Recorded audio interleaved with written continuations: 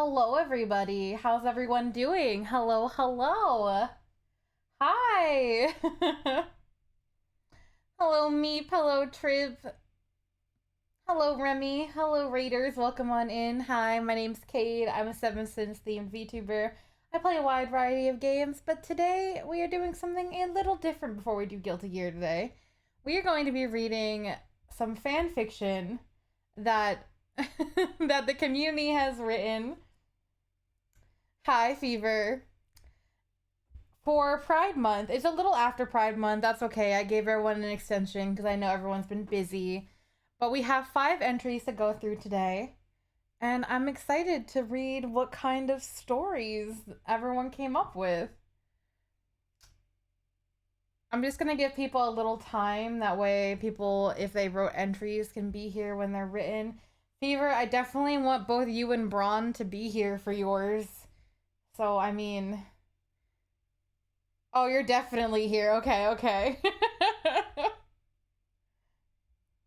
You both wrote entries, and I'm excited to read both of them. Hello, Autumn. Autumn also wrote an entry. Does anyone have a preference on who goes first?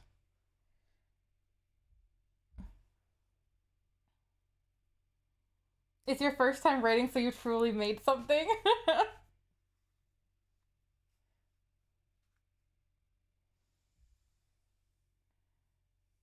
Alright, Fever, after you, I insist. Dealer's choice. Fever, would you like to kick it off? You can start with yours.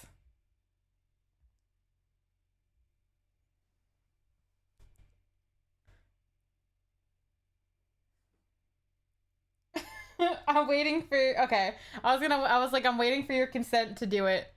Okay. Let me... Can I make it? Whoa. If I should... Okay, then I'm not actually in the way. Cool. Alright, I'm not blocking any of the words. I don't know if y'all can read this. Should I zoom in more?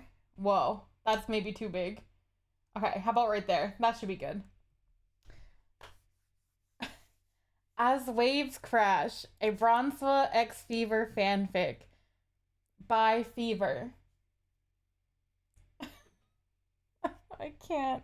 I gotta like... Okay. We are calm, we are collected, we are professionals. The wind scuttles through the streets of Manhattan. Cold deer... Deer? See, I'm already flipping up.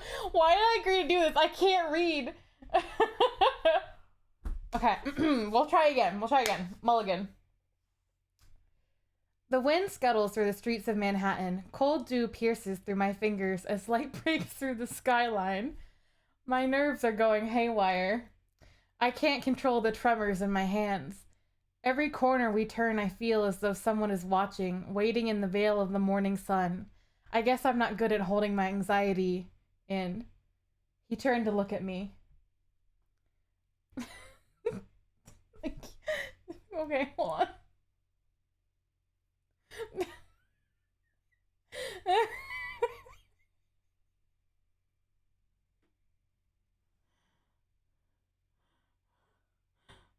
Okay. I'm I'm trying. I'm not laughing at your writing. I'm laughing at the idea that I have to read for Braun. I just can't. I can't be Braun. Okay, keep it together. Are you alright? We can slow down if you're feeling uneasy. Bronzeva's voice was low, but I felt it resonate throughout my body. I'm okay, just nervous is all. My voice was pathetically trembling. I was in fact not okay. My mind was racing. Am I being too weird? What if he doesn't like me? Can I truly care for him? He leans in towards me and stares. His long, thick black hair dances with the wind.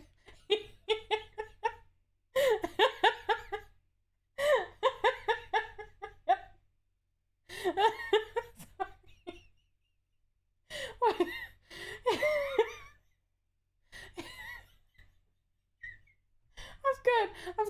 I'm good. He takes my hand. You don't have to hold yourself back. I'll keep you safe. What the hell, bitch? With hands clasped together, he turns and starts to lead the way. His broad shoulders command a large presence, an indomitable wall. Bronzeva clears a way for us as we wade through the incoming wave. My body is cold like steel, but when he holds my hand, I feel a burning warmth in my heart I have not felt in eons. It's unbearable. It makes me want to rip my insides out. However, I don't want to deny this feeling. I'll carry the weight because it's a treasure we share together. Yin, thank you for the 43 months. Thank you for being here, I said sheepishly. Being with you makes me feel whole. Walking down the lane, everything felt like where I should be. The day has just begun, he responded. I'll make sure it's a day to remember. He led me through a hole in a wall, putting us behind a massive gate. Looking through the gate was the other side of the lane we were in a minute ago. I turned to look at the surrounding area. It was a park with a massive green field. The grass was a lush emerald green, shimmering light reflected off the water droplets. Trees standing taller than the gate itself, all different shades of green and orange. Whoa, I've never seen this place before, amazed by what he has shown me. I've always wondered what was behind the gate, he said serenely. I just needed the right person to take here. The sunrise began to shine even brighter upon us. I don't know what to say. It's beautiful. I steel my resolve. It's so peaceful, tranquil out here. This is just what I needed. I reach into my satchel and take out a small box with a neatly tied ribbon. This is for you. I made it myself. He gently undoes the ribbon and opens the box. It's a small key lime pie.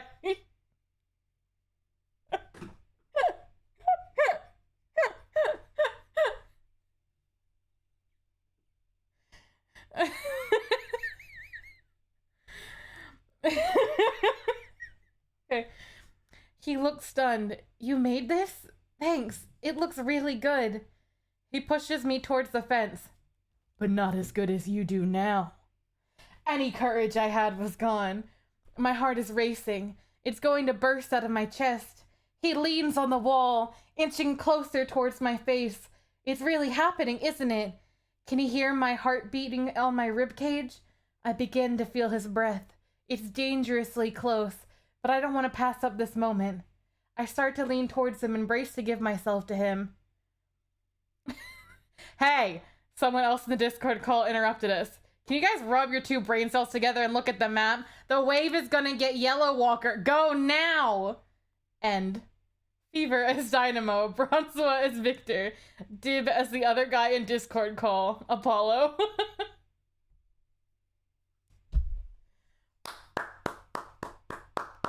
They were playing Deadlock the entire time!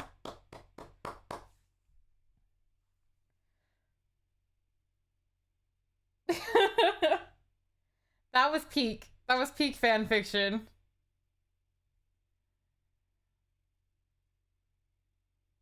Now I understand. Manhattan. I was so confused why there was a wave and you were going through a gate. I was like, what is happening? But now that I understand that it was all Deadlock. You have wowed the whole crowd indeed, Fever.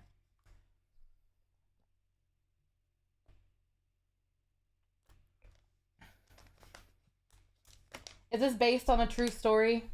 I'm gonna believe that it is. Okay. You had to get Hunter to proofread it? It was good. It was very good. Failing to catch the trooper wave, SMH. I was there when it happened. Witnesses, witnesses. It is in fact what happens on the regular. This is good. This is very good. Dibs was saying things to me I can't say here before calling them. If I don't see Bridget here, I'm gonna crash out, trust. We did in fact let Yellow Walker get destroyed. But it was for love. It was for love. Okay. Who would like to go next?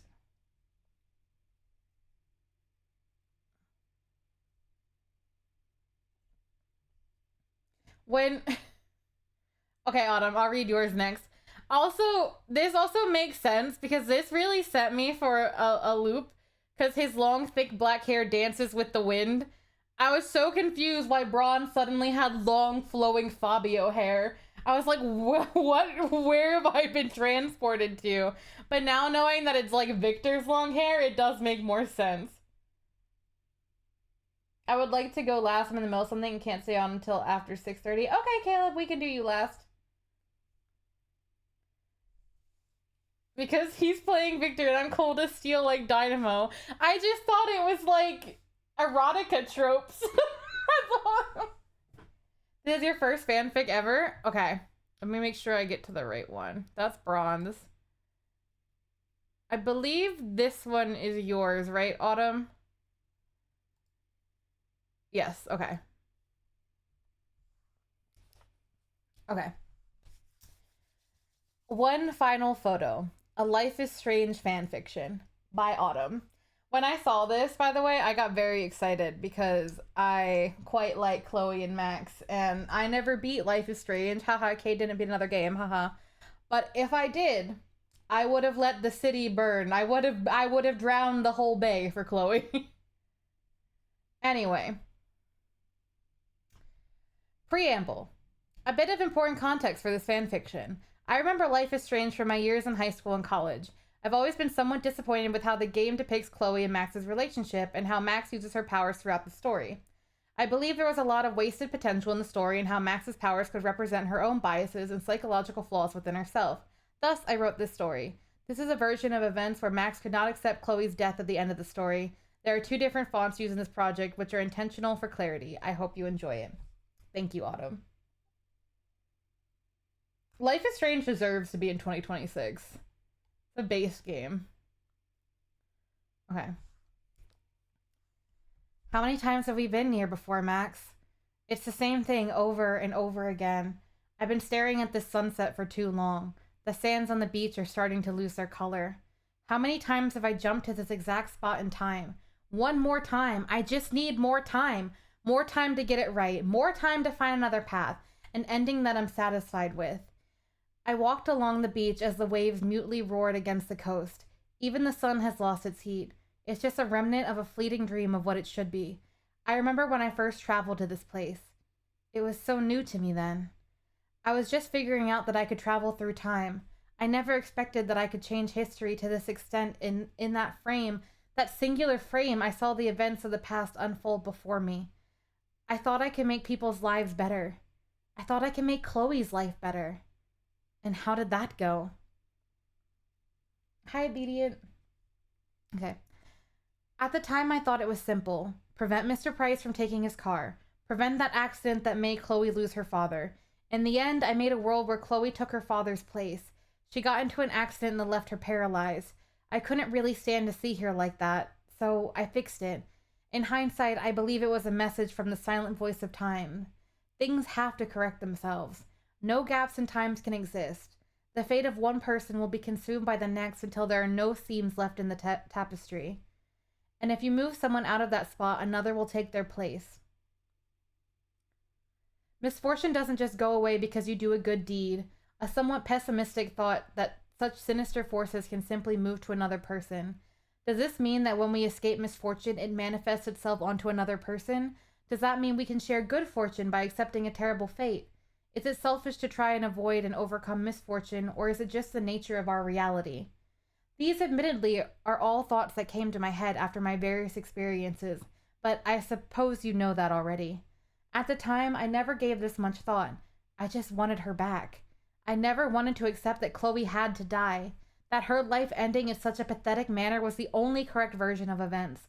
There had to be something, anything I could do. There must be some timeline where I could save everyone. But it never worked out that way. Hi, Gamba. I stare at the cold sun on an unassumed beach. The waves drone over and over. I pity the phantoms of the past who are ignorant to this muffled world. I suppose it is my fault for using this photo so many times. The colors have faded and all the life in it might have well be scratched out. But I still know everything that happens here. This one of the few photos where I almost got it right. I was so close. Chloe was healthy. Mr. Price was alive. Joyce was still married. Everything was going so well. But there's always a catch. It took so many tries to get to this point. Counting the attempts just led to more frustration. There was a world in where Chloe and Mr. Price were alive, but Joyce had died. This caused Chloe's self-destructive behavior to spiral out of control even farther, and eventually she died before I even made it to college. After that, I learned to stop counting. No matter what, it just seemed like Chloe was destined to die. But of course she was. She was a linchpin in history. No matter what, she had to die. It was a role she couldn't get rid of. But I couldn't just give up like that, could I? Am I the bad guy trying to save my best friend? Hi, Bayou. And so you repeat the processes over and over again? Yeah, I did. I did it again, and again, and again, and again, and again, and again. Every time getting just a bit closer. I felt it. I knew I could do it. There were so many times that I got so close. Why couldn't it just work? I just wanted to be her rock, her shield, her star in the night sky. I wanted a world where I could be friends with her, where I could stay friends with her, where she wouldn't drift apart, where she wouldn't feel sad and alone at the death of her father, where her mother still had a good relationship with her, where she felt like herself. I wanted to be there for her through the hard times, through the moments of cries and laughter, even in the minuscule epithets of happiness. Then maybe we could have had more time together. To let things blossom naturally. Is it really a perfect life if you want the pain that comes with it? Am I being unreasonable? There's so many moments where I've held Chloe in my arms for hours at a time. I have so many photos of our first trip to the beach or cooking together.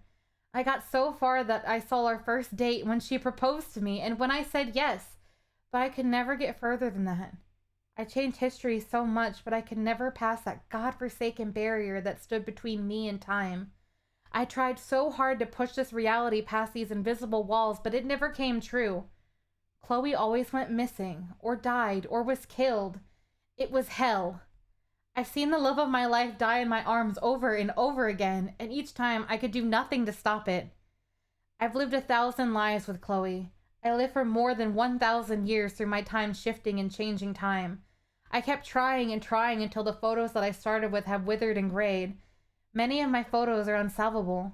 Gray wash on plastic and scrambled film strip where nothing but the memory remains. And so we're here, on this washed out beach with a ghostly sun, where the sounds are muffled and the life here is mute. Hi, Neil. So what changed? Why have you stopped? How many times must the same events unfold until you realize that nothing can change? I don't want Chloe to die, but there's nothing there. There is no future where she can live. I hate this reality. I wish I was never given this ability, that I wouldn't feel this unyielding pain. The pain never goes away. I thought that going to Chloe's funeral ad nauseum would have dulled those pains. Every word said from the Reverend's mouth just made me cry harder. I thought that at some point I just wouldn't have the will to cry anymore. My heart just can't take it anymore. I don't want to feel like this anymore. I can't play God anymore. This is me giving up. This is me accepting that I can't stop what's happening, what's going to happen. The words that flow from my lips are meaningless at this point. They are the same mute as the waves are. They're as ghostly as the strangled light of the sun.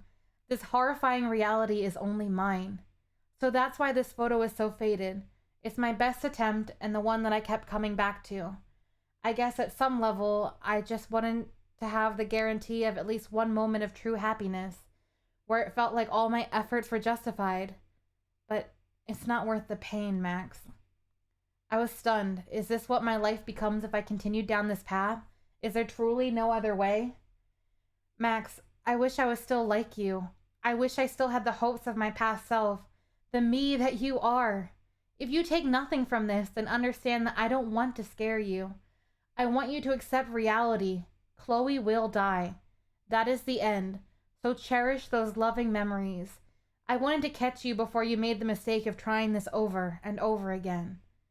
Don't let your photo fade away. Make your peace and let it be. I leave it up to you. What is more important to you? The memory of something that could have been, or the reality of knowing it will never be? You have many pictures of Chloe. Pictures never lose their charm no matter how many years pass by. Don't ignore those pictures searching for the perfect one.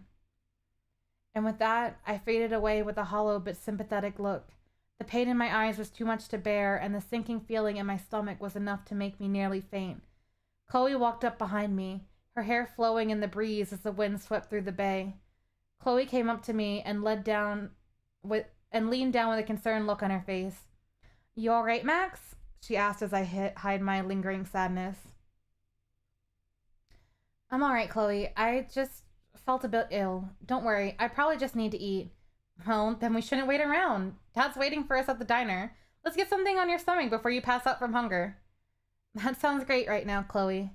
Chloe started to walk towards the pier. I stopped her for only a moment and asked her, before we go, how about a quick pic? Chloe gave me a smile. She couldn't contain her excitement. Hell yeah, babe. Let's do one at the coastline. The sun is the perfect view to flex those photography muscles of yours. I gave a slight chuckle, trying not to snort at Chloe's remark. Whatever you say, dweeb. That was the last photo of Chloe I ever took. I pondered for a bit afterwards, but decided to take my own advice. I went back to my original timeline and never looked back. It was hard. I cried so much knowing what would happen to Chloe, but I guess it doesn't matter anyway. I still have that photo of us on the beach. It's from a time that doesn't exist anymore. A place that only exists in memories.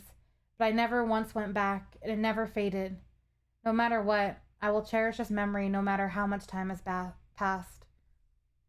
I love you, Chloe. Forever. Autumn, that was really good! And this was your first fan fiction ever? Very good!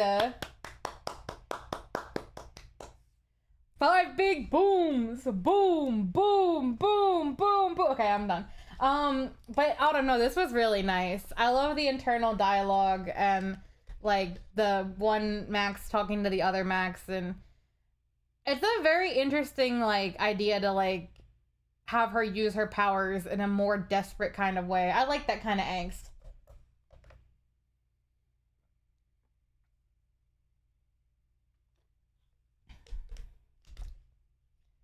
I gave 5 booms. The last one was just embarrassed boom. But I like this a lot. This makes me want to play Life is Strange again in 2026, I'm not gonna lie. But this was very, very good. And now I'm sad. Damn, angst, it got me.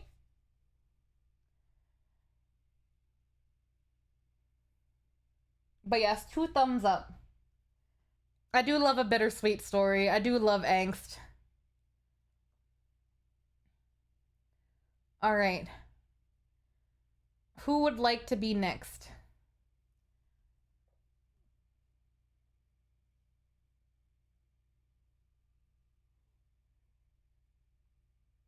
I know Hunter wants to be last. So we can either go with bronze or Crow said I could read an excerpt from theirs because they gave me a whole 15 chapter book. And I was like, what chapters do you want me to read? Because I can't read a whole, like, 15 chapter book and an epilogue. They gave me a book. It's a whole ass book. I was like, damn. So I asked them, and they said to read chapter 4 and then 5 if I had time.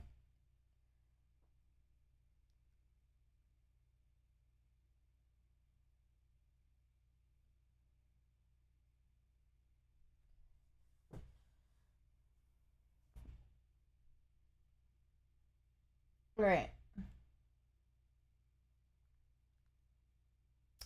I guess I will read theirs first. I don't know if they're in the stream or if they're coming to the stream. But I will read and enjoy nonetheless. All right. So we're hopping in the middle of a story here. So we might be missing some context, but like I said, I can't just read the whole thing right now. So, and I'm not sure if these characters are like original characters or where it comes from, but we're just gonna vibe. Okay. The first time Evelyn and Celeste did something that could reasonably be called a date, neither of them called it that. Sure, they had shared time having sandwiches once, but that had felt more like a polite welcome back to town gesture. This felt different. When Celeste asked if she wanted to walk for a bit, Evelyn had said yes before the question was even fully finished. They walked. That was all. Just the two of them moving down Maple Street, past the bakery and the bar, through the quiet neighborhood where the sidewalks cracked like old smiles. In Evelyn's mind, it almost felt like the town itself was smiling at them. The evening air was cool but gentle, the kind of temperature that made it easy to forget about time. A breeze drifted through the street, and the sky above them was dark already. If she had guessed right, they had probably missed a beautiful sunset earlier. Of course, she was in the park and Celeste had been working, but the thought still felt like a missed moment. Evelyn kept her hands tucked in her jacket pockets, unsure what to do with them. Celeste walked beside her, close enough that their shoulders brushed every now and then. Each time it happened, Evelyn felt like it was a small electric pulse. It didn't matter whether the contact was accidental or intentional, her body reacted the same way. It made her feel a little ridiculous, like maybe she should say something. But there was something nice about the quiet between them. No urgency, no expectations, just existing in space. I used to walk this route all the time, Celeste said, back when I first moved here. How long ago was that? 8 years? Celeste tilted her head, thinking before shrugging lightly. Give or take, long enough that it feels like home now. Evelyn nodded. The word home settled softly in her chest. It had been a long time since anywhere had felt like that to her. They had circled around all of Cedar Ridge with barely any word spoken. They walked through the park, even though its path wasn't lit. It was empty except for a man walking his dog. Celeste slowed, looking at Evelyn. Want to sit? Evelyn hadn't realized just how tired her legs were. Yeah, she said hesitantly. She didn't want to take more of Celeste's time than she already had. Celeste gestured to the nearby bench beneath a tree that had already started losing its leaves. She was the first one to sit down and offered a smile while patting next to her when she saw Evelyn hesitating. A moment passed as Evelyn felt her mouth go dry, but she returned the smile and sat down. From there, she could see the creek winding through the park, the same place she had sat earlier that evening when the job email had come through. Before the thought could sour the moment, Celeste leaned back, stretching her arms along the back of the bench. Open in a way Evelyn wasn't sure she had ever managed to be. It almost made it hard to focus with her arms so close to her, it felt like one of those scenes in a movie. So, Celeste said, you grew up here, left, came back. That's the whole story.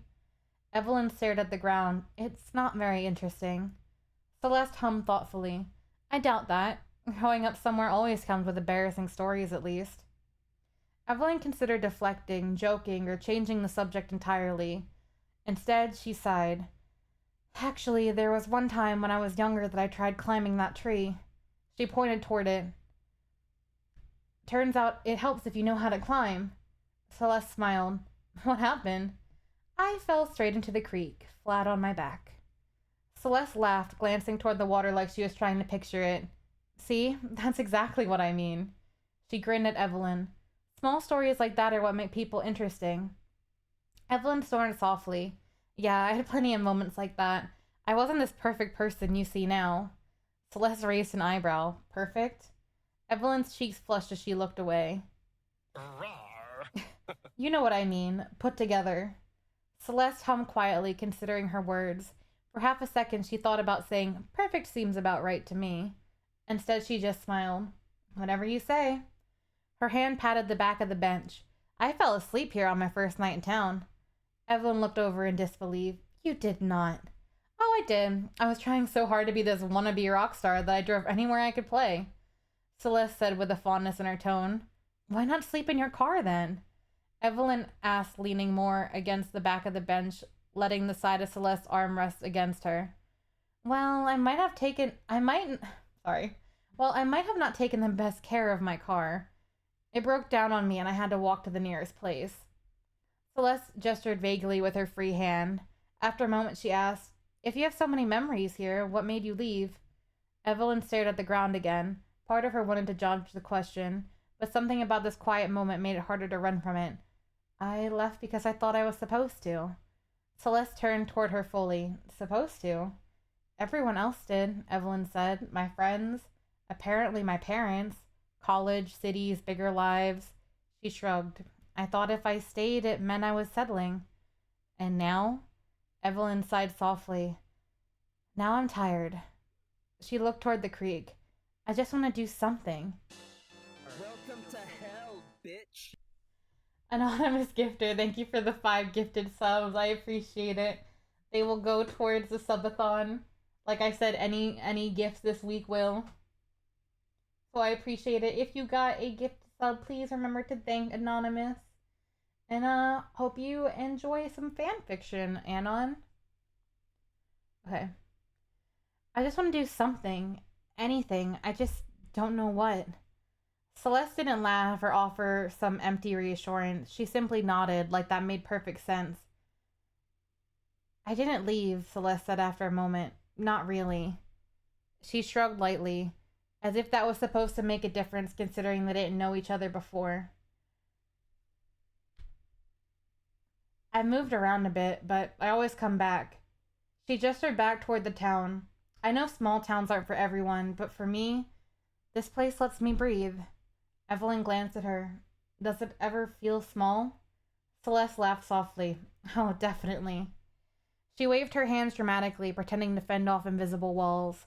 But small isn't the same as suffocating. Her gaze drifted across the park before settling back on Evelyn. It just means I get to recognize people when they walk by the shop, wave at them, put up flyers for poetry readings people probably should have thought twice about. She chuckled quietly. Evelyn sat beside her, letting those words settle in the quiet evening air. They talked like that for a while. About work, about book. Oh my gosh, can't read. About work, about music, about books. Yeah, I actually graduated with a degree in architecture, Evelyn chuckled. Though right now I feel like I could have forgot I have it. I'm stuck doing whatever small job I can come across until an application gets accepted. Celeste scooted slightly closer and nodded. I get it. Looking for a job can be pain. Before Kevin hired me, I was all over the place. Then she smirked. Want to know something? Evelyn gave a soft nod before looking up at the sky. Sometimes when I'm working alone, I swap out the disc that Kevin wants me to have on the speakers for one of the Destroy Boys albums. She chuckled slightly. The reactions are priceless. Evelyn looked back at her. Destroy Boys? Celeste's grin turned wicked. Oh, don't worry. I'm going to make you listen to them one day. They drifted from topic to topic after that. Books that helped them relax, books that had carried them through harder moments in life. Every time Celeste spoke, her voice stayed soft, almost soothing. Who was Evelyn kidding? She found it soothing and she knew it. Celeste never asked why Evelyn needed a walk. She just kept the conversation casual if they were having their morning coffee. She questioned but never rushed the answers. When Evelyn hesitated, she simply waited. That might have been what disarmed her the most. Evelyn was used to keeping her guard up, always expecting something to go wrong. But with Celeste, it never did. Evelyn pulled out her phone and held it toward Celeste. Can I get your number? She asked, so we can do this again sometime? Celeste's mouth curved into a teasing smile. And here I thought I was only good for bookstore friendship. She took the phone and quickly entered her number. Of course, she added. You need a picture for the contact icon. Before Evelyn could react, Celeste leaned in beside her, wrapping her arm around her and snapped a selfie. Evelyn blinked in surprise, and she could feel her cheeks warming instantly. Celeste handed the phone back with a satisfied grin. Now you have one. That was the first night of many. A walk when Celeste got off work slowly became a part of her routine. Sometimes they would walk to the local diner and grab a coffee instead of drinking up the bookstore supply, just to mix things up. Even on days when Evelyn never left her apartment, she still found herself texting Celeste. And then the walk slowly faded, and it turned to Evelyn being welcomed inside the store after hours. Evelyn stayed while Celeste closed the shop, the lights dimmed, and the shelves glowing softly in the quiet. She knew she probably shouldn't be there while the store was closing, but even if she wasn't ready to fully admit it yet, this is what she had been looking for. Moments like this offered a kind of genuine connection she hadn't felt in years. Maybe not since she had graduated high school. Evelyn learned small things about Celeste over those nights together. She learned that Celeste secretly loved poetry, even though she liked to joke about open mic nights. Wait, but I always hear you mock people from open mic when I come in for coffee, Evelyn said, teasing. Well, yeah, but can you blame me? Do you listen when I tell you what they say? Celeste said with a chuckle as she emptied the coffee pot. But yeah, poetry can be beautiful. Just think of the words people use for it. Her hair was like midnight unfurled, she said theatrically. Evelyn rolled her eyes but clapped in mock applause. Very beautiful. See, the bard with the silver tongue. Celeste raised an eyebrow and smirked. See? I like it. Evelyn blushed lightly and looked away. It's just a nickname. Don't overthink it. The next day, when Evelyn went in for a cup of coffee, she saw the chalkboard against the wall. Movie night, tonight. Evelyn waved down Celeste when she had her coffee. Movie night? Celeste nodded. Yeah, gotta have a tearjerker for the people every now and then. Remind them that they're human, she said with a chuckle. Evelyn took a sip of coffee, eyeing Celeste carefully. See something you like? Celeste said teasingly. Evelyn almost choked on her coffee but cleared her throat. What about you? You don't seem like the crying type. Celeste dusted her shoulder off like she was proud. I'll have you know I am under the right circumstances. Oh, I'd love to see that, Evelyn said playfully before taking another sip of coffee. Can I come by tonight after the movie? You could come by and watch the movie, you know, Celeste said, leaning against the counter. Evelyn almost contemplated it. I would, but you aren't big on community events, I know, Celeste said, cutting her off. Yeah, you can swing by while I close. You're making a bad habit out of it, you know. I might start to think you like me or something. And with a teasing wink, Celeste was gone again, returning to work. That night when Evelyn stopped by, she let herself in. The lights were still dimmed and the projector was still out, but she couldn't see Celeste. Hey? She called out. Celeste popped out of an aisle with a movie in her hand. Ever seen Pumpkin Spice and Second Chances? Celeste asked, already turning the projector on. No, and should you be doing that? I thought movie night was over. It is, Celeste said with a grin as she locked the door and flipped the sign to close. But you're in for a treat. It's one of those rom-coms that's so sickeningly sweet you could almost call it diabetically sweet. She waved a hand dismissively. If the title didn't give it away, picture autumn, a cafe, and a will they, won't they romance where we all know they're going to end up together anyway. Otherwise, there wouldn't be a movie. Welcome to hell, bitch. Mafia Mom, welcome in. Thank you so much for the follow. Welcome to hell, and I hope you enjoyed being a sinner. Also, yes, Bard mentioned. Crazy. Evelyn settled more comfortably on the couch that they moved in just for tonight. My, did you sneak a movie date with me tonight, see? Celeste corked a smirk. What if I did? You got any objections? For a moment, Evelyn noticed her breath shift. The silence that followed felt strange, both charged and calm at the same time. It made her wonder if they had stepped past the line of just being friends. She didn't want to ask and ruin the moment, so instead she leaned back and let the movie start. About halfway, though, Evelyn heard a faint sniffle from beside her. When she glanced over, the shine of tears in Celeste's eyes was unmistakable even in the dim light. Are you crying? Hell yeah, I am, Celeste said, wiping at her eyes. Look how stupid they're being, both of them. She gestured dramatically at the screen. Just communicate. It's not that hard. Finish a sentence instead of storming out. Celeste was still watching the screen, completely absorbed, even as she wiped away another tear. Evelyn found herself watching her instead. The glow from the projector flickered across Celeste's face, soft and shifting. She looked different like this. Evelyn realized she hadn't looked away in several seconds. She tried to, but her eyes kept drifting back, to the way loose curls slipped out from beneath the beanie she wore tonight, to the way her finger played absently with her lip when she was focused. Only then did she realize how close they were sitting, and that the faint scent of lavender she had come to recognize was stronger than usual. Hi, Spooky Boy. Welcome in. I hope you're doing good. After the movie finished, Evelyn felt both exhausted and strangely energized. Her body was tired, but her mind was racing. Maybe the movie had made her bolder. Maybe it was the exhaustion. Either way, she found herself asking Celeste about her dating life, under the convenient excuse of curiosity after watching a romance movie. Whether Celeste caught on or not, she didn't say. She simply answered like she had nothing to hide. Oh my, Celeste laughed as she slipped the movie back into its case. You sure you've got enough time for an answer to that? I mean, the door is locked until you let me out, so... Celeste chuckled and began unhooking the projector, loosely coiling the cords. Well, where to start, she said. I guess I've had my ups and downs like anyone else. Sometimes you meet someone who wants to ride life like a roller coaster, full speed ahead, no brakes. Sometimes you meet someone slower, someone careful. Life can be scary for people most of the time. She shrugged lightly. That doesn't make them any less kind. Celeste leaned against the projector cart, folding her arms as she thought. You probably want something a little juicier than that, though, huh?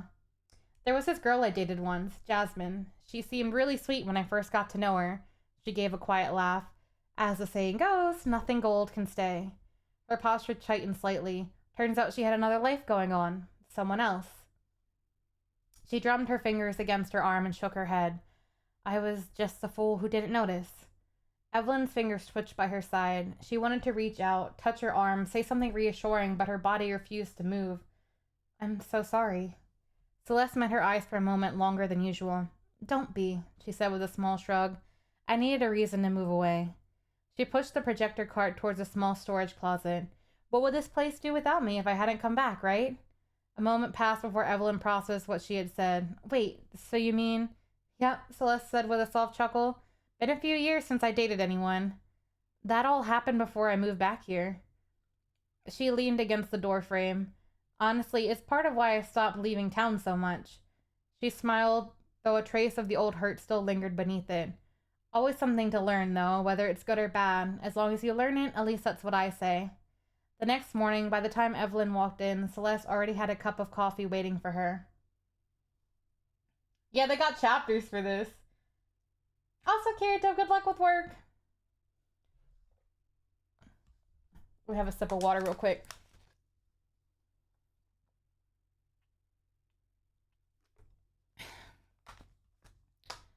So, Celeste said, pouring creamer into her own cup. What's on the docket today? More mind-numbing whatever you can grab work around town? Actually, Evelyn said, lifting her chin slightly, I'll have you know that Miss Pearson is remodeling her kitchen and asked me to draw up the plans. Celeste blinked. Wait, so you're actually getting paid to do something you like for once? She grinned. Well, would you look at that? Miracles really do happen. Oh, shut up. I shouldn't have told you about that. Evelyn swatted her arm. Oh no, forgive me for being impressed you got a degree in architecture, Celeste said mockingly. You're welcome, by the way. Evelyn paused mid-sip. What's that supposed to mean? No, nothing, Celeste said casually, rocking back to lean against the bookcase. Just that Miss Pearson was flipping through a phone book trying to find someone. She drew the words out slightly. Who even uses a phone book anymore instead of the internet? Evelyn narrowed her eyes. Celeste? Celeste smiled innocently. I might have mentioned that I knew someone perfect for the job. You didn't. I did. You've never even seen my work. Celeste shrugged. Oh, come on. I've seen you around here enough to know you're dedicated to whatever you set your mind to. She tilted her head slightly. So, what if I took a leap of faith? Evelyn felt warmth spread through her chest and let out a small laugh, shaking her head. Well, thank you. I appreciate it. Don't mention it, Celeste said with a shrug. And I mean it. She gestured vaguely toward the door. You're always downplaying your own feelings for other people. Like that guy who cut you off to steal the bathroom first. Celeste smirked. I would have tripped him and run in. He clearly needed it more, Evelyn said jokingly. You needed it, Celeste shot back. You look like you were about to piss yourself. Evelyn couldn't argue with that, but Celeste wasn't wrong about the other thing either. She did have a habit of downplaying her own feelings until they disappeared entirely. The more she thought about it, the more she realized that was how she had ended up here in the first place. She had left Cedar Ridge because everyone else did. If she had listened to herself instead of everyone around her, she might have stayed. Or at least she might not have forced herself to stay in her old life as long as she did anyway. Later that night, after exhausting herself over sketches and blueprints for Miss Pearson's kitchen remodel, Evelyn found herself ready for her second stop at Harvest Moon. Mornings were for coffee, and if Celeste just happened to be there, it was a welcome bonus. Nighttime, though, that was for Celeste. She loved finally doing something she enjoyed, but redesigning a kitchen for a very particular old woman was slowly becoming a pain in the neck, no matter how much she enjoyed the work. By the time she reached Harvest Moon Books, the lights were already dim and the store was empty. Everyone had gone home, except Celeste. Evelyn let herself in and walked down the aisles looking for her. When she finally spotted Celeste beside an open box of books, she walked over, without a word, picked up a couple. She knew she didn't work there, but stocking the shelves together had somehow become part of their routine. It was a quiet, relaxing end to her day. Didn't think you were going to show up tonight, Celeste said with a smirk, not even looking over. Thought I might have to start hiring help. Oh, please, I don't even work here, Evelyn said. I'm pretty sure if Kevin found out I was helping you do your job, he'd fire you. Kevin couldn't run this shop without me, Celeste replied easily. Besides, if anyone here knows how to stock this place without actually working here, it's you. She nudged at the box with her foot. You're here every day. Yeah, you got me there. They worked through the rest of the books in comfortable silence. When they reached the last one, Celeste slid it into place and said casually, You don't talk much about your love life. Her eyes lingered on the novelization of the very movie they had watched recently. Celeste had been very open that night, but she had learned almost nothing about Evelyn. Evelyn stiffened, her finger resting on the spine of a book a moment too long. Is that a complaint? Celeste glanced at her, then down at the empty box as she started breaking it apart. No, she said. Just an observation. Evelyn leaned back against the bookshelf and swallowed. I don't talk about it much. I'm sorry. It's just... Celeste nodded before she could finish. It's okay, she said softly. The understanding in her voice was genuine, but the smile she gave Evelyn looked forced tonight. Just know if you ever want to talk about it, you can. The acceptance made Evelyn's chest ache. For a second, she almost told her everything. But all that came out was a quiet thanks. And that is chapter 4 of Bound to This Place. Whole book, y'all. Also, hi, Egg.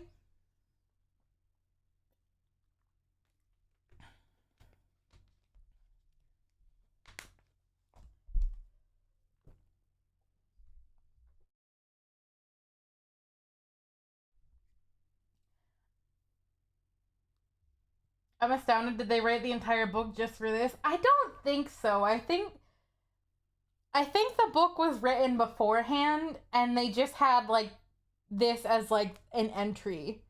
Hi, Greed. I didn't know it was a book reading competition.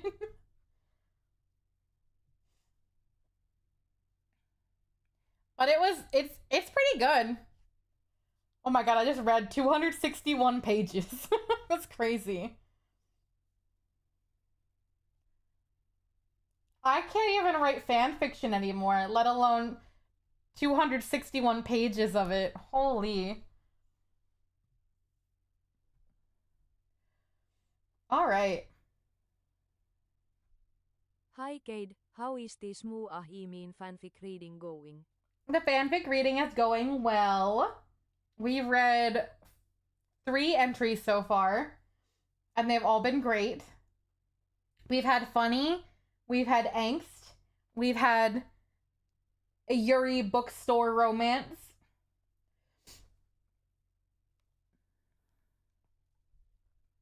And now I believe we're gonna move on to Braun's story if Braun is ready.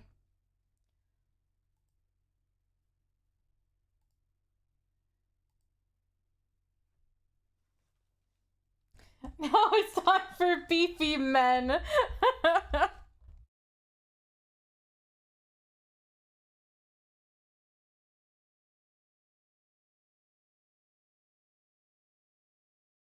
Okay, I coughed. I cleared my throat.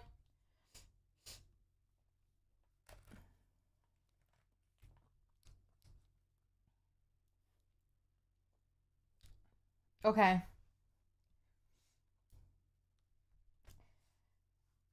Two Men in the Springtime of Their Lives by Bronzwa.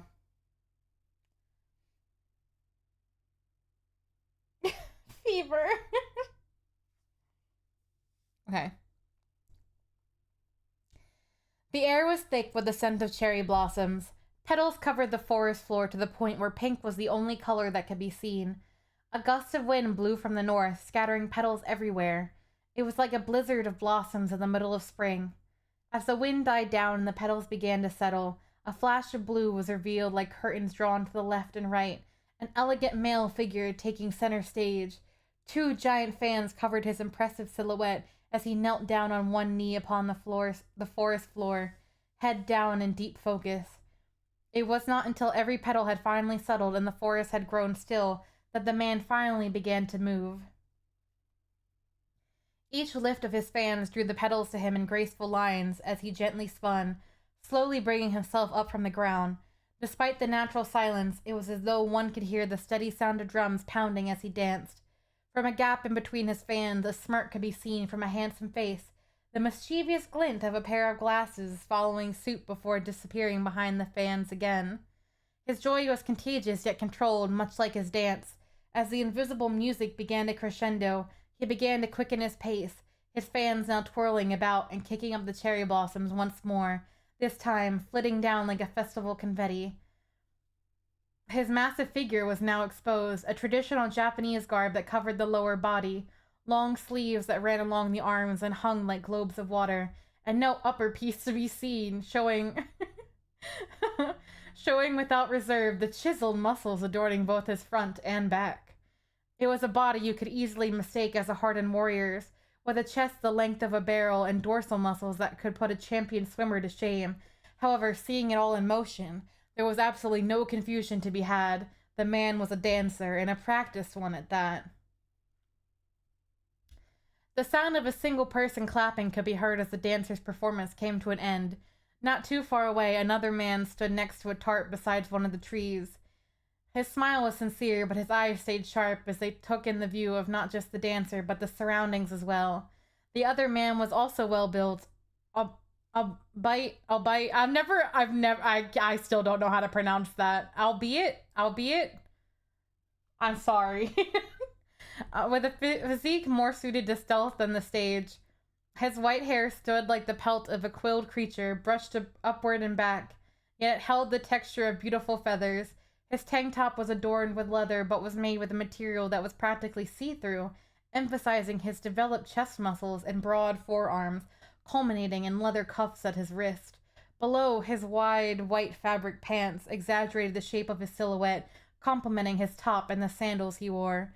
In addition, he wore a large sash not unlike the rope one would see adorning the entrance to a Buddhist temple. In all, the man gave off the image of a modern ninja, right down to the way he stood. Albeit, thank you. Thank you.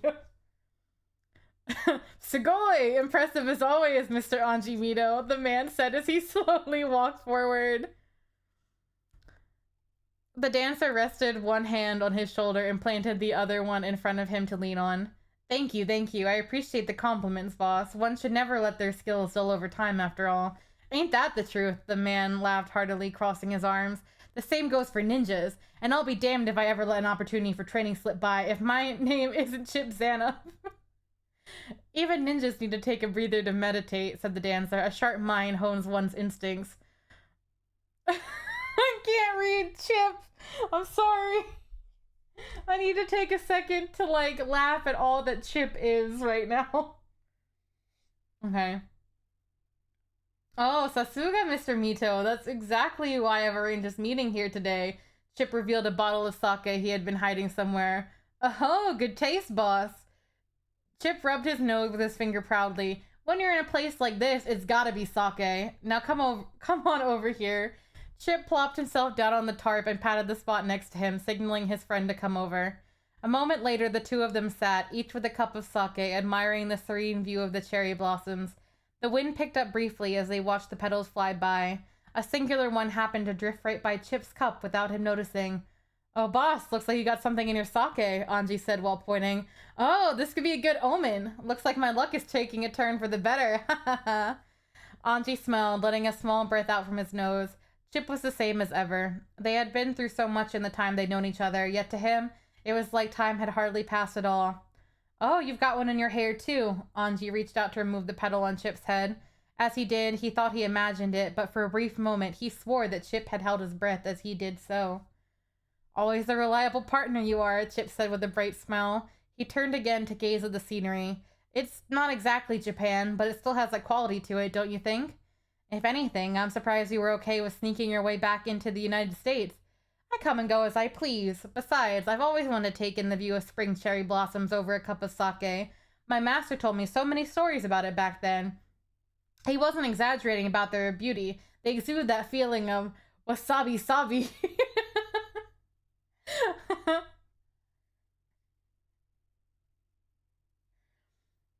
You mean wabi-sabi, Anji thought to himself with a chuckle. It may have been far from his home soil, but the scenery evoked a feeling of nostalgia. Suddenly his expression changed to a wistful one.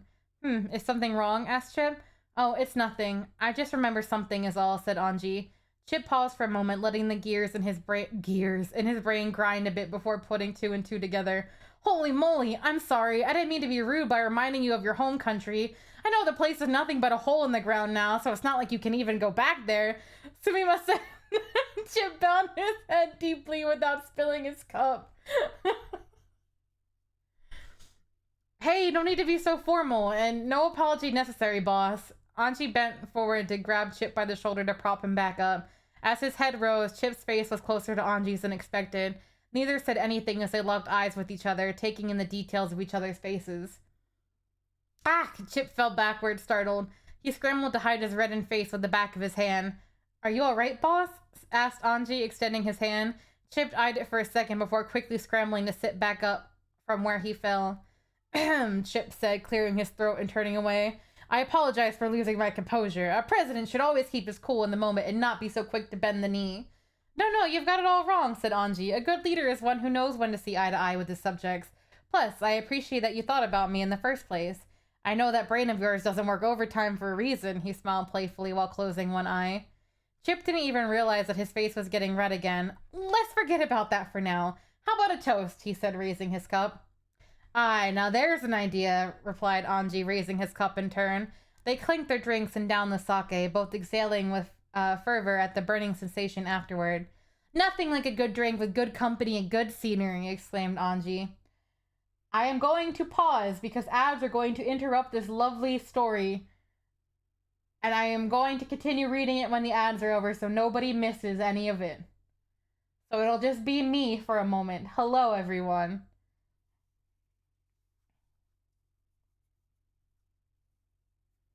We cannot let the Guilty Gear BL be missed by anyone.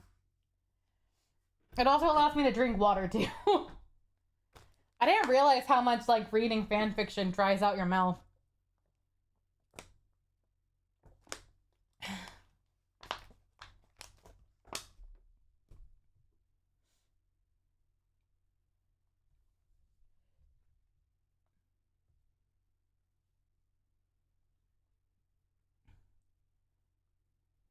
So, Braun, word from the author here. What made you want to write an Anji and Chip fan fiction? What was the inspiration?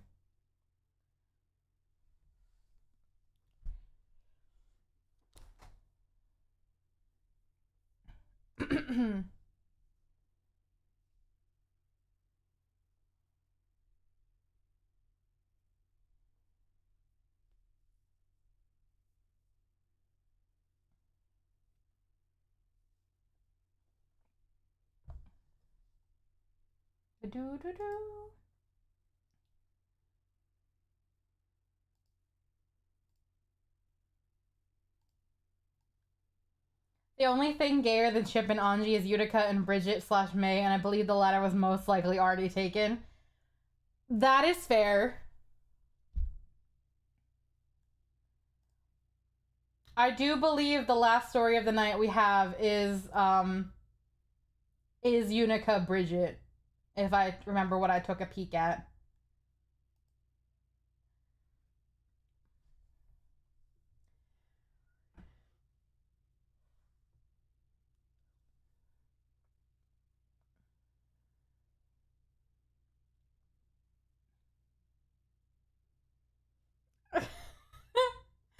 Just the random Japanese words in there for Chip is so weeby and so accurate and so funny to me, though.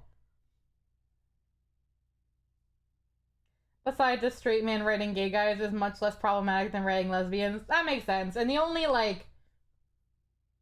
And Chip and Anji make sense, because otherwise, what are you gonna do, right? Kai and Soul, and then you're an Anji main, so it makes sense to write Anji.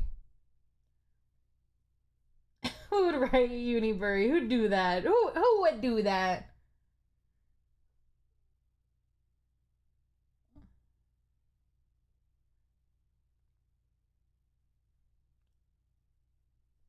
I know those muscles like the back of my hand at this point. When you were talking about like the dorsal muscles, I was like,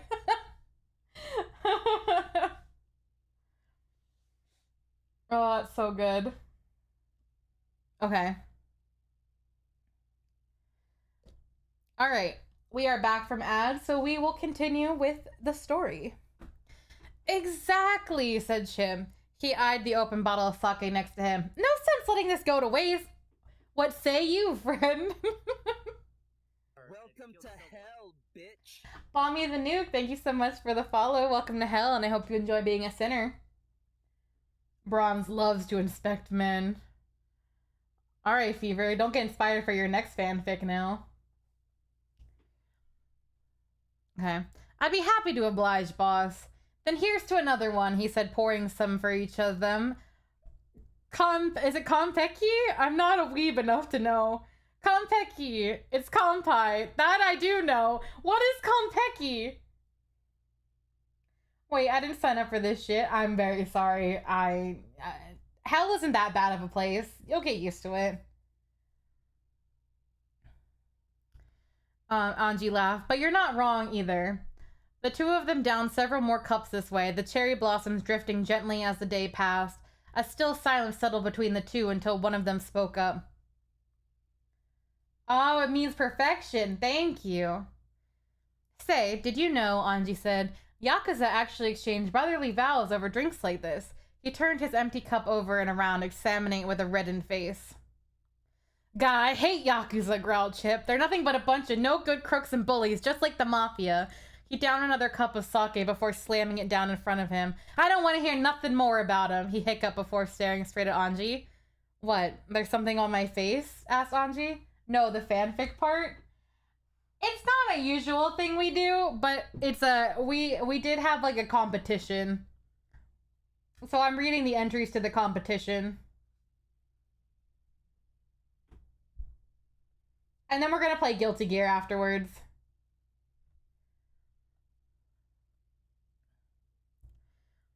Why you gotta be so secretive all the time, man? Chip said with a slight slur to his words. Earlier you said you weren't thinking of your home country when I mentioned it, so what were you actually thinking about? Anji's slight smile turned serious for a second. He paused as though giving it some thought before replying. I don't really have many good memories of home. I ran away from there when I finally found the chance, and I've been running ever since. Anji poured himself another cup as he spoke. As much as I love the culture, it's the feeling of freedom that I truly love. Chip hiccuped again. And you're sure there's no one else you love either? Chip's eyes widened a bit as he realized what he'd let slip, though it didn't look like Anji had noticed anything. Love, huh? Mused Anji, looking at his cup again. It's crossed my mind from time to time. Chip gulped despite not drinking anything. If there's a person I love, maybe they're closer than I think they are. Anji threw his head back and laughed before downing another cup. Like biking? Chip said absent-mindedly before remembering to shut up again. You know, this was like a Guilty Gear talk, not fanfic. You come from Street Fighter, so I guess everything is different in each community.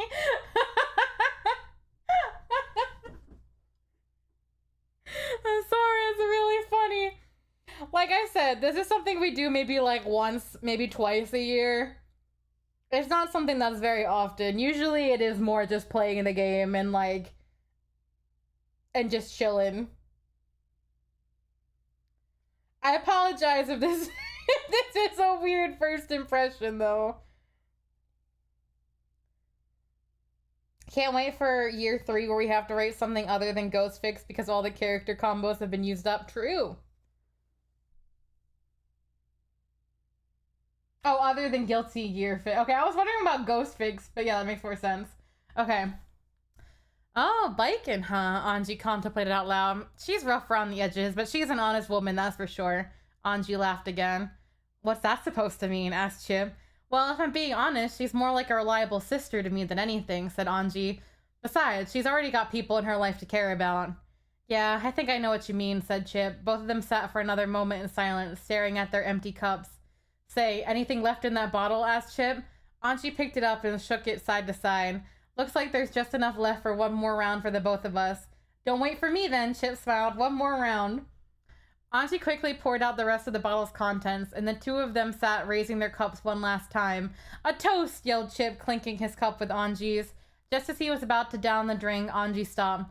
Hang on, what are we toasting to? We didn't announce that last time either, Anji laughed to himself.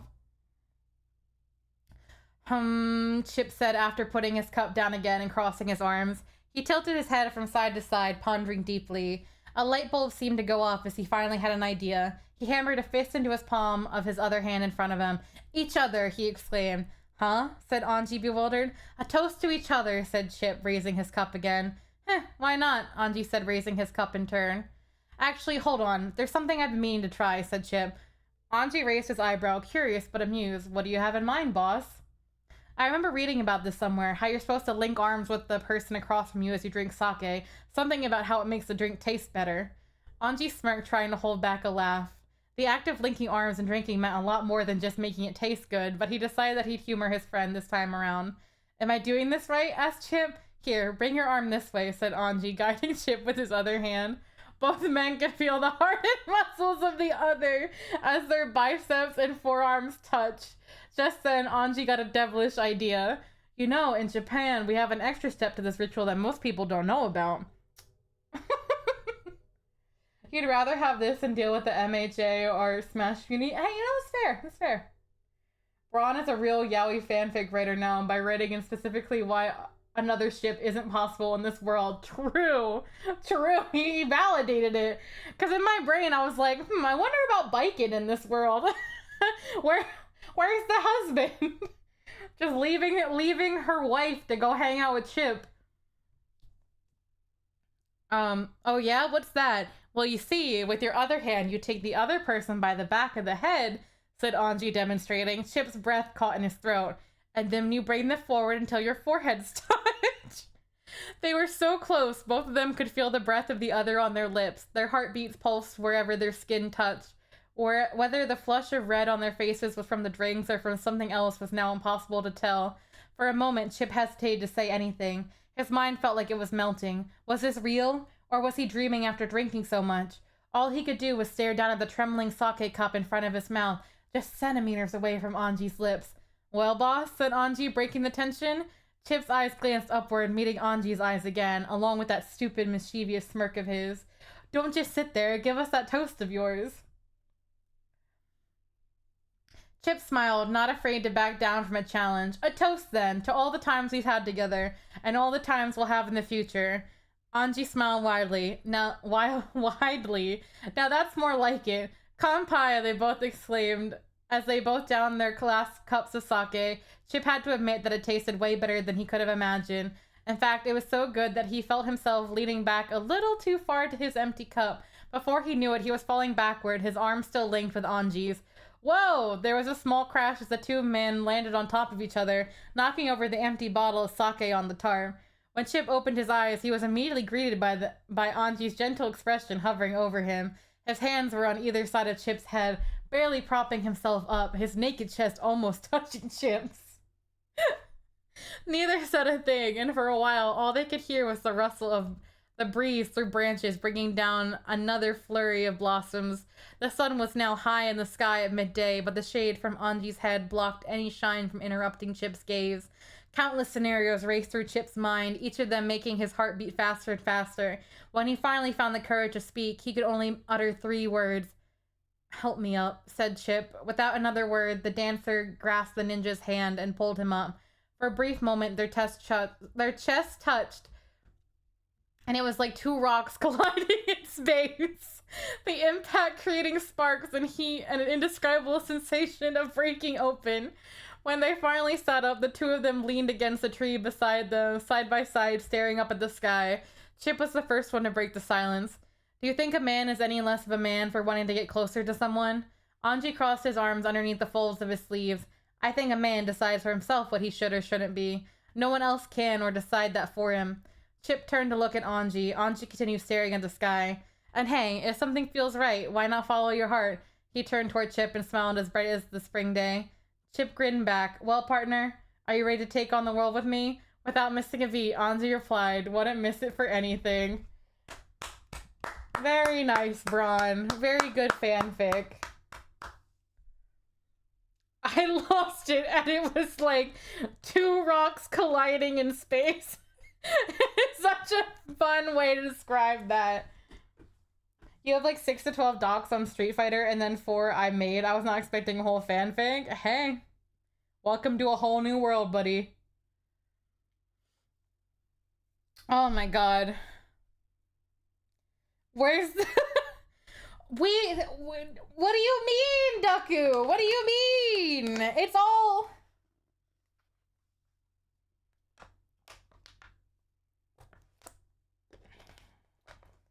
The nip kiss was crazy. You remember Braun and I debating the raunchiness on stream? Wait, let him cook. That's for year 3. Year 3 is when we finally have the smut.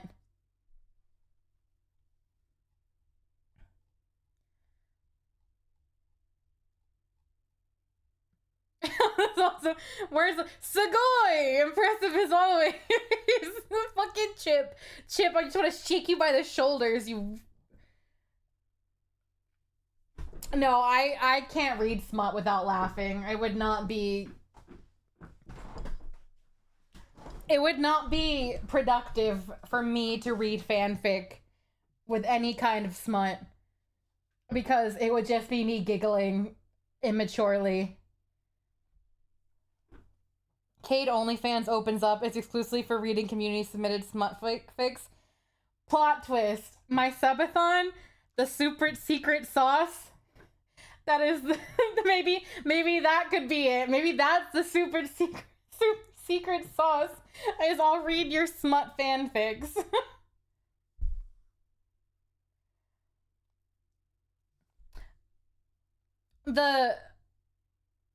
I know it's a stretch goal and we're never gonna reach that point, But the fact that I put that I have to write a fanfic on there for redemption, so after I read my middle school fanfic as an earlier goal, I would just have to sit on stream and pretend to know how to write, and I have not wrote anything in forever. But this was very good, Braun. Thank you for the Anji chip BL.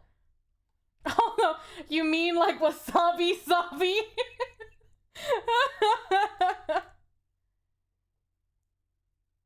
All right. Caleb, are you ready for yours now? Yours the last one of the night, bud. All right. I'm gonna go back to the go back to the girls' love.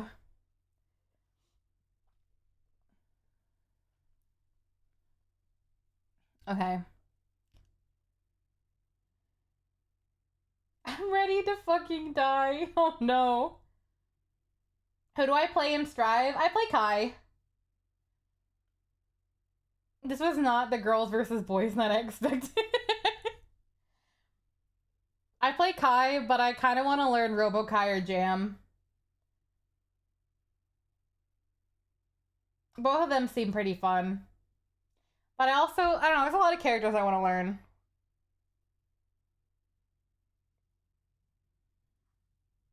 But that's why my model looks like this. It's actually the Guilty Gear model that I have that looks like Kai. Because usually my model is usually like this. But this is specifically my Kai Corvus model.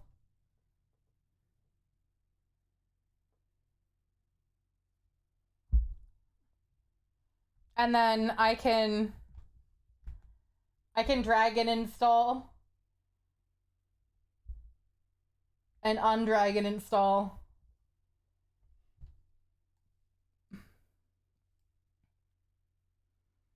Human color Cade is always a jump scare, but it's like my Guilty Gear Cade at this point. This is just me, you know, as Cade Kisuke.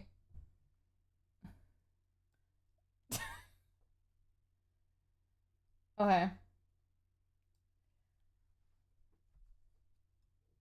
And I have my custom model now. I kind of want to, like, if I play other fighting games like on stream, I kind of want to make like color codes for like models for all of them, like I did for Final Fantasy. I think that would be really fun, especially when the new Uni 2 character comes out. She's really cool.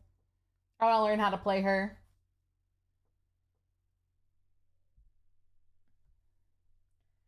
Okay. Shapes, a fanfic by Hunter Caleb 007. Out of place, out of time, and out of luck. That was Unica Kisk, or Agent U, whatever people called her nowadays. Less a time traveler and more a victim of time travel, Unica came from a long gone future, a world destroyed by never-ending war between people she barely understood. She never saw that world before it was reduced to ruins. Her father had raised the girl in a small, empty bunker meant to hold the remnants of humanity. She was taught about the world that had once been through him. Unica learned how it ended and who had done it. Gears. Biological weapons formed from magic, which brought war upon humanity until they could not bear the weight of the impending apocalypse. The Gears fought until even themselves were ashes. Her father would say that they were the reason she was trapped in a world of gray walls without the beauty he grew up with. She internalized that and grew to resent Gears as much as him for everything they had done to her home. However, he had a solution to the devastation that had befallen them, a mission to change history. You can't wait to play the NYC Mayor in Undernight. You're trying to get a model set to include an install from your favorite character. What's the set? Or like what I'm just gonna say explain more because my brain is melting. The total extermination of Gear life was the only way to prevent this war. This was her father's life mission, and soon it had become hers too.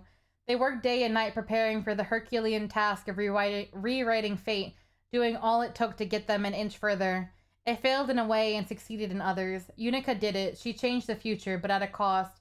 Her father, a man named Nerval Hammer, was dead, but in reality, he wasn't her father. He'd adopted her at a birth. No, she was the biological child of Dizzy Keefs, the queen of Violetta, and a gear. Unica was a gear, and that man had hidden it from her all these years. Then, when the mission neared completion, threw her away, ready to kill his own daughter despite everything she had given him. All these years, misery and pain to be a good daughter thrown away due to his spite. Did he even love her? He did in his own way, she thought. He was good once. Everything he did to himself weathered him down to his worst traits, and that didn't include love. He was gone now, murdered with her assistance. Nothing could change that. Unica had stopped the Second Crusade and saved the world, yet her world was gone now, everyone in it. The memories they had with Unica and all that she left behind was erased from existence. Overwritten by a past too altered to correct itself. Did she kill a whole universe? The woman couldn't tell if it was blood that she felt on her hands or the weight of her sins on her back that hurt more than when that thought came to her. In the end, Utica was left alone in the world, left with a family whom she'd never met, with a history she didn't understand.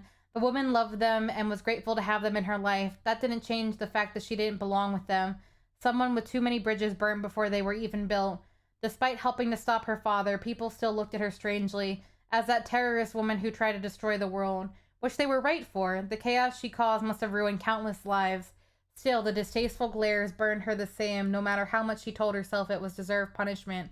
Deep down, she knew nobody would ever truly be in her quarter after all that had been done. This was all the unfortunate result of Nerval's plan failing. The girl had completed her life's purpose and was now expected to live on in the paradise she wasn't meant to reach, with knowledge she never meant to have. Unica was an anomaly in the fabric of destiny.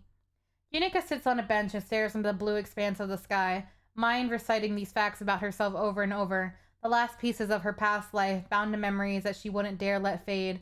Maybe if she had done something different, acted differently, or known how to be better, then there would have been a better outcome for everyone.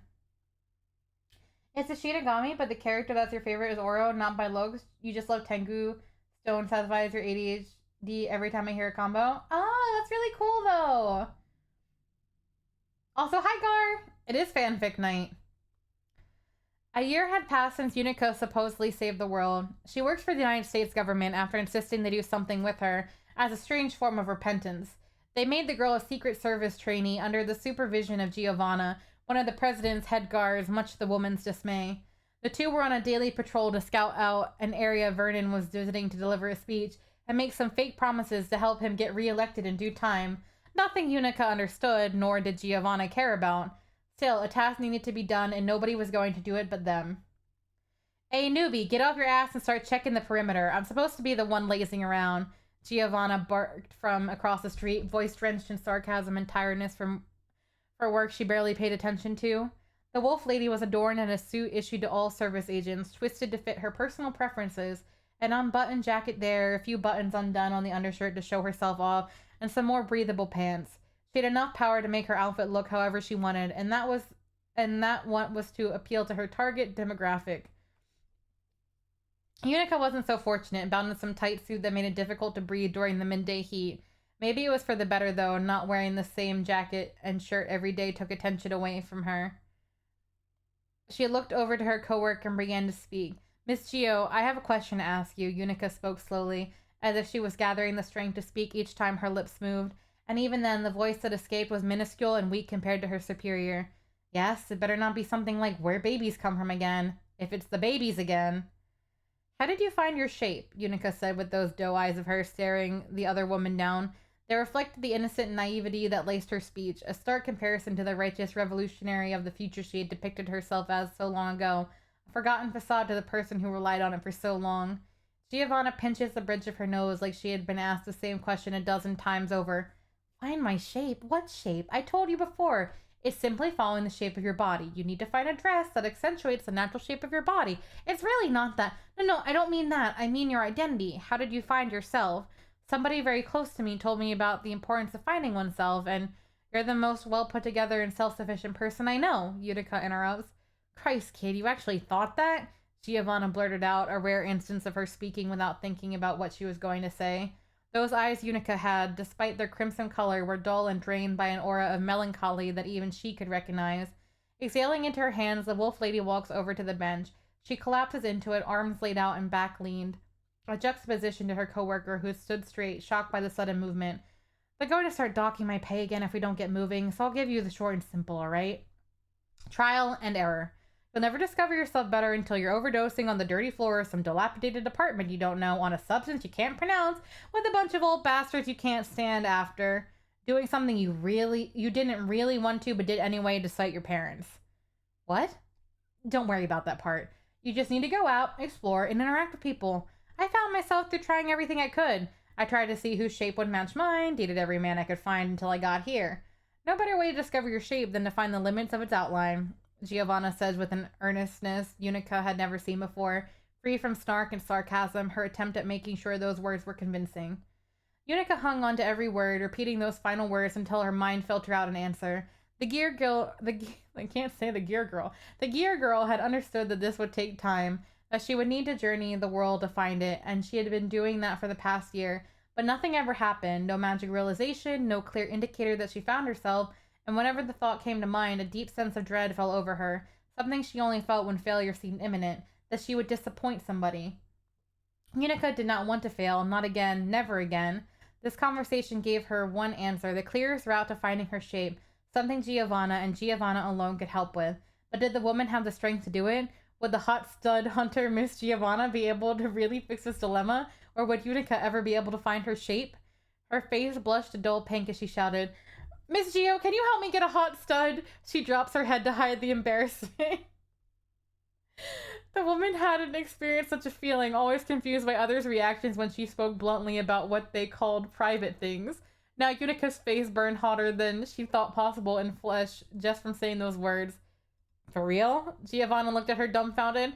Well, it's not exactly for a man. She's hot, though. I think she's hot, though. It should work all the same, right? You know, I should have realized this sooner.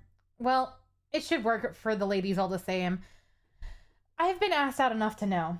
Get up, kid. I'm not losing half my dog food money because I'm having to play matchmaker. We're walking and talking. She snaps her fingers and rises up, strutting down the street while Unica races to catch up, eyes beaming with rejuvenated life, eager to hear what her mentor has to say. A door bursts open and cold air rushes in from the outside. Unica stumbles into the room and flicks a light switch on. Illuminated in the process is an apartment. The room is mostly gray, and where it isn't monotone, the color is desaturated. She had a little home in the middle of nowhere, America. The government chose the location. She picked the colors, which reminded her of a past home. It didn't feel right for her to live in Violetta with her so-called family. It wasn't her home. The woman made her own special place, sparsely filled beside essential devices she didn't really understand how to use, and gifts collected over the past year, mostly from one person in particular. She marches through a hybrid living room kitchen and into her bedroom.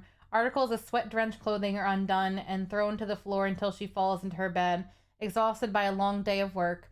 Not actual work, more listening to Giovanna explain every intricate detail the wolf lady knew about romancing people. It was long and expansive, and Utica likely didn't understand half of it, between doing their patrolling and the speed at which her coworker spoke. It was overwhelming but necessary. She needed to understand this to find her shape. Despite what she told herself, there was an exception to this isolation Utica believed so much in. One person who understood her, that she belonged to, and didn't look at her with hidden contempt like everyone else did. That woman's name was Bridget. She was there for her lowest during Unica's lowest moments. Bridget saved her. Everything she had now was thanks to that girl who took pity on her while only seeing the gear woman's worst parts. Pity was the only way Unica could explain such kindness for somebody like herself, but that could never lessen what it meant to her. She loved Bridget in a way that couldn't possibly be described in words, but it was different from what she felt for somebody like Sin or her father. She was addicted to Bridget. Every part of that blonde drove her to madness just thinking about them. Those emerald eyes she lost herself in whenever the two spoke. A voice soft as silk yet bore into her mind so deeply they were all she could think of, and hands gentler than any world she experienced, past or present. Unica would do anything for Bridget, and the girl didn't even know it, or maybe she did but chose not to, a restraint that the time traveler never knew before. Let me get a sip of water real quick.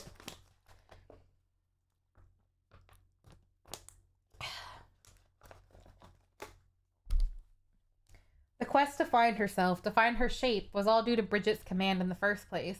Unica trusted her enough to follow that advice to the ends of the earth. She would do it, then all her problems would be fixed, and Bridget would love her as much as she did her. That's how it had to work. There was no other way. She didn't know what she'd do if the effort failed. The woman wriggled herself out of the suit's remains and into something more comfortable, some t-shirt and shorts that had been given to her. She also wore a blue jacket, the one thing she prized in this world. As the last thing she really had from the future, it was special. The smells that stuck to its tan inner lining were the lingering memories of people lost to the sands of time. A mix of nostalgia, love, and sadness reigned over her as she found comfort in its embrace. Being a Secret Service agent had some advantages. Unica got one of these fancy magic phone things that were apparently all the rage nowadays. Giovanna had one, but it was mostly used to bicker with their superiors. When Unica was issued hers, Sid and Bridget insisted she put their contact information in it. They certainly did put the things to use, using her tail to scroll through dozens of accidental calls from Sin as he tried to reach Dizzy about what groceries he needed to get. Fucking Sin. You went on demon time for this thing? That's so fair. She found the one sent by Bridget. These pieces of magical technology came with a video feature that Bridget seemed to be fluent in. She would do a voice call once a week, every Friday, to check in and hear about Unica's little adventures. They were all saved so she could go back and listen to them again. The newest one was from a week ago. It was unfortunately still Thursday. Her tail gently pressed the play button before curling around her beneath the sheet. Utica lay belly first, head on a pillow, passively repeating the words she had said while watching as tiredness began to take her. Her love was dressed in a graphic tee for some metal band called... I'm gonna not even know. I don't know how to pronounce this. Spiothos Venaticus? I'm so sorry. I'm so sorry. And lying on a bed, ready to... I figured it's Elfelt's band, but I don't think I've ever seen Elfelt's band's name. And lying on a bed, ready to sleep like Unica. Bridget came from an affluent family, one that she loved greatly, but still she'd chosen the life of a bounty hunter and a performer, traveling the world 1,000 times over to make sure people were as happy as she was. Life was an adventure for her, one meant to be enjoyed to the fullest. Even while so tired, the recording showed her lively listening to Unica speak. That was enough to knock the gear woman out. Morning light pierced through the slits of the window blinds to brighten the apartment's interior. Unica sits at a table, one of the few pieces of furniture she has, eating grayish porridge from a bowl. It tasted like nothing, but that was all right. There wasn't a lot of flavors and textures she liked, and it made her gag even thinking about them. The room was silent, except for faint rustling from an upstairs neighbor vibrating into her space. They probably didn't even know the women lived below them, and that was fine. If they knew who she was, there would be problems that didn't need to exist. So Unica ate, staring into the nothingness of the space, eyes adjusted to the dim light. She used the silence to think about everything that was going to happen today. Bridget mentioned she'd be in town for some local fair. Apparently, the job offer was good enough for somebody of her caliber. The gear woman had already set aside some time to visit in person, a rarity caused by the traveling nature of the two's careers. Though, with the teachings of her mentor, she schemed a plan for this visit. To find herself, Unica needed love, and the only person she knew who could ever provide that was Bridget. Today would be the day Bridget fell in love with her. The day was bright. The sun hung high in the sky, bathing everything in heat. An ocean breeze blew in from the east. This fair was being held on the town's pier. She didn't even realize that the coast was this close. The farthest she traveled into the area was a local grocery store, and even that was late at night, when she could barely see anybody, nor could anybody recognize her in the shade. A sign was attached to the entrance gate as she approached. The text, a simple welcome written out in fancy calligraphy. Posters advertising the event were scattered across the pier's wooden flooring, pulled away by harsh winds and trampled into the grounds by dozens of unaware families. Air polluted by the smell of fried foods Unica had no hope of recognizing by scent. Noise boomed from all directions that filled her head until she could form a thought. Walking through the location made it appear more like a pop-up amusement park rather than any mere fair. Attractions dotted everywhere she looked. Even a Ferris wheel was standing tall at the pier's edge. The sights, the sounds, and those smells, all of it was too much for her. But she bore it because her target was somewhere in the mass of folk, only a matter of time before she found where Bridget was performing. And soon enough she did. Encircled by a crowd of children stood her love. Bridget wore a blue and white jacket, which she never seemed to go anywhere without, an oversized handcuff strapped to her waist that held tight to a beige undershirt and black skirt. Her golden hair shone in the midday rays, eyes beaming with life. Seeing her in person made Unica's heart skip a beat. The time had come to initiate phase 1 of the plan. Using Giovanna's tailor-made ABCs of making a person fall for you, this was sure to succeed. A for approach and attract attention. B for bringing them in by being a bad bitch, whatever that meant. She didn't explain this part well. C for cuddles. This is probably what Giovanna said. Utica stopped paying attention after imagining how well Bridget would be wooed. The thoroughness of these steps didn't matter. They just needed to be followed perfectly. I'm sorry. B for bringing them in by being a bad bitch. Such a good one.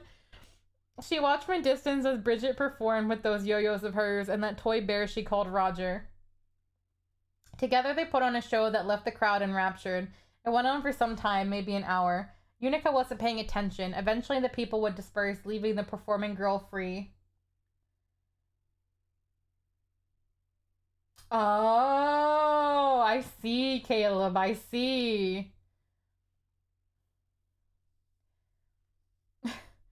Hey, Bridget, Unica shouted as she suddenly appeared to her side, shuffling through the crowd to get as close as possible. The other girl shrieked at the sudden appearance, throwing a yo-yo at Unica's head, knocking her head first into the ground. Oh, Unica, I'm so sorry. Are you okay? Bridget said, realizing who it was as the gear woman slowly got up off the ground. I'm all right. Let me help you up. I didn't know you were going to be here today. Oh! Bridget's face turns red as she sees her friend's outfit. You like it? I got some help picking it out. One of the many tips and tricks she was given, fashion had to be the one Unica most understood. Even before her time-traveling escapade, she'd fallen in love with fashion, one of the few things she was able to experience in that desolation. So naturally, she was able to make an outfit between waking up and arriving at the fair. There was one problem that Secret Service agents were too oblivious to recognize, and Bridget was witnessing in full. Unfortunately, all that was based on Giovanna's fashion sense. Unica dressed in a white crop top that left a large chunk of her midriff exposed, with a V-neck collar revealing her chest. Her jacket covered her exposed form in all angles besides the front. She wore baggy pants that clung to the waist, a contrast to her standard shorts and thigh-highs. It was a pretty outfit. Bridget couldn't deny that, yet the girl wasn't prepared for something that left so little to the imagination, especially from Unica of all people. She takes a second to steady herself before speaking, eyes darting everywhere to avoid staring at her friend's clothing choices. It looks fantastic. You could have told me you were coming to the fair. Bridget's voice was energetic and high-pitched, coated in a youthful femininity that had yet to lose its childlike wonder. I thought it'd be nice to surprise you. We rarely get to see each other. You're so right about that. Oh, you're right about that. Oops, I'm ad-libbing. Okay. So, Bridget, you want to hang out? You don't have to if you don't want to. I understand that you're probably super busy with all this, and I wouldn't want to get in the way of your job, of course. Unica's hand scratches the back of her head to downplay the questions. Relax, that was my last show for the day. I was already going to check out this place. I'd love to do it with you, said Bridget with a beaming smile that seemed to transfer her blush to Unica tenfold.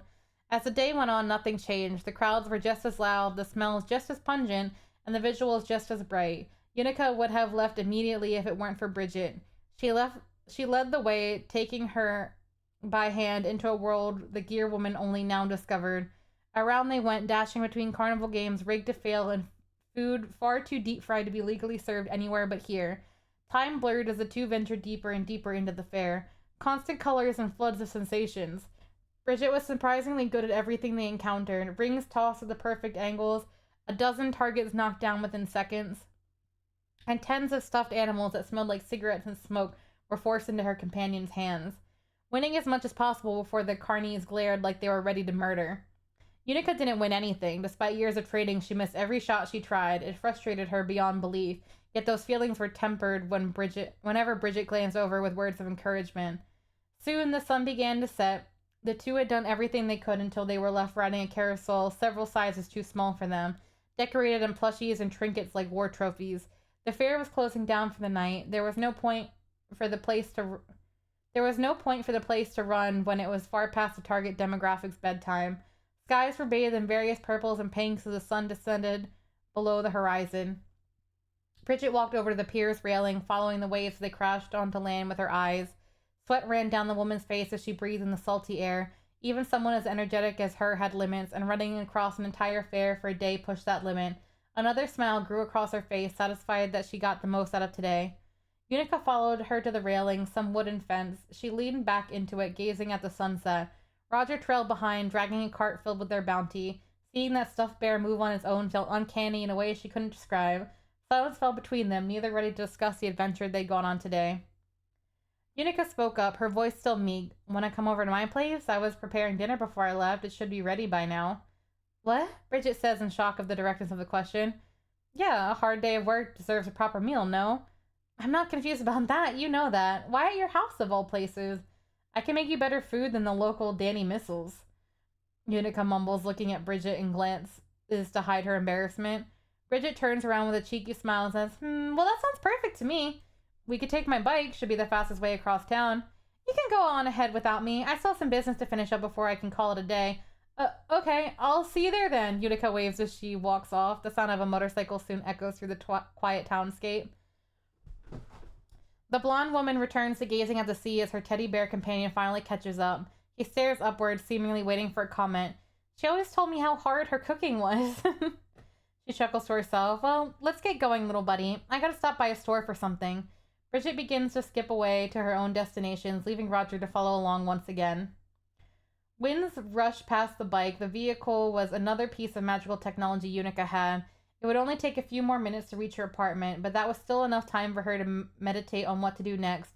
The outfit seemed to work. It got Bridget's attention, and they even hung out. That was basically a perfect date, according to Giovanna's explanation.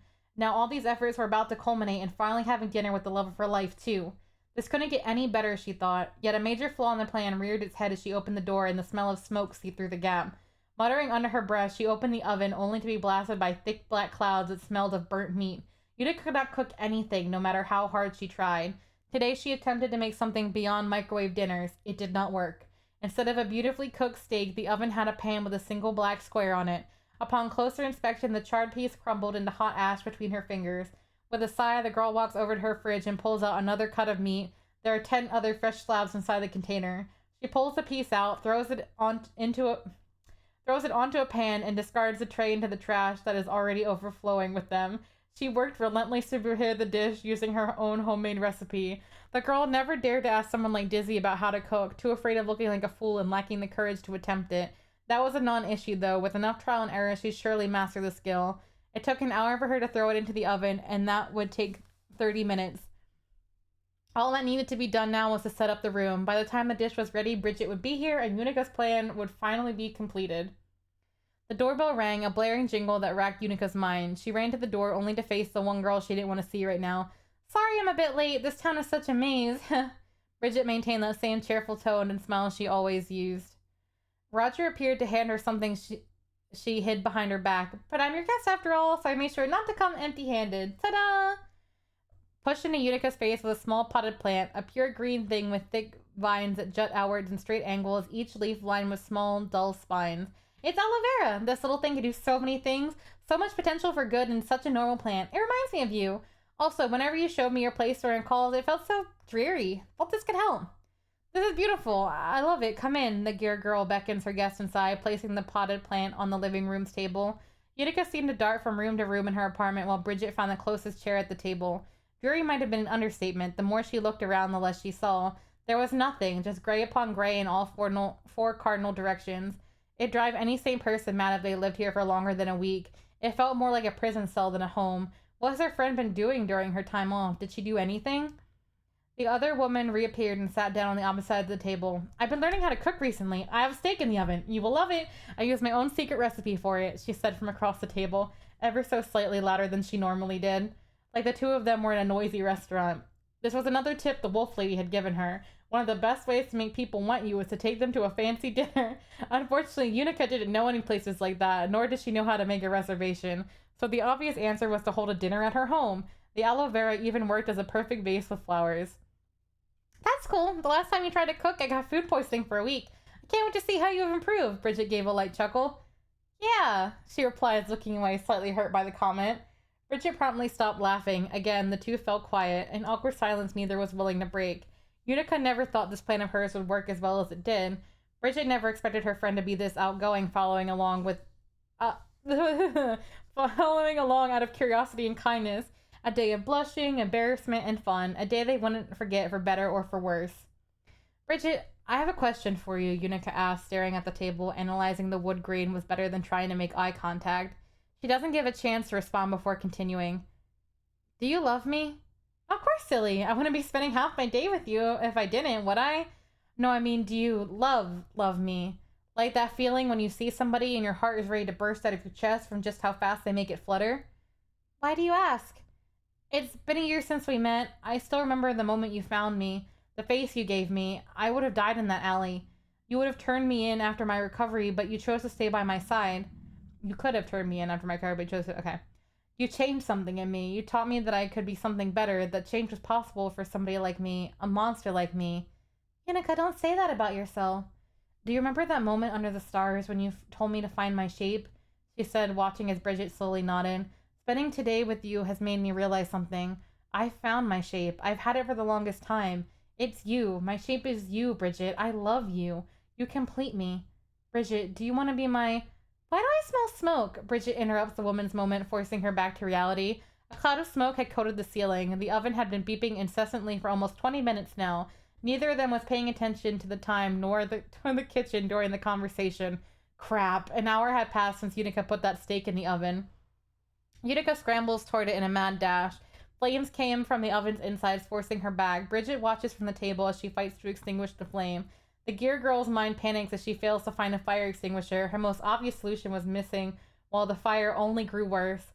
Of course, something had to interrupt her right when she was about to win. After a day of listening to Giovanna ramble on about how to get people's attention, wasting her money on these new clothes, forcing herself into that stupid fair, and now this oven had to ruin it for her, it made her frustrated, angry even. She hadn't even finished her conversation, all because of this trashy oven. Emotions drowned out any sense of reason. The gear woman summoned her weapon, the gun blade materializing in her hand. She yells in frustration as the blade slams into the failing machines, putting out the rising fire. Then she strikes it again and again, the device further reduced to scrap with each strike. All the little things she bottled up while in front of Bridget flowed through this single destructive outlet. The rage subsided with a series of shaky exhales, and the weapon faded from her hand no sooner after. Luckily, Bridget wasn't watching all that, right? Bridget hadn't moved her eyes from the scene, hands positioned to protect against the flying shrapnel.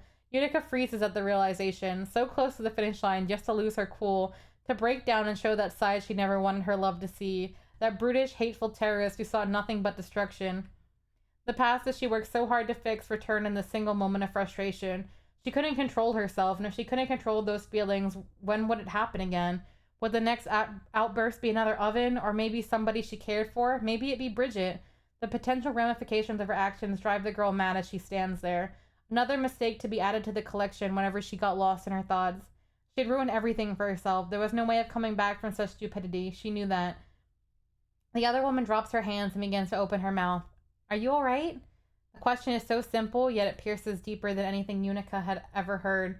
As seemingly sincere as it was accusatory, there was something wrong, and now even Bridget could see it. She'd failed. That's the final straw for her already stressed mind. It snapped, unsure how to respond. Unable to maintain a facade of stability any longer, still the gear girl needs to show that everything is alright. Maybe she could still salvage this. She just needs to move forward to show that everything is fine despite how clearly it wasn't, and how tense her body was, and the fear that stopped her mind from functioning, and the sweat that rolled down her face, and the unsteady breath, and every other little detail that showed how okay she was. Taking a single uncoordinated step forward before her entire body goes limp, collapsing to the ground face first. She lies on cold tile flooring, outfit a singed mess, hair awry. Quiet sobs echo from the mound of hair covering her face. Tears drip downwards and pool on the ground, with self-loathing murmurs escaping between the other noises. Dread fell over her entire being. Everything felt tight, the same tightness she felt the first time she'd ever failed someone, when she failed her father. Yet it felt tenfold, a vice grip over her soul impossible to loosen. The gear woman had finally done it. She must have been disappointed. She must have disappointed the last person who loved her, the second and last failure she'd ever be able to make, because there was nobody left to be pushed away by her weakness. This was her comeuppance, the karma that Unica deserved. Out of place, out of time, out of her mind, and out of any luck, that was Unica. And this fate finally coming to destroy her like the rest of her world, another cost of her own sins. The blonde girl watches as her friend suddenly falls and jumps out of her seat to help. She sees the state of Unica and crouches down beside her, examining for anything as she speaks in that soft voice of hers. Unica, are you okay? Does anything hurt? I can help you get another oven. It really isn't that much. There is nothing to see in the fallen woman. The endurance of being half gear is far too strong to suffer physical damage from such a small fall. Still, the incomprehensible mumbling and crying don't end. You know, the steak is not important. I don't even really like that stuff. I prefer chicken. It's nothing really. Bridget's words crawled their way into Unica's mind. They broke through the melancholic fog, reaching the part that needed to hear it most. Oh my god, sins! That's crazy. For a second, the sobbing stops, and her head rises, shaking away enough hair to see with a single red eye, pink from the constant tears. That's not the point. I was doing this for you. I was doing this all for you, and I still messed it all up, she said. Oh, don't be silly. You already did so much. You came all the way to the fair just to spend time with me. I didn't think you were the kind of person to do stuff like that. I had a wonderful day, and it wouldn't have been half as entertaining without you there. You were perfect. Unica pushes herself up from the ground, arms weakly supporting her lifted torso. Mouth agape, she says, Really? Those were the words that seemed to cut her mental spiral short. The misery that had stricken her faded in an instant. All her attention was on Bridget now. Yes, really. Now, I saw a Danny Missile while I was walking over here. Do you want to head over there and get some dinner? I'll pay for everything this time. The girl asks with a newfound vigor as she helps her friend up. The gear woman shakes her head in agreement before shuffling off to put on some more fitting clothes. Midnight had struck a few minutes before their arrival. They sat in front of the fast food store and ate their meals. 2 fresh burgers whose warmth contrasted the cold night air. The breeze sent a chill down their spines. It was nice compared to the debacle that occurred. The food tasted good compared to the ashes Unica may have served. They both were thinking this, but neither said it, trying to avoid such a mood killer after all that. Stars shone brightly in the sky, white dots glinting against the blackness of space. Unica sat on the curve of the sidewalk while Bridget stood. This was certainly something, wasn't it, Unica? Bridget asked, looking towards the sky as she takes a bite of her burger. Yeah. Well, before I start heading home, can I ask you something this time? Utica stares at the black concrete pavement while she replies, Yes? You never finished what you were trying to say during your dinner. Can you finish that thought? Her head snaps toward Bridget, reigniting the last embers of embarrassment left in the girl. Well, wasn't it obvious? No, it wasn't. Okay, well, Bridget, you see, I love you. You know that. I have always loved you since we first met. You've always been the person that understood me best, and ever since you told me to find myself, I tried day in and day out, but then I realized something. To complete myself, I need you, Bridget. I want to be with you, in whatever way that is, just like my mom and dad. Huh? Marriage? Okay, we might need to slow down a little bit. But you were doing all this to confess your love for me? That's adorable. I knew you always got flustered around me, but I should have seen this sooner. Still, Bridget, do you love me as much as I love you? Do you love me? I wouldn't have done all I have for you if I didn't have some kind of feeling for you, would I? I always knew you had a good heart. You could change for the better. Now look at you. Beautiful, kind, easy to fluster. You're amazing. Of course I love you, you big dumb idiot. Bridget places a kiss on Unica's cheek. Her lips were warm on the cold skin. The blonde woman runs off, disappearing further and further into the distance as she yells behind her. That one was for the road. I have to go home. I have to get home for tomorrow's shift, so bye, good night. Whoa, she mutters, knowing that any possible farewell couldn't be heard. Something wasn't right, but not wrong either. No blushing came from that kiss, a body far too exhausted to rush blood anymore after seeming never-ending, constant race of emotions. Exhaustion had finally caught up to the poor woman. There was not enough energy left to process what had happened today. Unica felt like something had happened, that she had done something right. The time-traveling gear woman achieved something. Maybe it was love, or her shape. But either way, it made her heart skip a beat thinking about it, even as she sat in front of a mediocre fast food restaurant, and that was good enough for her. Yay! Happy endings! Woo!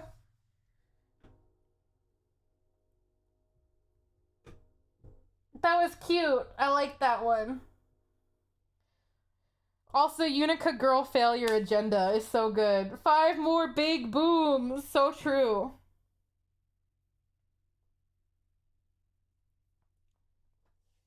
You had like 3 things you wanted in this? What are your 3 things that you wanted?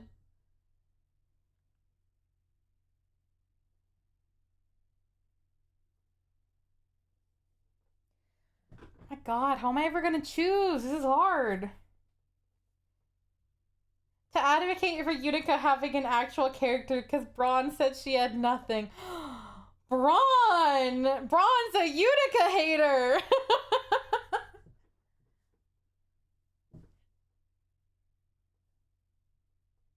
to make her cry. Okay, okay.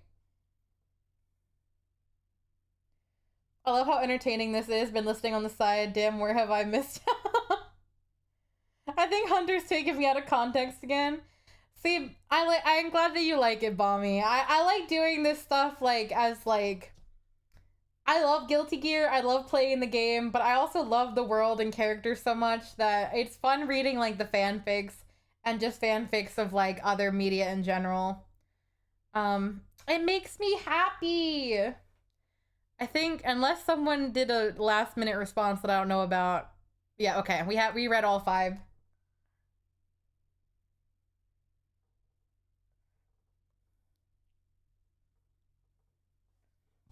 And then to do some Yuri that's a bit more Unica than every art piece of Univary that's just guard dog Unica and then cutesy girl Bridget. I do like girl failure Unica. And it's also kind of endearing that she's more like Sin in that way than you would expect. Like the siblings are closer in like how they act than you would expect. And that's a fun little like headcanon there because they're just both they're like boy failure, girl failure children.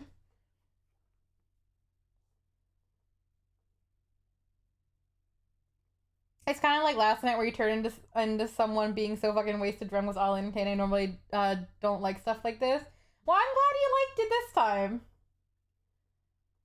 Anyway, Hunter's illusions are once again unmatched in this fanfiction sphere. See, I could never read my old fanfic to the community because then I would just be ashamed because like everyone writes so much better. Thank you, Celestial Nightcat. I appreciate it. Thank you, thank you. I hope you're doing well.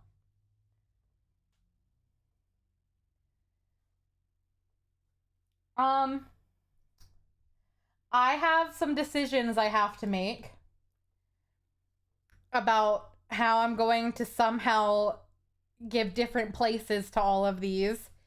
But I'm also going to let chat decide as well, and I will put up a poll, an anonymous poll as well, if chat would like to give their input too. Chat's say will not be the final say, but I will take into it. Autumn, it was your first fan fiction. For your first fan fiction, that was very good.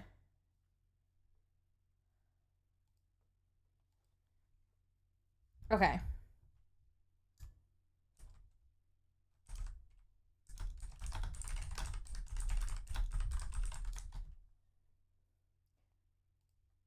Okay, so we have Braun X Fever, which is okay. We have Max X Chloe. We have, and I'll put Life is Strange. Life is Strange in that.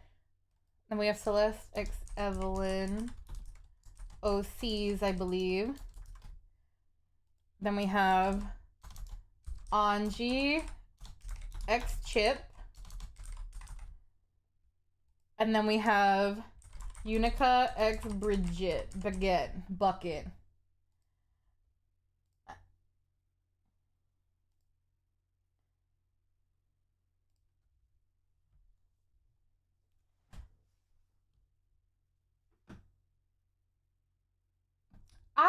I haven't wrote I always like, so Bommy, it was my birthday 2 days ago, so I'm having a birthday subathon very soon, and one of the goals I always put on it as a very high one is to read my middle school fan fiction, which is Super Smash Bros. Fan fiction. For those in my community who know, I was like 11. Don't judge me, okay? And and it's very embarrassing, and I just don't want to have to read it, but I always put it as a goal. You're trying not to make fan fiction a habit? Why? I think you guys should write more fan fiction, personally. I like how it's all fictional characters, then your ass wrote about bronze. I love that you wrote you and Braun though, Fever. Like that made me extremely happy.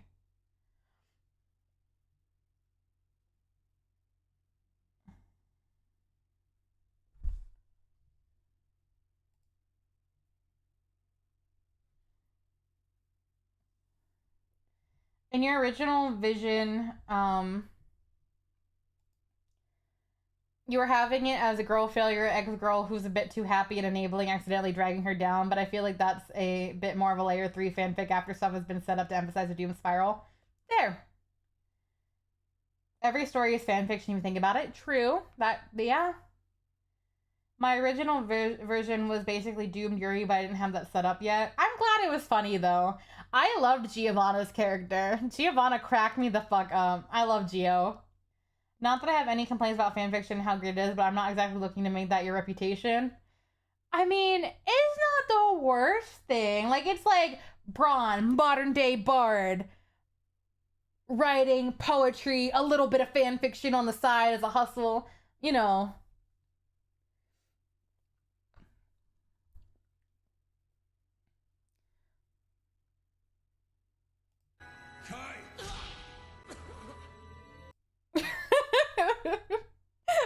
Sorry. I love this. That makes me so happy. It could have been very close to Doomed Yuri. It got close going in that direction.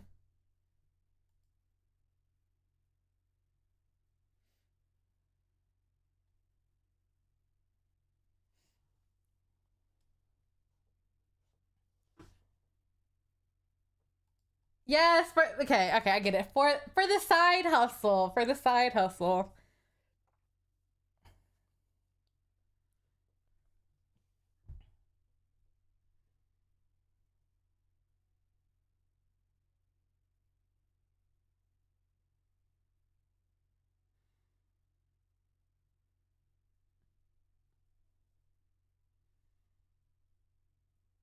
I don't even know like what fanfic I would write nowadays if I was to write a fanfic.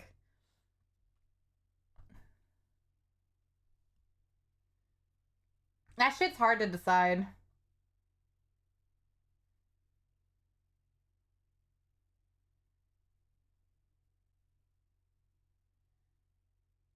I was breaking my brain for that one page though. I didn't have the words.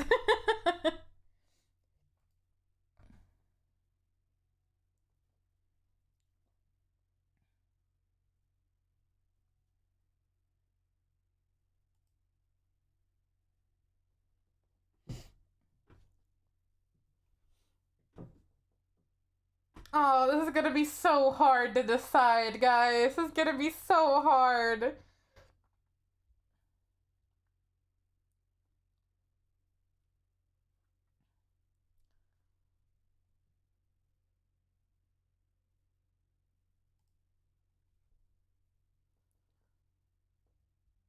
People love Braun and Fever, man. People just love Braun and Fever playing Deadlock.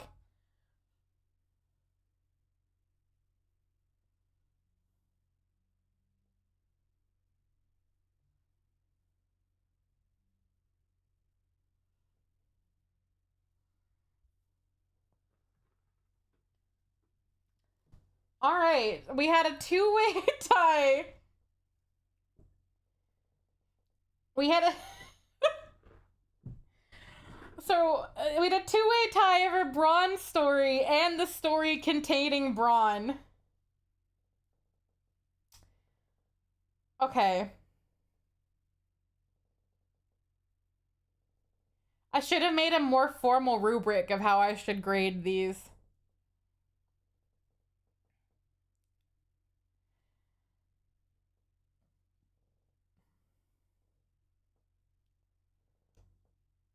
And I want everyone to know everyone did a fantastic job.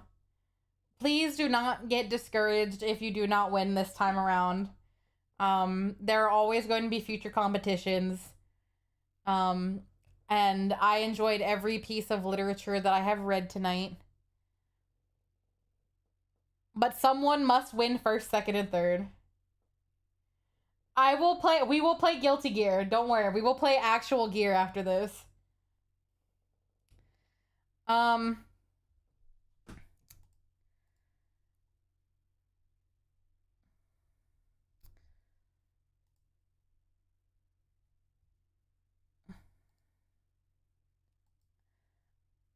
I did truly like all of them. You can finally update your AO3, that's all that matters. Fair, fair. If I want to grade it like a high school or like college professor,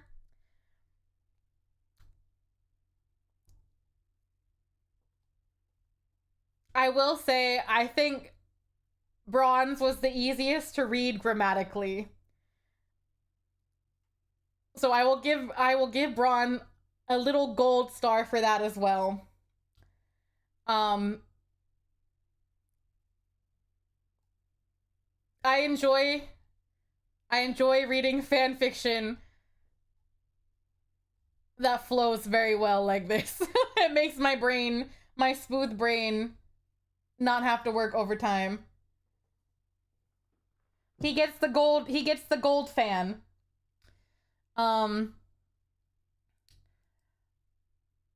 I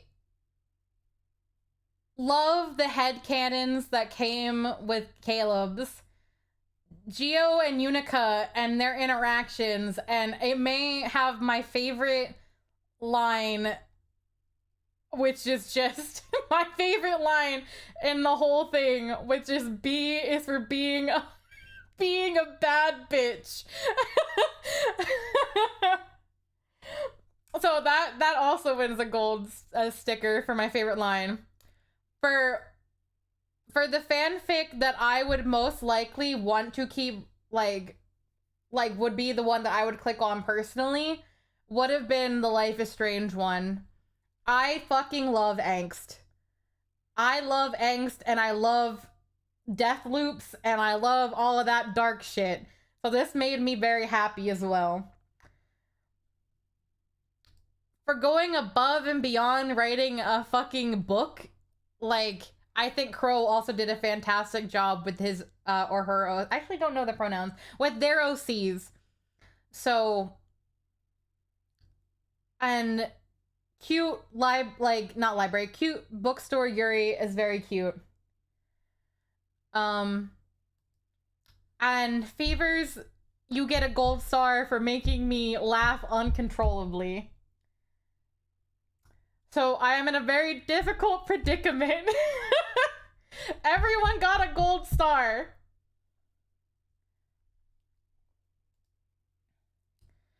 Let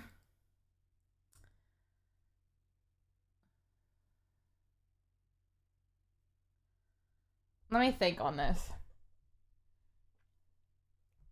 I'm also taking into account, like, the poll. I'll write you a dark, fucked up fanfic next time. Bron, you don't understand the like, when I read, like, angsty Kai fanfiction, I, like, cry internally. I'm like, my child soldier! Ah! Sorry, I'm calming down. I would say spin a wheel, but this isn't a good use for that. That's true. That's why I was also asking chat to weigh in. Where'd the poll results go?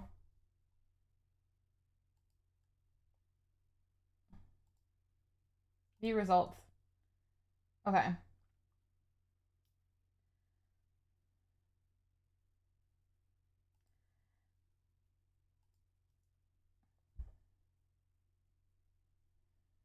I think...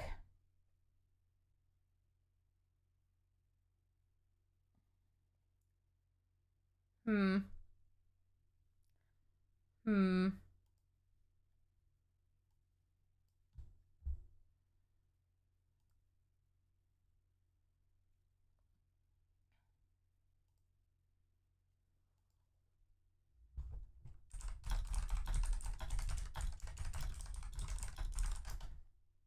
I'm thinking.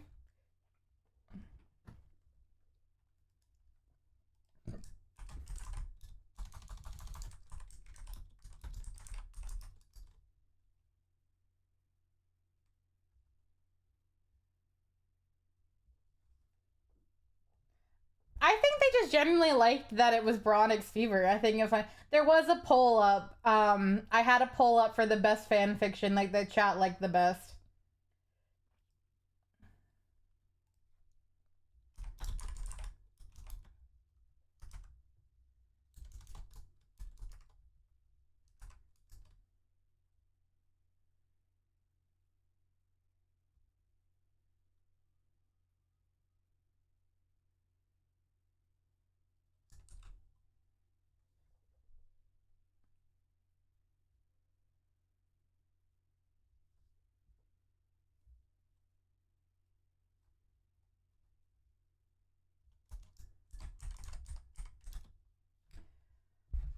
I'm at a...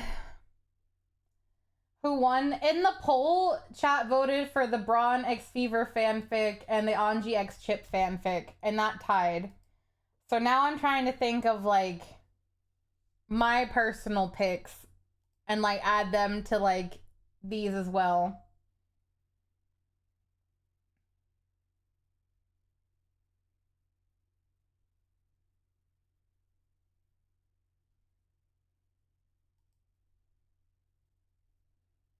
You never wrote fanfic before, but you think you'd do a good job? You should enter next time I hold a competition meet.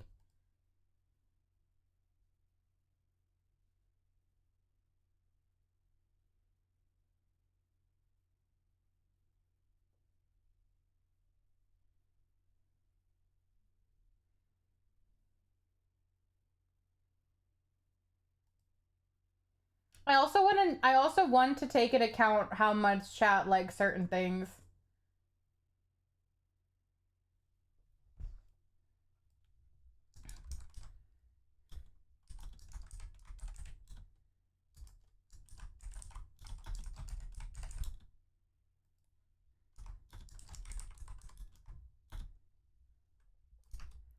All right.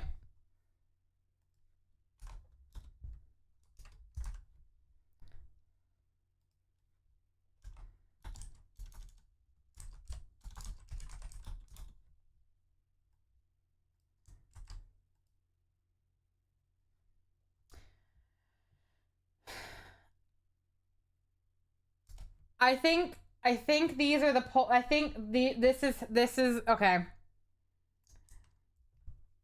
I think these will be the winners this time, per chat and per my opinion. So this will be first, second, and third. So first we'll go to Braun for Anji and Chip. I thought it was very well characterized of the two. There were parts that made me laugh. It was very grammatically easy to read. Overall, very well done. Max and Chloe, I thought it was a beautiful take on her powers. It's definitely like the kind of fan fiction I like that takes a piece of media and goes on its head. And like it's also a pairing no one really expected, like to be talked about in 2026. And I thought that was really unique. And I just generally like how it flowed. It was something that like I would have clicked on and read myself, and I really liked that. And then per chat popular vote, and because I found it very funny, I will give Fever third prize. I have to admit, like, chat really loved it. I loved it. And again, if you did not win, that does not make your writing any less good. I still loved all of these pieces. They were all fantastic. And if I had unlimited funds, I would give them to everybody.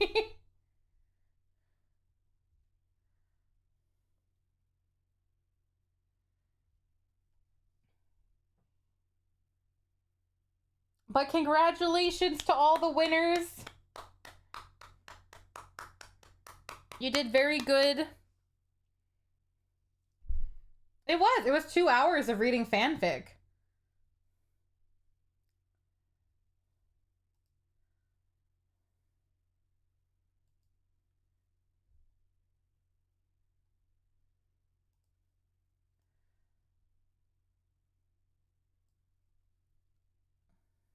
All right. I'm going to close that out, and I'm going to open up some Guilty Gear.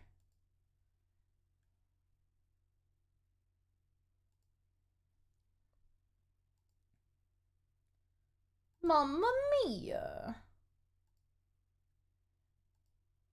Welcome back, Autumn, and congratulations for getting second.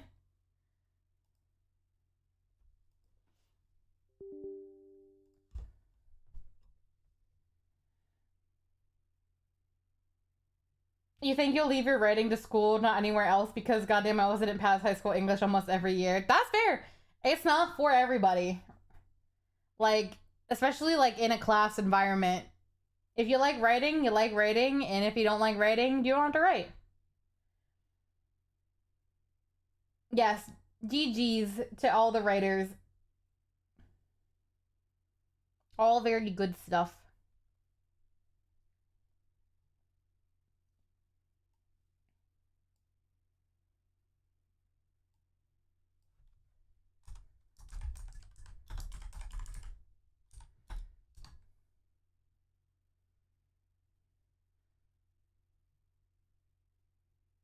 I can pass on now. Your ghost will turn to dust and float into the air. You better not turn into dust.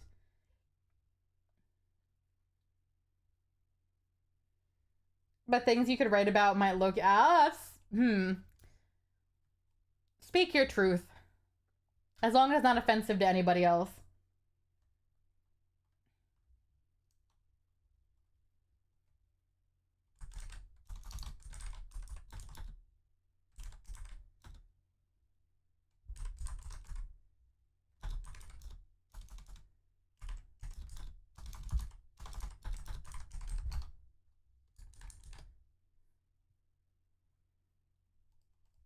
Guilty Gear Strive. Thank you for the lurk fever.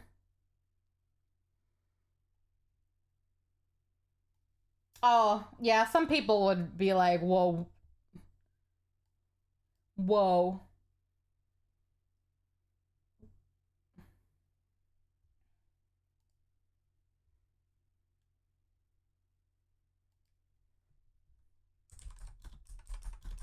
I'm gonna put on some emo pop punk music for tonight.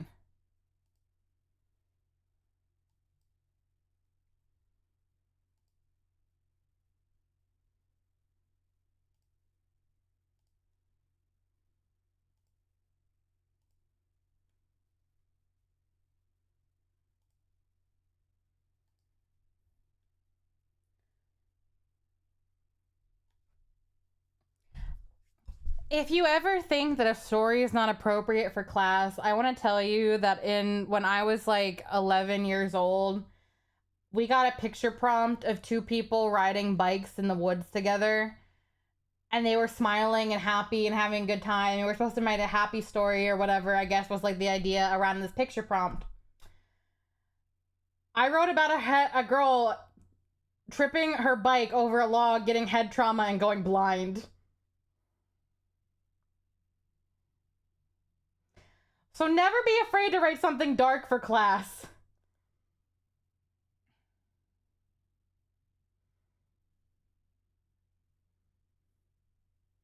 They only pull you out to talk to the counselor like 40% of the time. And at that rate, like, that's not that bad. That's not that bad. I probably would have been called to the counselor for other reasons. So, like, why not write what the fuck I want to write?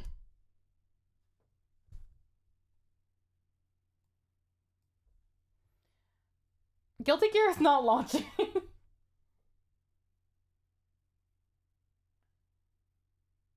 Your teacher got pissed off and started diminishing your writing. I would spit in your teacher's face. The only thing I would check is, did you write it because it was interesting or because you thought it'd be funny? I just wrote it because it was interesting. I based it off like that ice skating movie where the girl fell on the ice and went blind. No, Autumn, I keep forgetting, Autumn. I'm so sorry.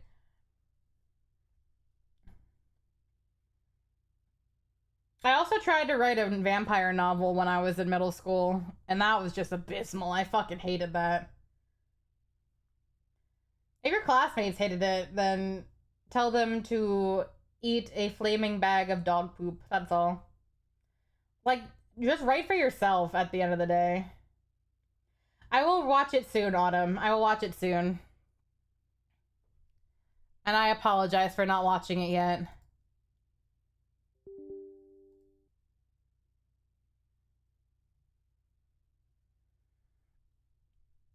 Nah, Autumn, it's been a crazy fucking time in my life lately.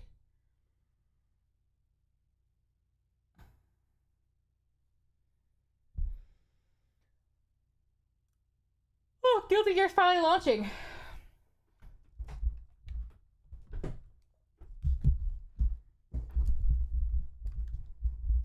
You wrote a perspective about someone falling into a well, and like you wrote it so graphically on his injuries. See, I say keep writing like that, because by the time you get to college and university, you're going to have a screenwriting teacher tell you that your writing reminds them of David Lynch, and you're going to have a huge fucking compliment, and it'll make you very happy to know that being a spooky bitch all these years finally paid off. You were reading over Romeo and Juliet, and we had to make a letter format with Juliet being against what Romeo did, and one of your friends just legit wrote that Juliet hope Romeo gets. Oh my god! My teacher, when I did Romeo and Juliet, liked us doing like really random stuff to be creative. So I made a Facebook page for Romeo, and I think on the Facebook page, Mercutio called him a fuckboy.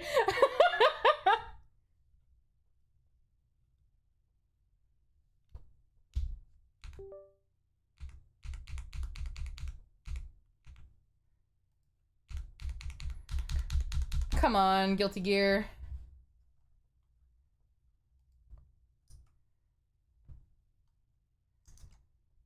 Hold on. Game capture. Go away. Whoa, I've disappeared. Everything has gone dark.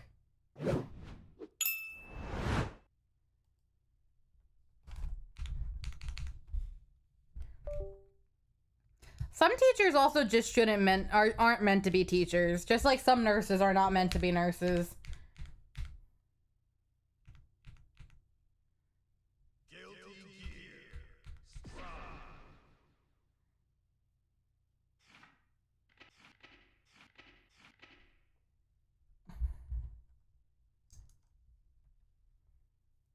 Oh god, please.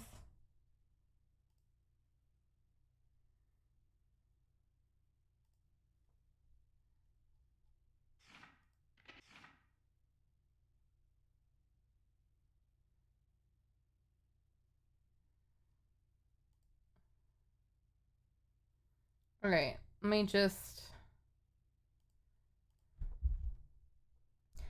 Oh! That was a sound. Alright, everyone. Everyone. Fanfic contest over. Moving on to some... And now.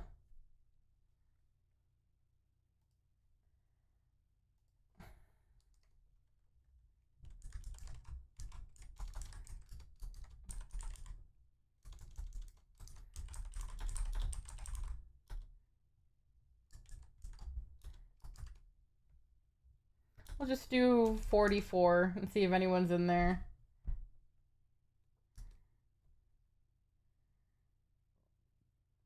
Hold on! Hold your horses there, Mr. Bronzwa.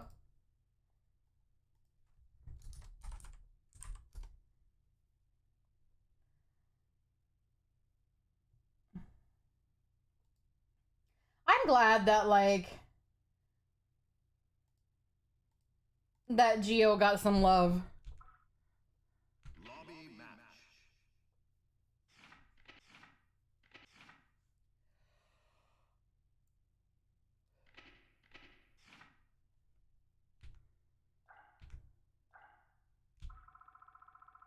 Hopefully nobody's in 44. Okay, no one is. Cool.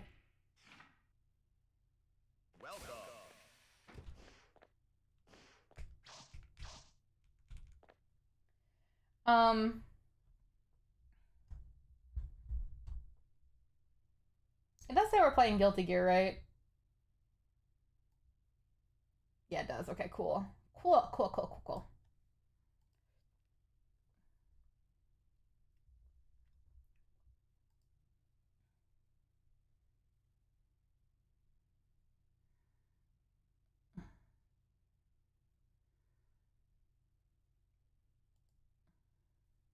Bum, bum, bum.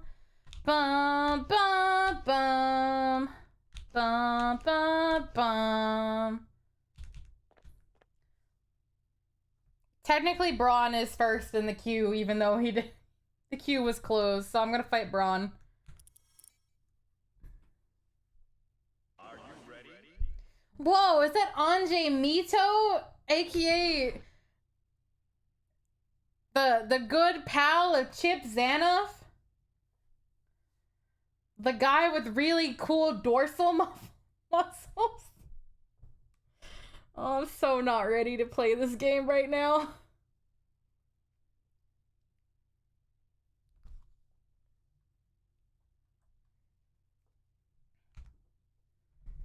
Anji 6 with a man Mito. Mankind knew that they could. Duel 1. Let's rock. Oh, pardon me? For the holy order! You give me no choice. Try this. All yours. I'm falling. All yours. No!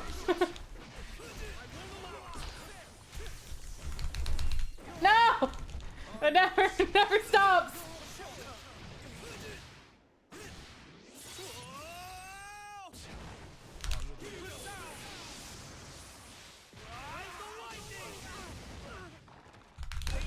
No! Ah! Slap. You won't earn a lead role like It's that. Braun's one weakness. Yuri weakens him by distracting him from fear. Let's rock.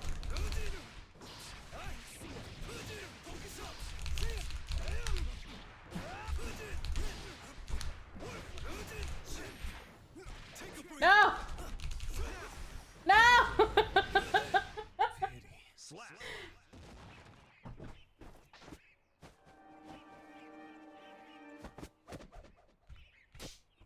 And so the curtain falls. I can't believe Biken has to come home to see her wife with a man. Her wife with another man.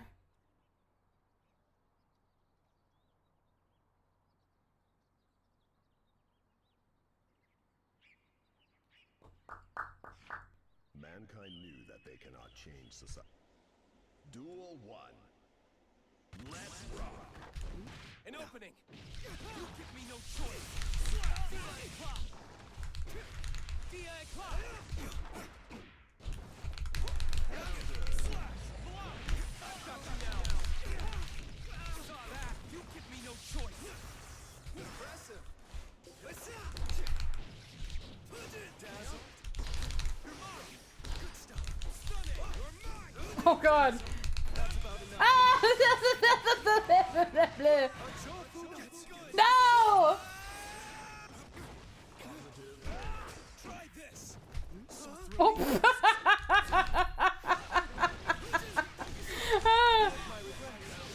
No!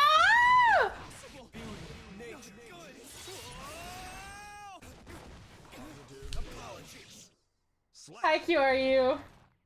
Absurd. I love you like a sister. This man's dorsal muffles make me go on and on. Duel 2. Let's rock.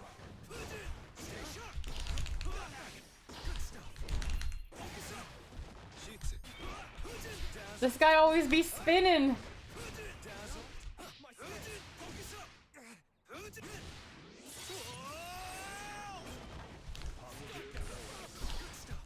Pardon me? You give me no choice. Just stay put. All yours. Try this. Pass this. Oh, slow. You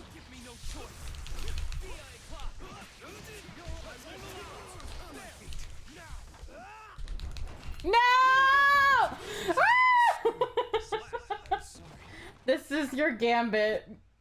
Either Braun is gay and weak to Yuri or straight. I'll dance with you anytime.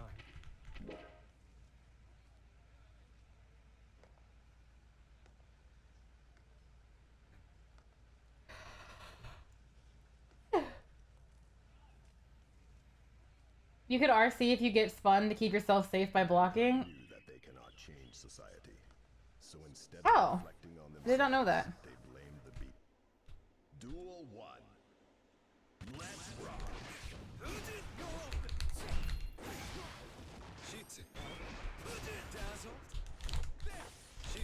Pieces, this is my last resort.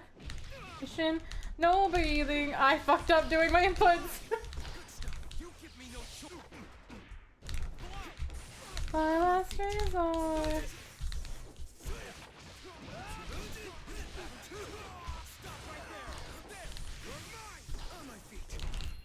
Oh, fuck, I didn't RC.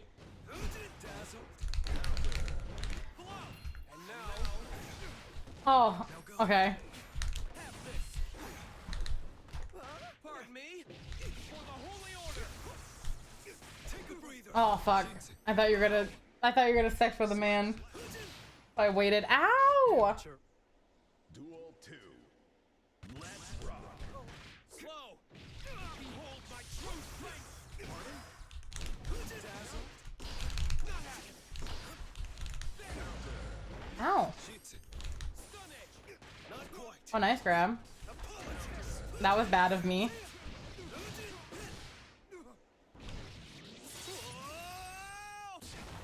Cognitive bonus. An opening. For the holy order. Here's a truth. Fuck. Stun edge. Focus up. I got you now. Attack for the holy order. Stun edge. Slow. For the holy order. There. You're open. Oh! Hi, Moo Bear. Thank you for the 17 months. How are you doing? My dance is unparalleled. GG's, Brown. GG's. Alright, Autumn, you are up.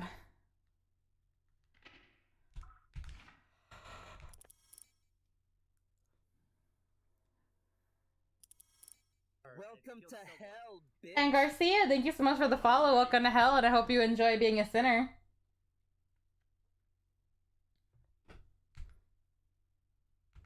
Key lady.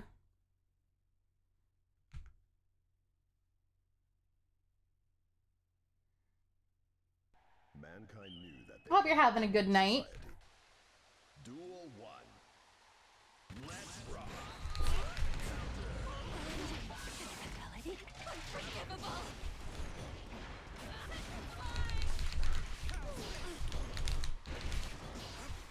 Oh, fair enough.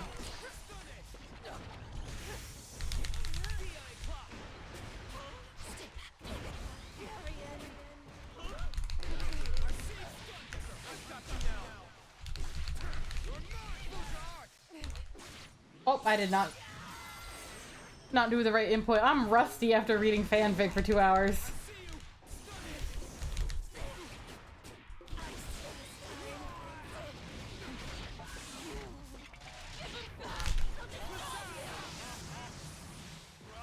Well, that's unfortunate. That's so unfortunate. That happened to be the move you used.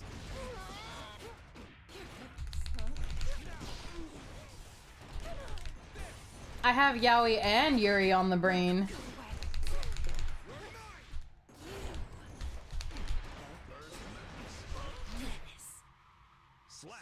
Chip damage. Duel 2. Let's rock. Pardon me. For the holy order. Stun it. You're mine. Go away. Stun it. DI clock.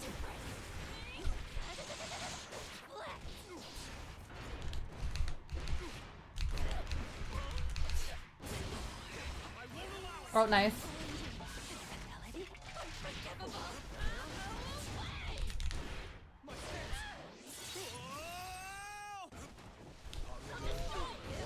Oh!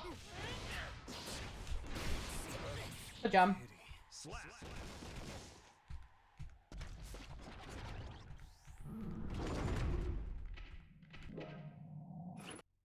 Mankind knew that they cannot change society. Oh, So instead of reflecting why is it so warm? I have the air conditioning on. one, let's rock.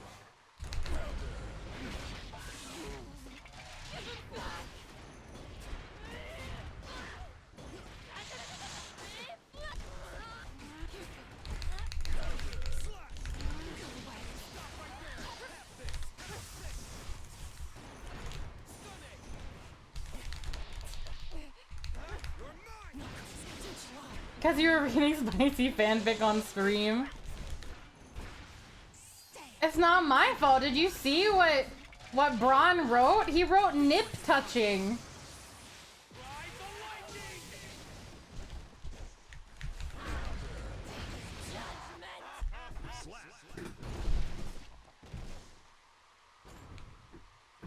Duel 2. Let's rock. I never used nips even once. It was implied. Caleb told me the secret sauce.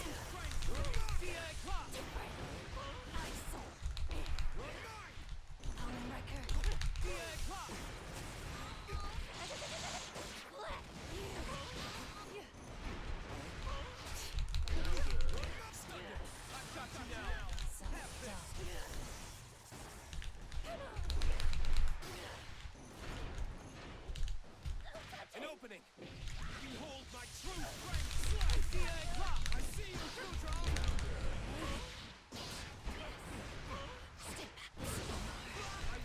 Oh, very nice. That's gonna be...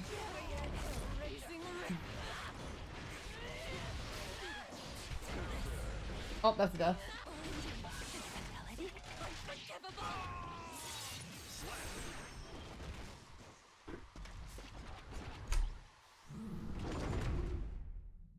It was implied implication usage of nips as a word in your fanfiction. Mankind knew that they What cannot if I change wanted to break? society. So instead of reflecting I fit all up in your face.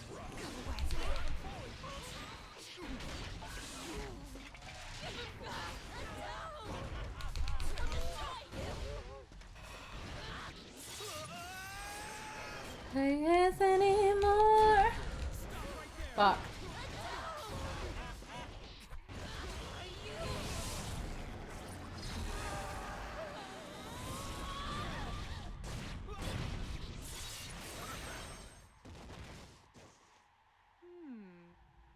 Duel 2. Let's rock. I have a question, Braun. Did Anji like Chip back? Or was it one-sided?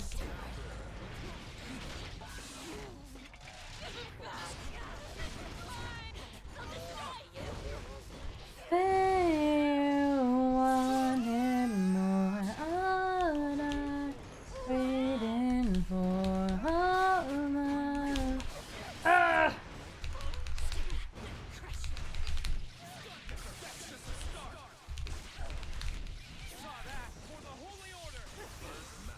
An opening. That part was implied, but also open to interpretation.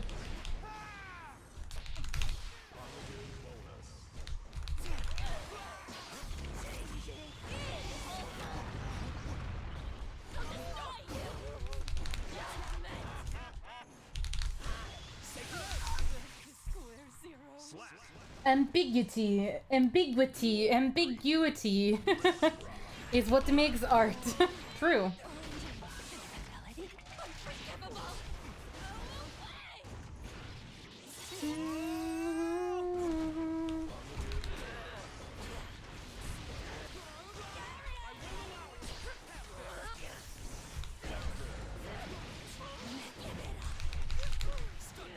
Oh, this is... Oh, fair enough. Robot, you don't play plus R.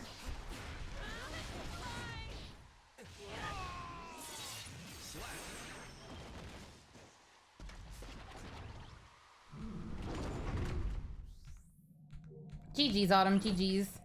Together forever.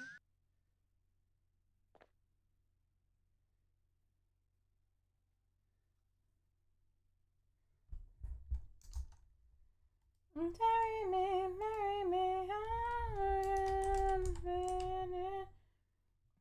Yeah, I got around this time. That usually doesn't happen. I really gotta learn the ABBA mix-up. Hi, Sin. Bye, Sin.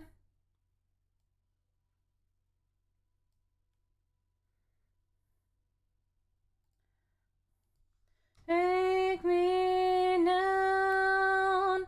Break me down.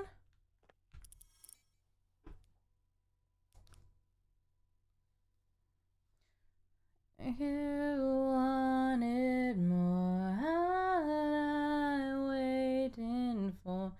I am running from you.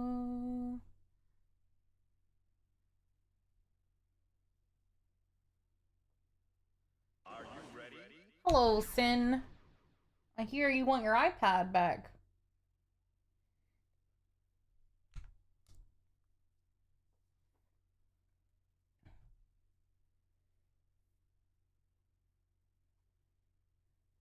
Man.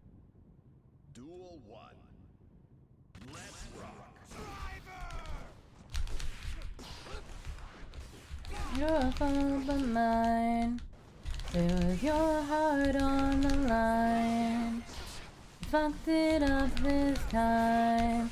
And I'm my dear. I'm mine.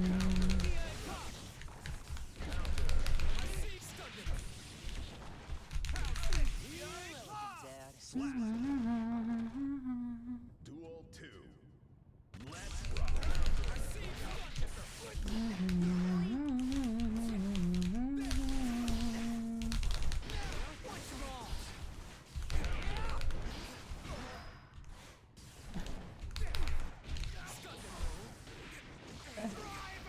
Despite not being pop punk, Mumford & Sons still gets played on alt rock radio. It is true. Also, hi Tama. Hey, say Gravy Jones didn't say hi, but I'm saying he did. Okay. Tell Gravy Jones that I said good day. On the line. And it's hard on the line. We fucked it up this time. Hi, Looney. Ah, fuck me. On the line. There's a heart on the line. Oh.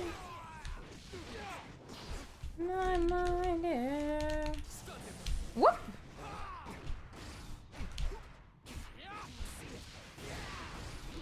Is this the end?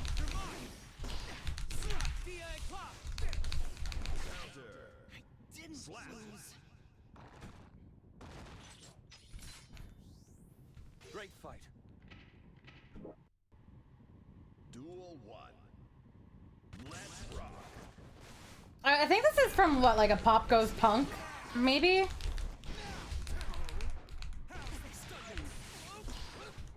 Slow. You give me no choice.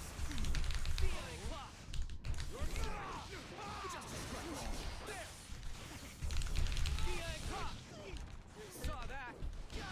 Here's a bonus. I see you. An opening. Behold my true strength. DI clock. Pardon me. Behold my true strength. DI clock. Now, see it. Well. Still got it. Slap. Duel 2. That's how I felt my mind. With my heart on the line.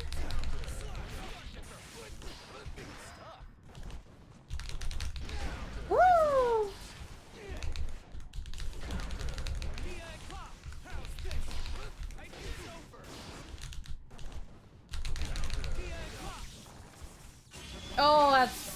bad for me. An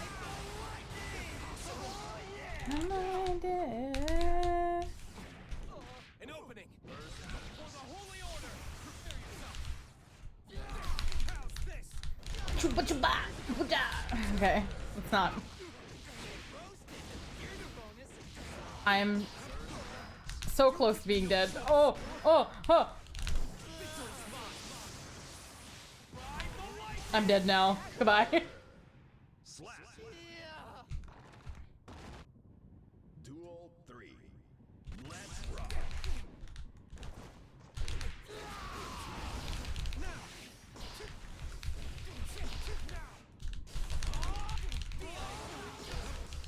Have this. You're mine. Tasty. Just a scratch. Oh, fair enough.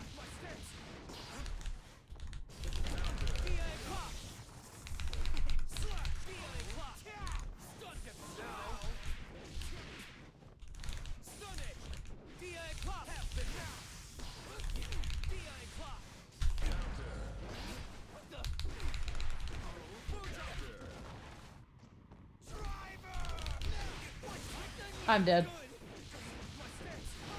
Oh, that's fun. Right there. Close your arm. DA clock below. That's just a start.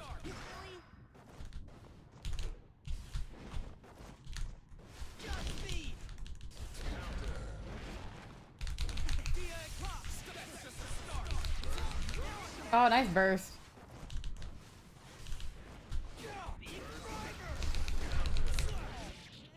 Slap.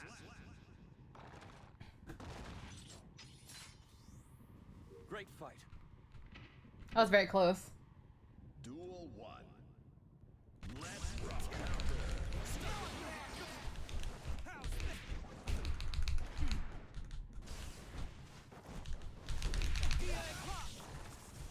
You underestimate.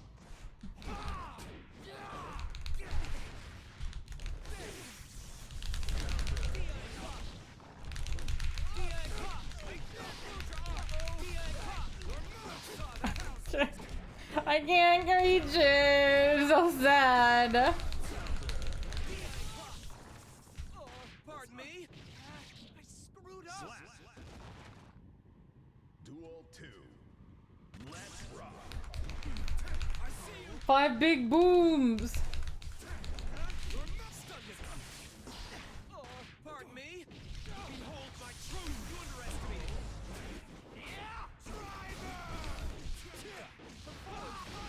Thank you for the head pats, Moo.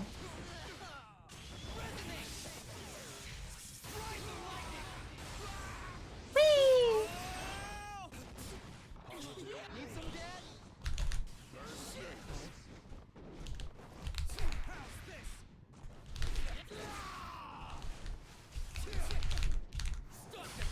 I done goof.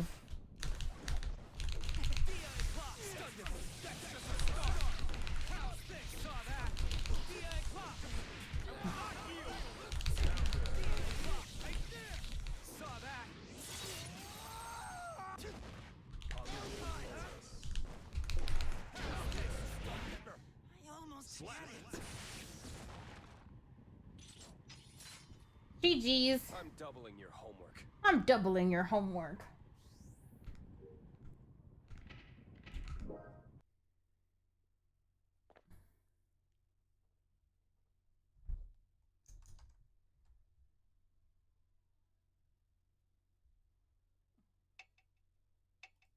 Kai! What? GG's. Are you ready?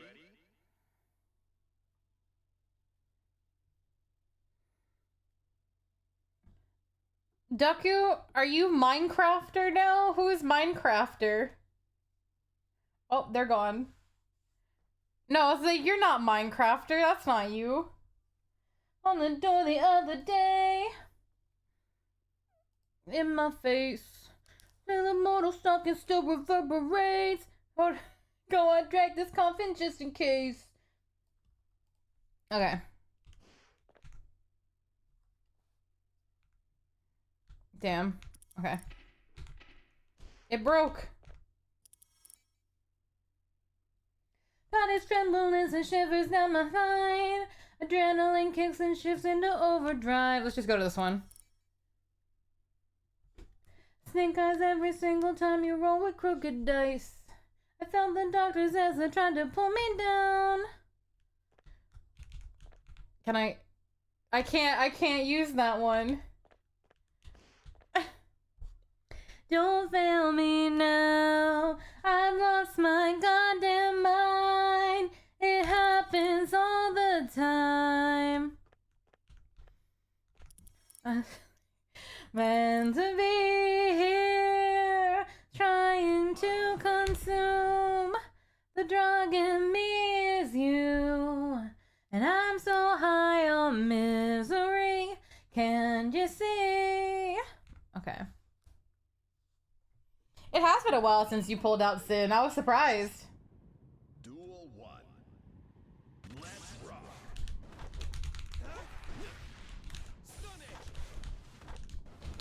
Whoa. Oh, pardon me. For the holy order. I see you.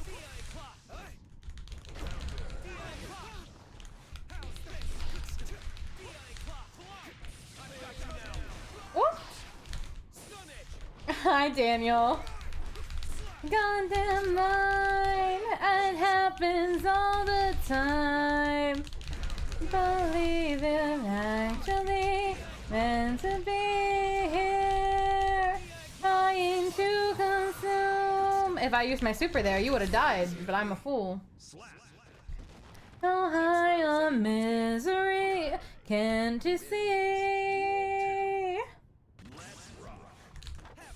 I finally get to go for my birthday dinner tomorrow, y'all. I'm like between getting like lobster ravioli or like crab tater tots. I don't know, I'm really hungry though. Help me so long. Goodbye. Hey, but it's just this time. Ah! And I'm the fucking time. Can't believe I'm actually meant to. That's not what I want to do. Trying to consume. Drug in me is you. Whoa! Misery, can't you see? I know, lobster and crab does sound really good. Duel 3. Let's rock.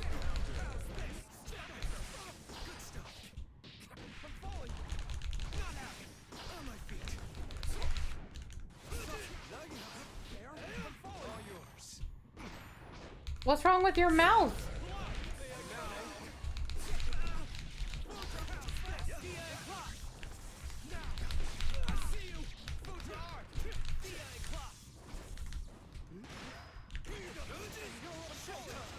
My scars remind me the past is real. Heart open. What's wrong with me tonight? Oh, yeah, wisdom teeth removal. I've been there, but it's not fun.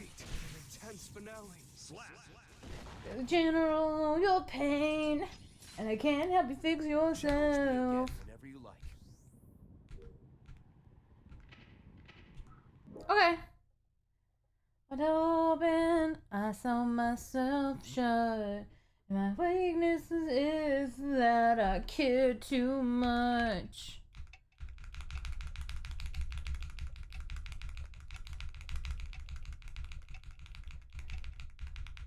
Just to feel. Whoa.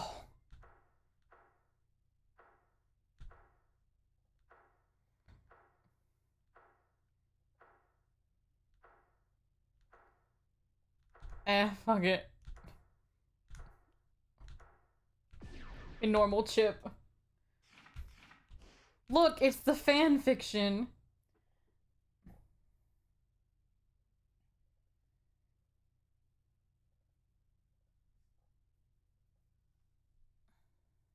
Oh, it's broken. Come back to my place after. You had a download going on during your tournament. Can we get Men to Live by Switchfoot? I can queue it up.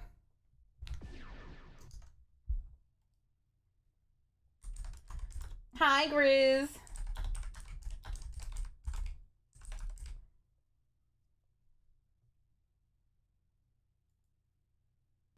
Mankind knew that. Duel 1. Let's rock. So I don't know how to play Chip at all, so this should be fun.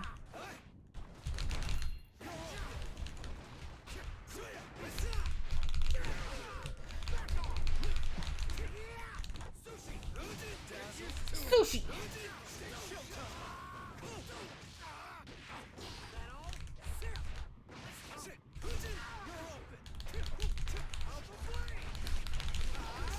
Whoa, whoa, whoa.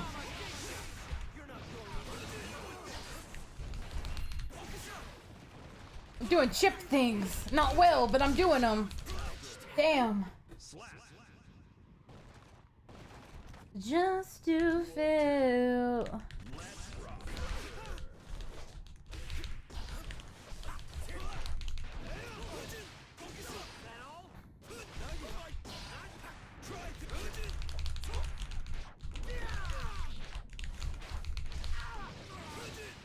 Oh. It's so hard being Chip.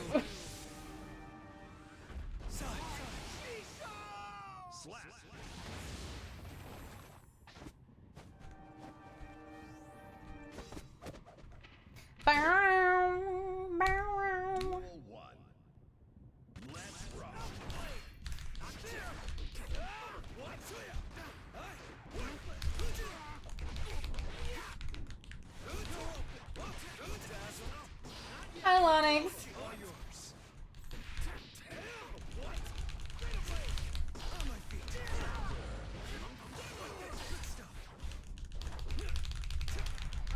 I don't understand this man.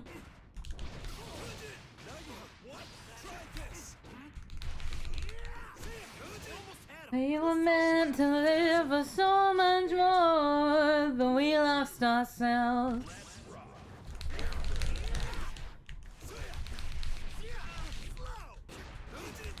We're meant to live for so much more, but we lost ourselves.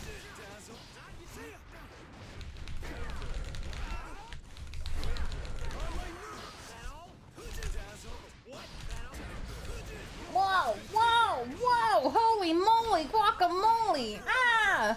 Dead.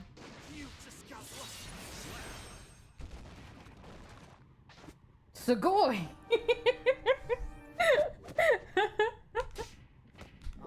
Everything broken. Hi, nothing. Meant to live for so much more, but we lost ourselves. We're in this time. Meant to live for so much more, but we lost ourselves.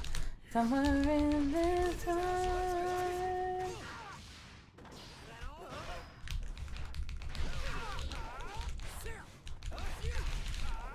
I keep throwing up the rope. This baby can hold so much rope.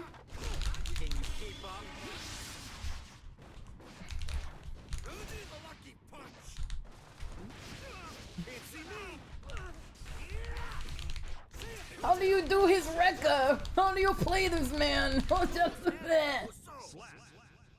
We have an ad break coming up in like 15 seconds, by the way.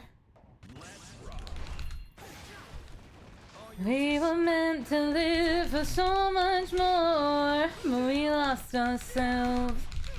Meant to live for so much more. Selves. Meant to live for 236S 236. Okay. Okay. I don't know what I'm doing.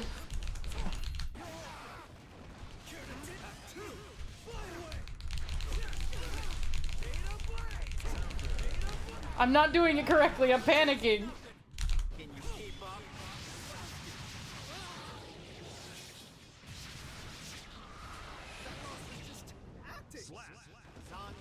Golden night, I had this fucking song.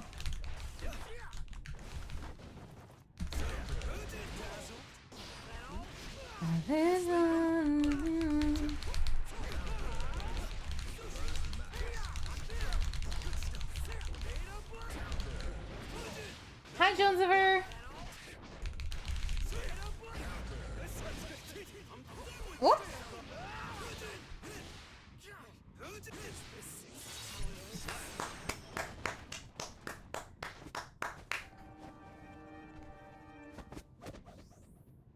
Well, I'm liking your vibes, boss. I like your vibes, boss.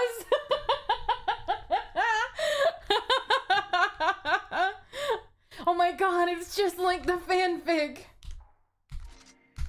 Golden night, I found there's a gentleman. Okay, while the ads are going, I will be right back, chat. I am hungry and I want to go get a cheese stick or something, so I'll be right back.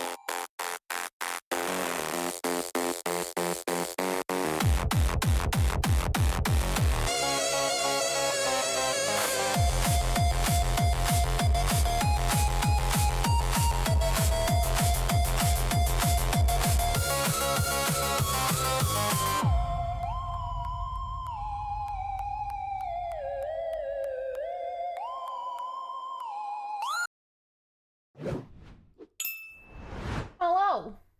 We are back.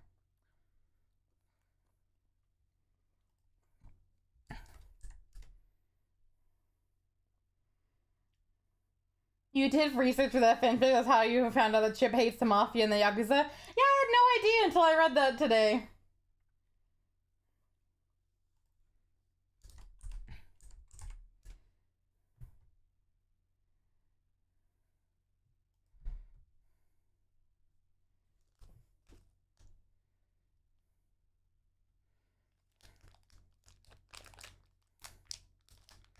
Ladies and gentlemen.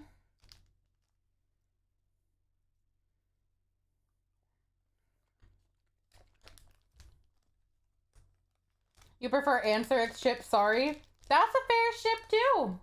And that's the beauty of fan fiction. You can read or write whatever the fuck you want.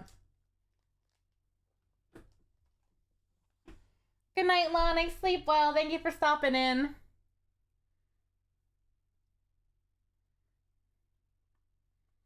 You're fine, Kyoryu.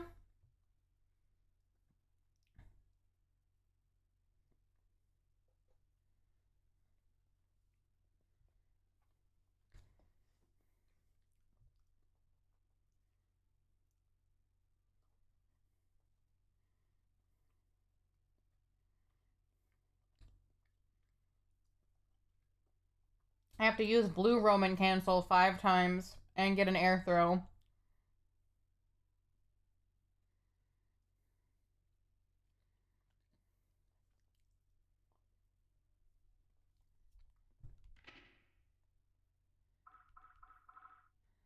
Who are you? Are you a Minecrafter?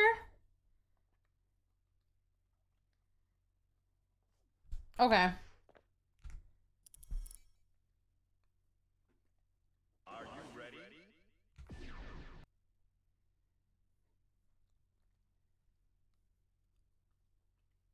We're stalling.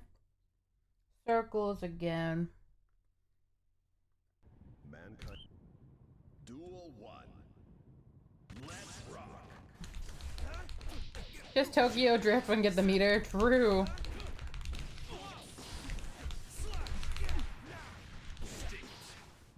It's just I've in too deep and I'm trying to leap above my head.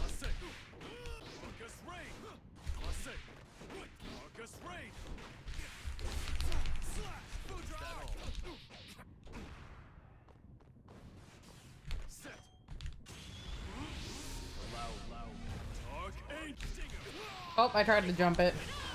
I done failed.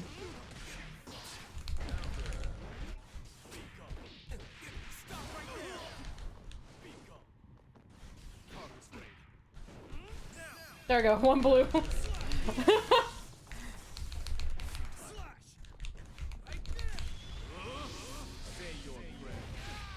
Bye. That's too far. Because I'm in too deep and I'm trying to keep all above my head.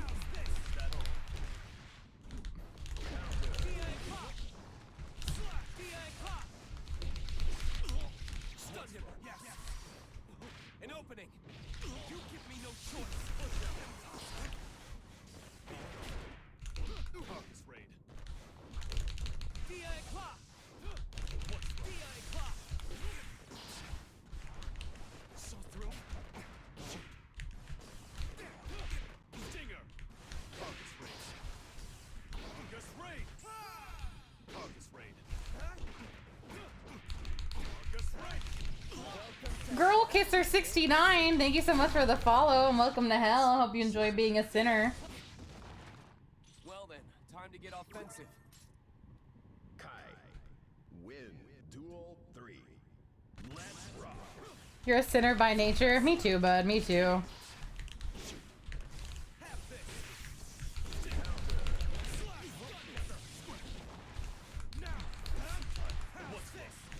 But how you doing, Girl Kisser?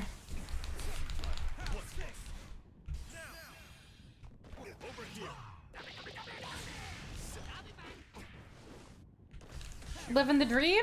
Nice! You missed all the fan fiction earlier. There was lots of girl kissing. Say your prayer. Dark Angel!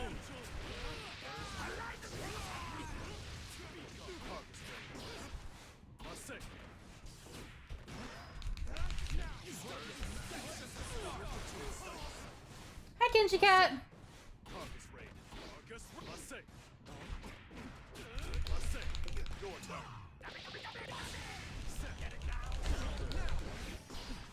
Stinger. On the Dark Angel. Sin. Slap.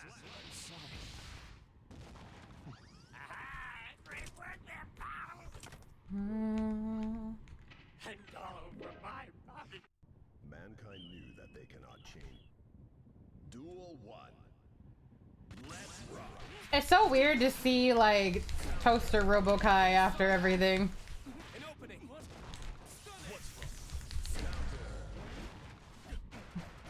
Q5. Congrats on your sin of greed.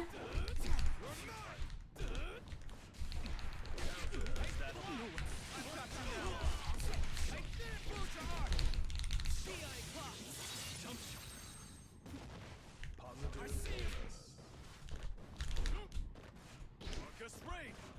Set. Let us begin. I see you.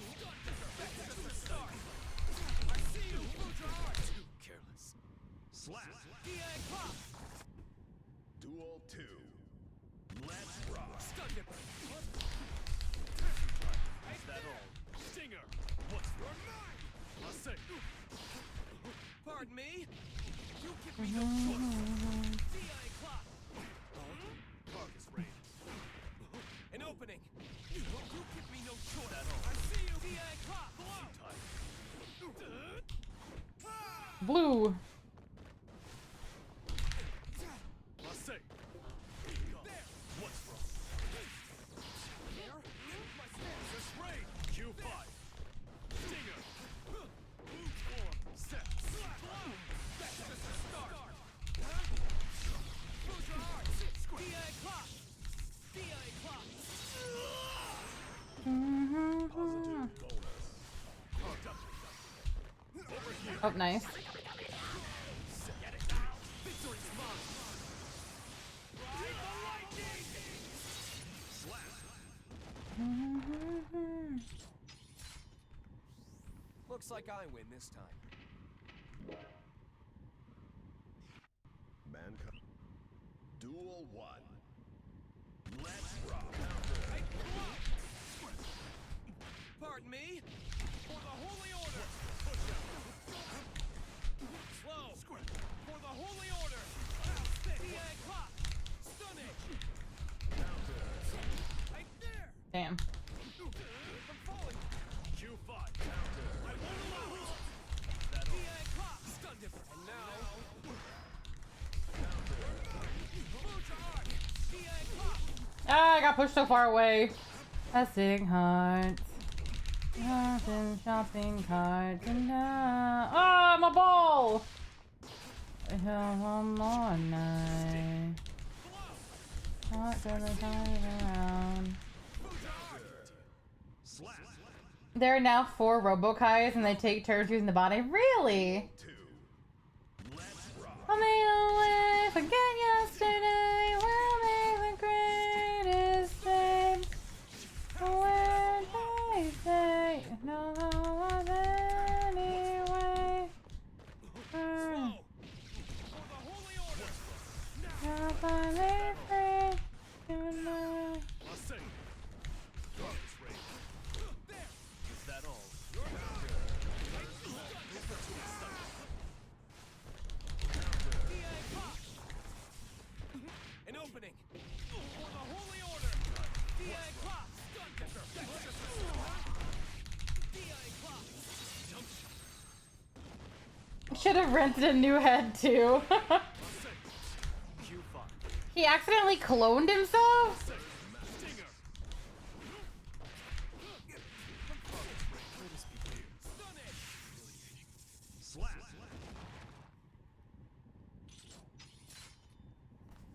I did not know this. You like. We are finally free tonight.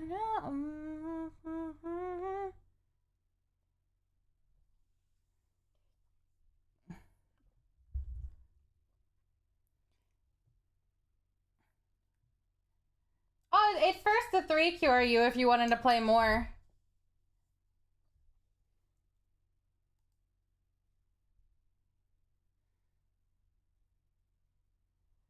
Okay. Well, thank you for stopping in. No, I get you. It is really hot.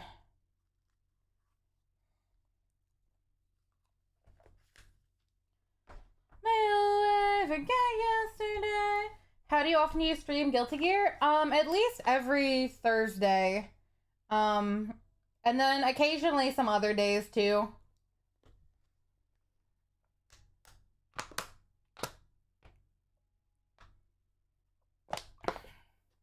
Although next week will be a little bit different because I'll be doing a subathon. And Thursday I'll be doing something different than usual. But on Sunday I'll probably be playing a whole bunch of fighting games. Not this Sunday, but the Sunday after.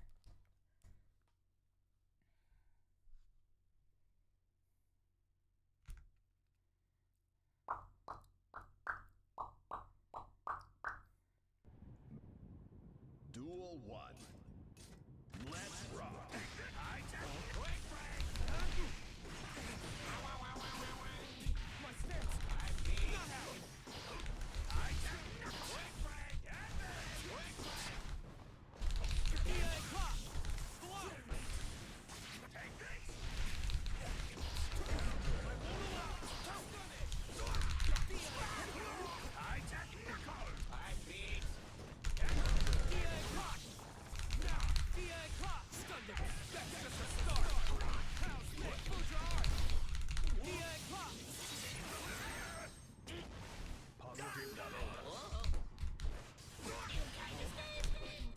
Oh, fair enough.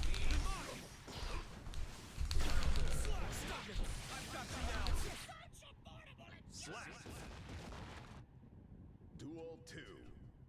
Let's rock. Robokai's such a cool character.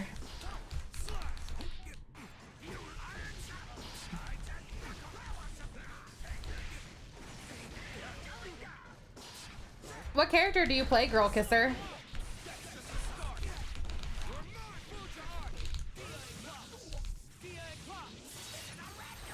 Lucy! Nice, nice.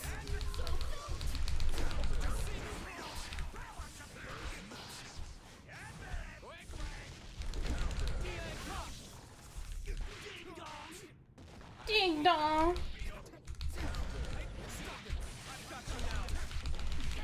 Well, shoot.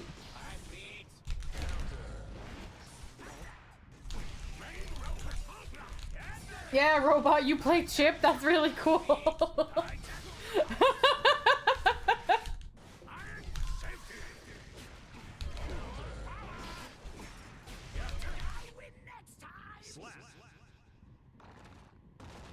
Hi, Kianshu. You started playing a few days ago. We managed to get plat with her. Nod 9. Oh, nice. Like, you started playing Guilty Gear a few days ago in general, or just Lucy a few days ago?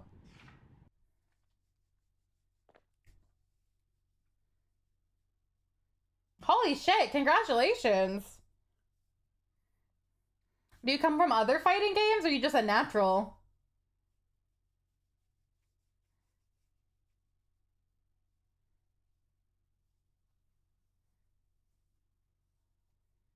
You've been in the scene for a decade. Okay, okay.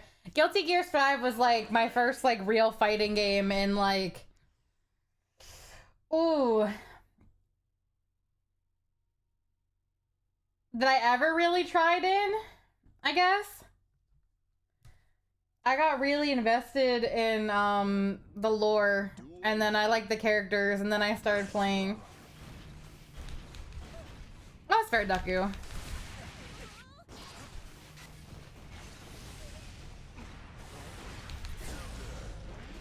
You've met Dadbot, welcome.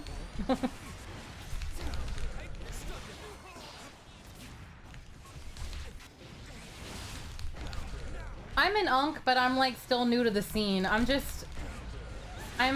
I'm unk, but also like baby at the same time.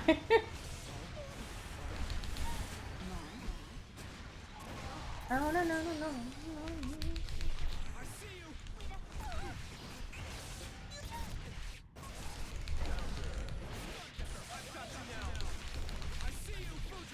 But like I played Morphism, thank you so much for the follow. Welcome to hell, and I hope you enjoy being a sinner. Mortal Kombat was the first video game I ever played at 3 years old.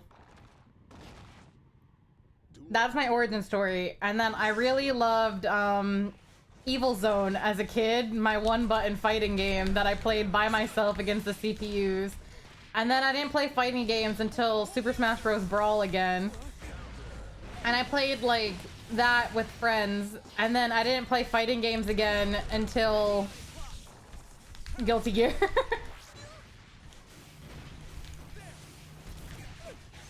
Also, you're young. You've just been playing forever. That's really awesome, though. What other games have you played, or do you play? Do you like to play?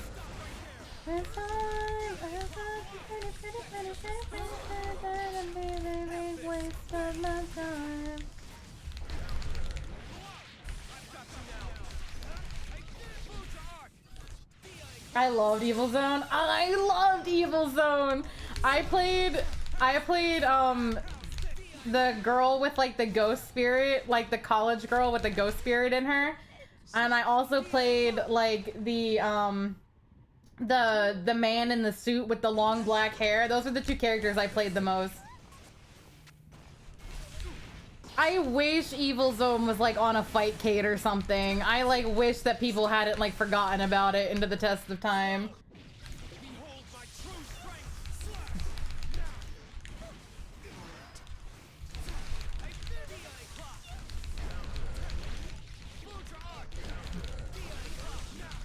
Whee! Okay.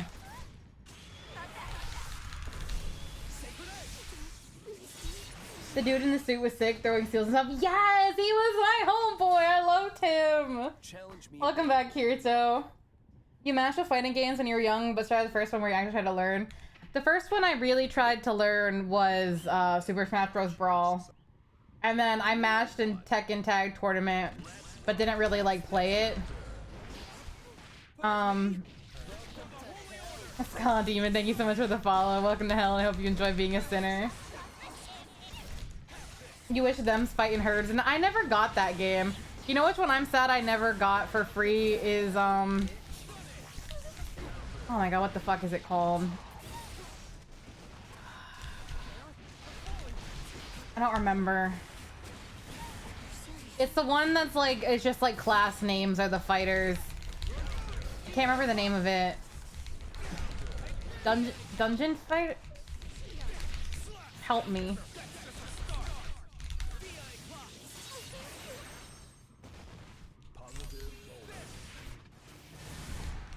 You're picking up GGST for the college kids you're coaching? That's awesome, though.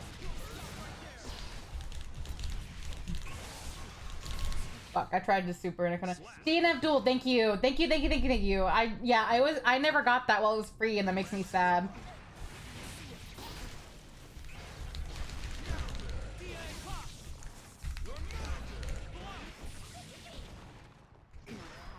Did I tell you guys that, like, I think next Sunday, not this Sunday, because but like next Sunday, if the subathon's still going on, I plan on doing a day that's just all fighting games, like all different ones.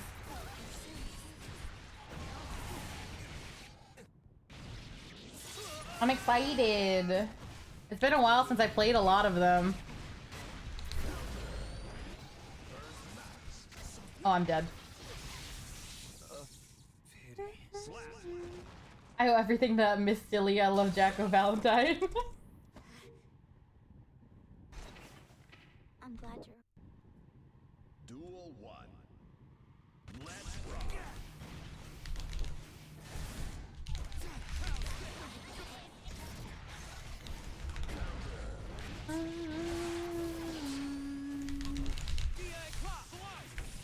You know what other game my friend Slime got me for my birthday?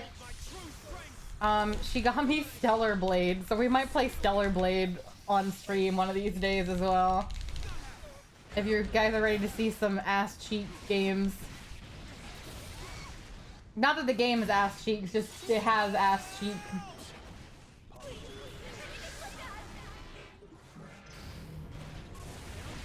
I finish games sometimes.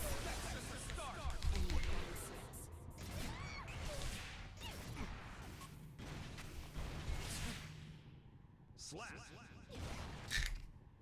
Duel 2. Let's rock. Pardon me? For the Holy Order! She's just cheeked up, that's all.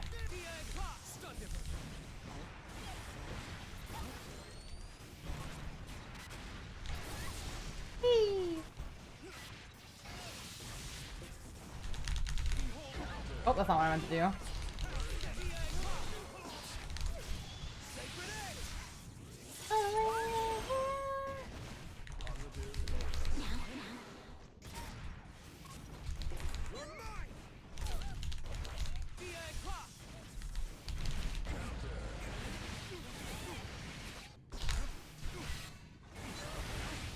Oh, that's not what I want to do either. Well, shit. I fucked up.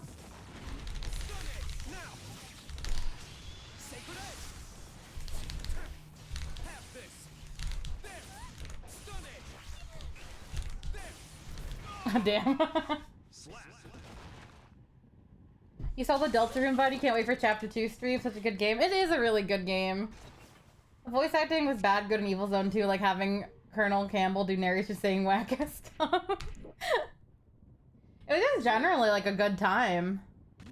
But like going back and like playing it, also I'm like, how did this work with one button?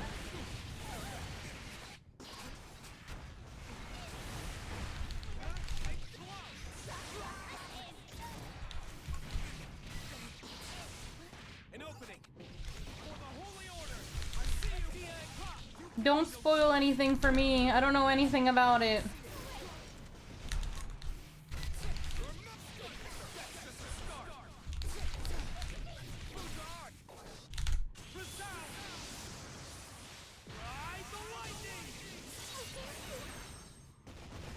I don't have Hotline Miami. I don't even know what Hotline Miami's about.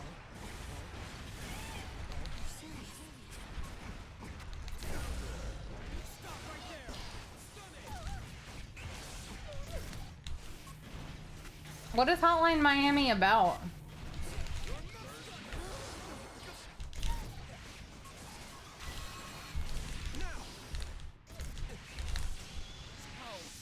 Shit. Good job. Duel 2. Doing good, Kirito. Actually, I'm feeling a bit anxious. I gotta take my anxiety pills.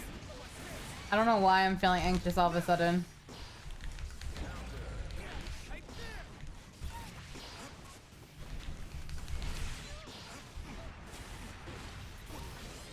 I'm probably stressed about the weekend.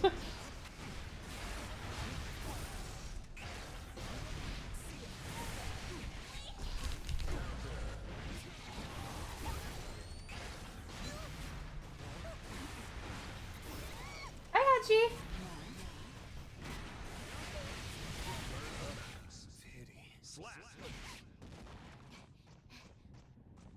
Why am I scared of the weekend? I'm just anxious about it. That's all. Let's get going. What am I getting back to Relink? That's a good question that I don't have an answer to at the moment. GG's. GG's. Thank you, Kirito.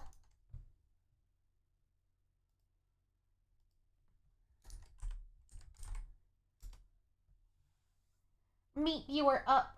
Ow, my back. I've been watching a lot of the update stuff. It looks like people are, at least my friends are having fun with it.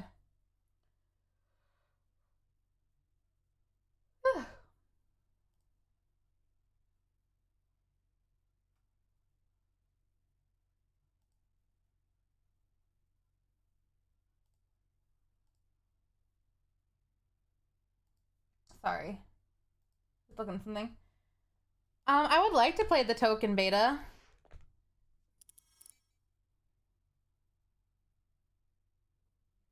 Are you ready? How are you liking the expansion so far, Hedgie?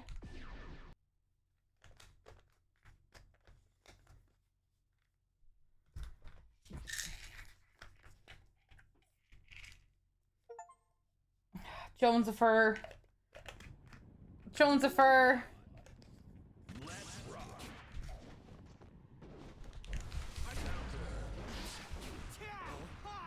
It's going towards the subathon. I hope you know.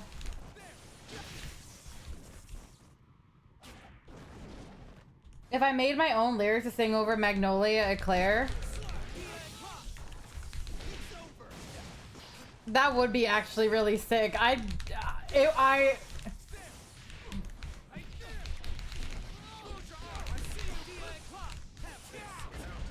would work really hard on it. I would probably not be like okay about it for like ages. I'd be like, does this sound okay? Does this implicate the lore? Is this good? Have I done Kai right? Every little bit of anxiety I have.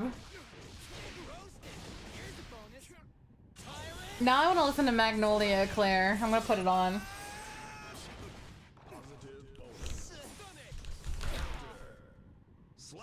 As soon as this round is over.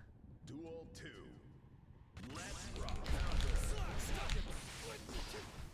An opening for the Holy Order. You're mine. Fuja Art. DA Clock.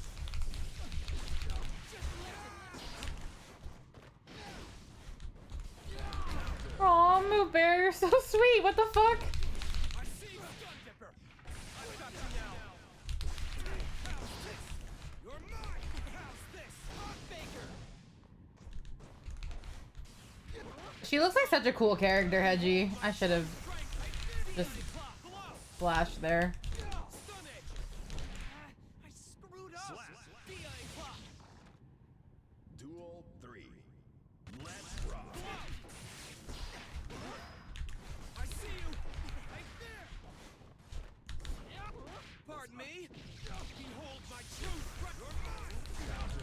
DA Clock. How's this? I keep getting blasted away.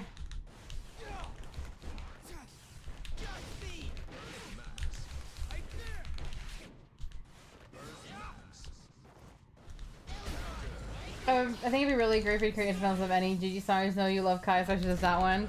I appreciate it.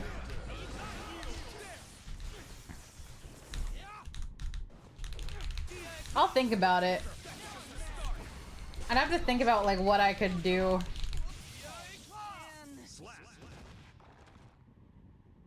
Alright, I'm gonna cue Magnolia Eclair just for funsies now. Great fight.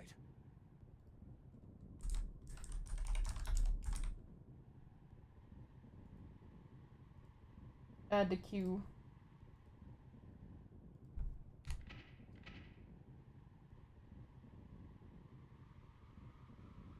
See, if I do play again, I just want to play Sandalphon, man. Mankind new. Duel 1. Let's rock.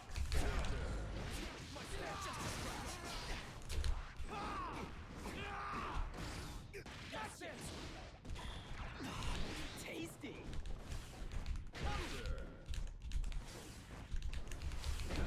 I see you. Saw that. DA Clock. And now, slow. No song request tonight? Nah, not tonight. Pardon me. For the Holy Order. DA Clock. I see you. Saw that. I should have supered there. What am I doing? Sandalphon got nerfed. It's okay. Real elegant, Dad. I don't play him because he's strong. I play him because he's pretty. Duel 2. Let's rock. What happened with your coworker today, Kirito? DA Clock. Stun Dipper. My Stun Edge. How's this? There was a huge update to Relink.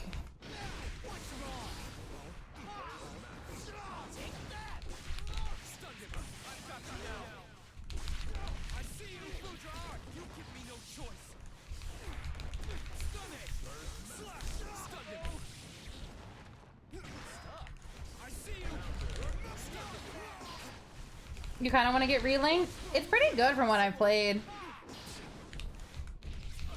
I just never play it until I'm really tired and then I fall asleep playing it. Yeah, he needed a nerf to be fair.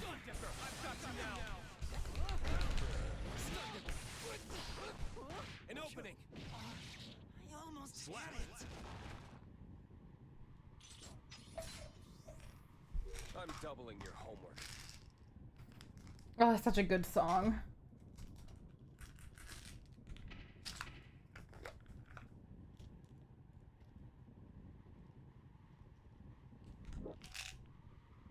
Duel 1. Let's rock. Slash. How's this?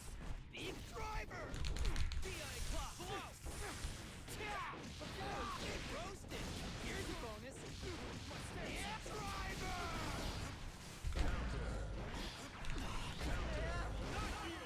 Stun it.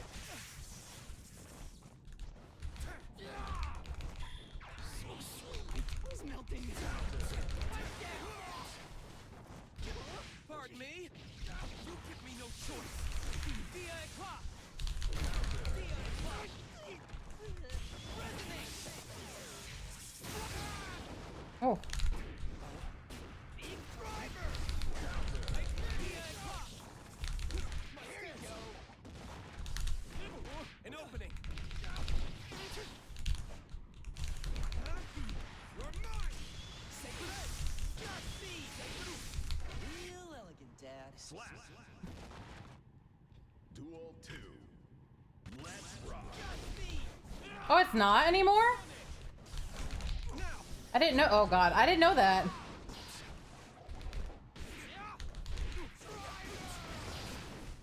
Pardon me? Behold my true strength! You're mine! How's this? Stun it! You're mine! Stun him! That's just a stun! You're mine! Bouchard! Stun it! I did, Bouchard! I did! DI clock! I just figured they'd stop holding the button.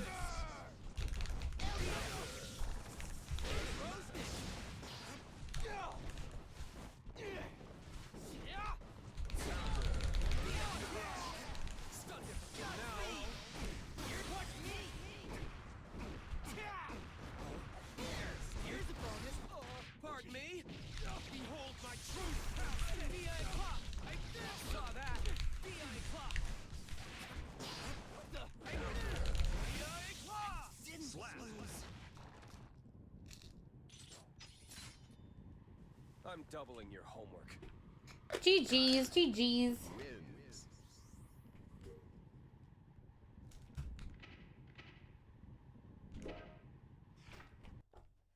Your coworker got mad. You asked him to write a check for a delivery because the manager called me and asked me to ask him to.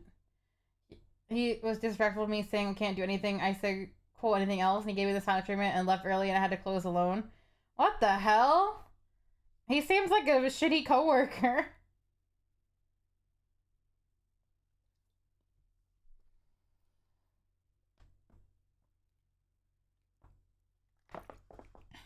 Sorry you had to deal with someone like that.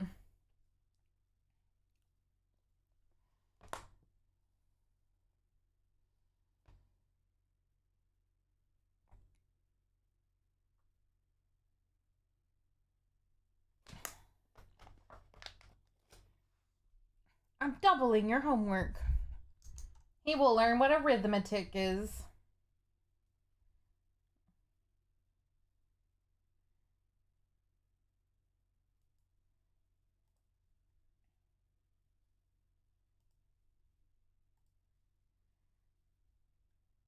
Let's see, who is next?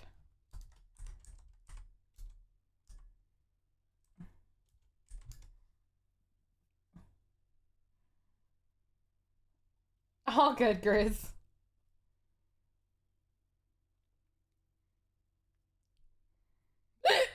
Excuse me.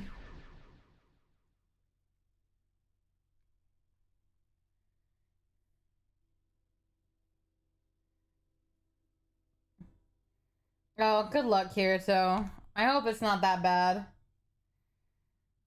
cold shower in this heat. Mankind. I'm probably gonna take one myself after stream.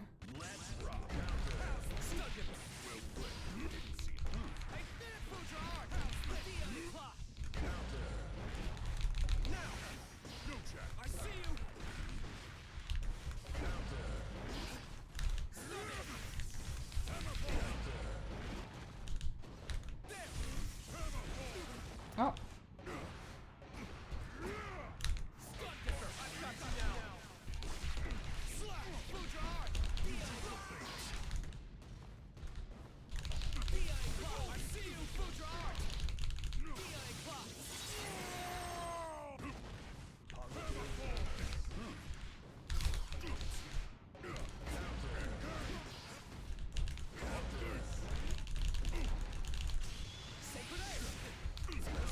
Oh.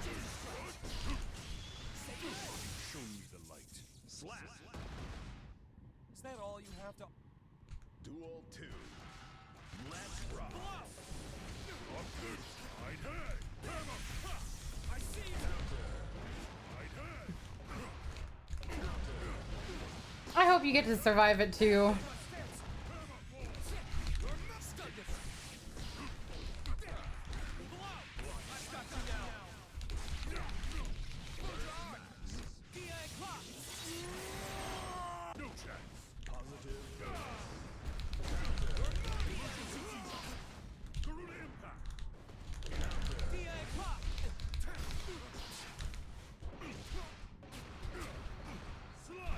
Oh.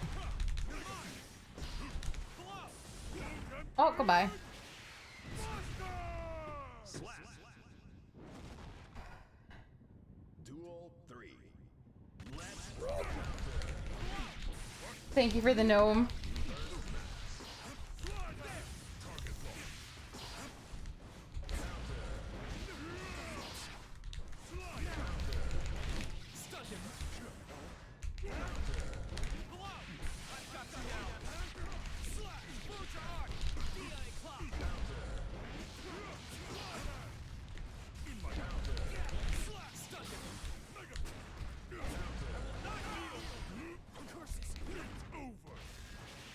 I get too ballsy and then I fail. Proceeding with the mission as planned. Copy that. Awaiting next report. Mankind knew that they cannot change society. That's good, Kirito. Duel 1. Let's rock. Garuda impact. How's this? Saw that. I probably will close the queue a little early tonight because I'm feeling kind of sick. What did I do? I failed so bad at that.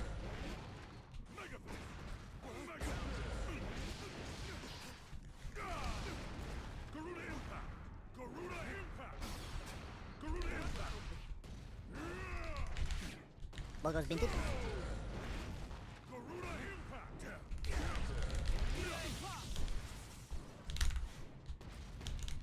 Block this.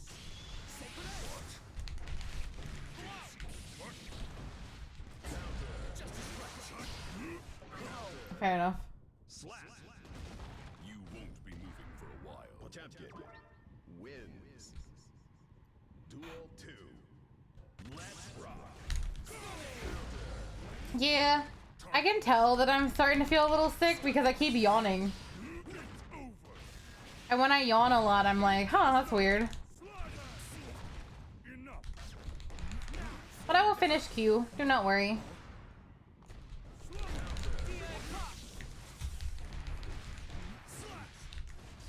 Pardon me. You give me no choice.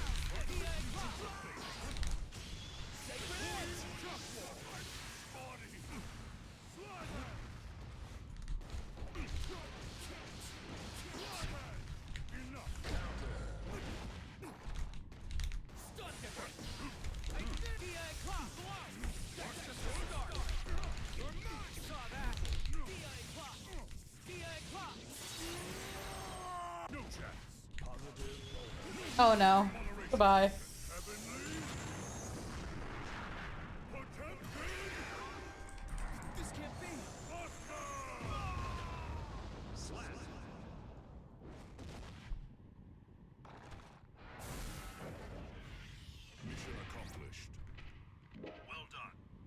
to base.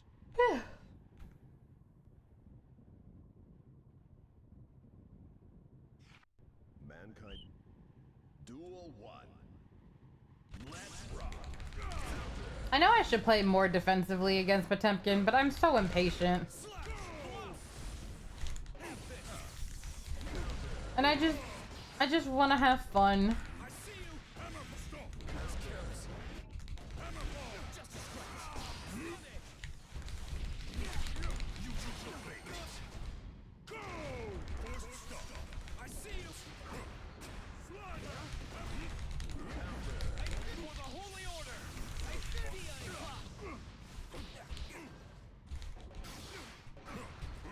Slow. You give me no choice. Yeah, I just want to wail, man.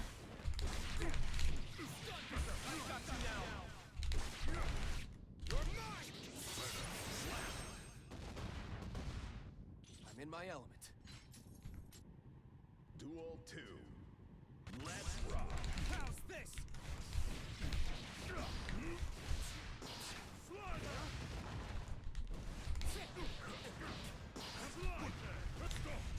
I see you. You saw that.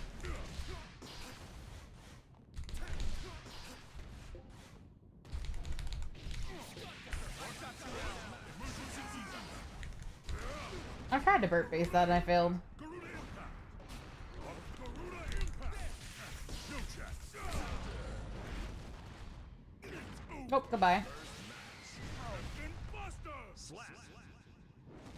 Proceeding on schedule. Duel 3. Let's rock.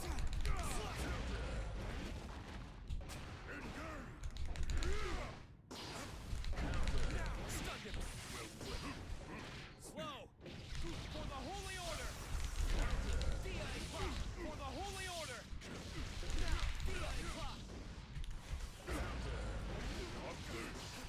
Embrace the Oh, no, you're fine. ride the lightning. Oh, okay. I didn't think that was gonna hit.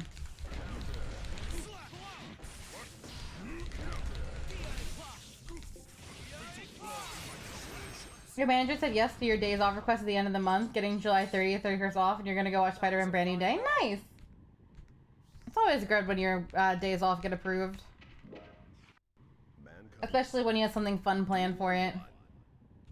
Let's rock.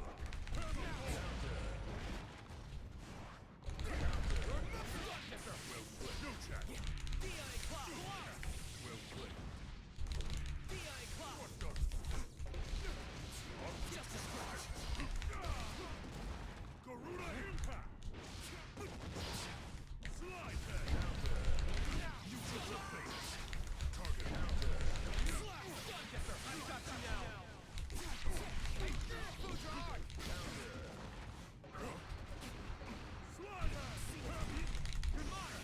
No chance. Must do better. Slap. That was a close match. Duel 2. Let's rock. You gonna cosplay as Spider-Man? Hold my true strength. Stunned him. Well played. Slow. Behold my truth. Prepare yourself. Oh, I dropped it. I see you. Stunned him. And now.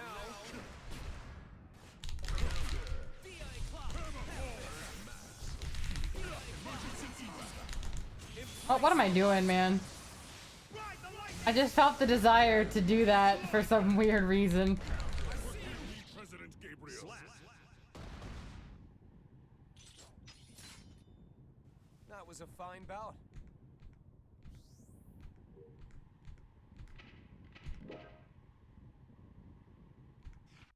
Mankind. Duel 1. Let's rock.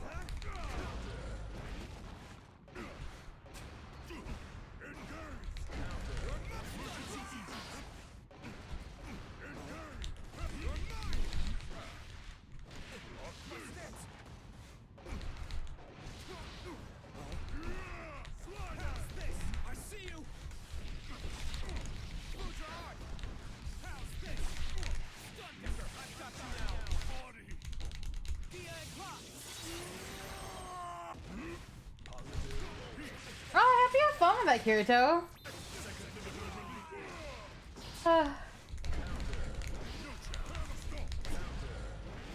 Excuse me. Pardon me. Behold my true strength. VA clock. Stun Mr. I've got you now. Must do better. Slap. Well then, time to get offensive. Duel 2. Let's rock. Stun Nipper. Well played. VA clock. Behold my true strength. Curses. Oh, that's not what I wanted to do. VA clock.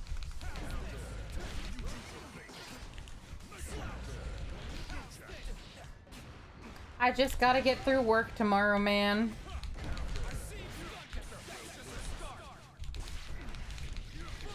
Oh, so I found out, like, it's been storming here a lot recently, and my ceiling in my kitchen has a second leak in it. So I have officially made my first home insurance claim. Challenge me again whenever. I felt very adult today. Kai. Thank you, Grizz. GG's, GG's.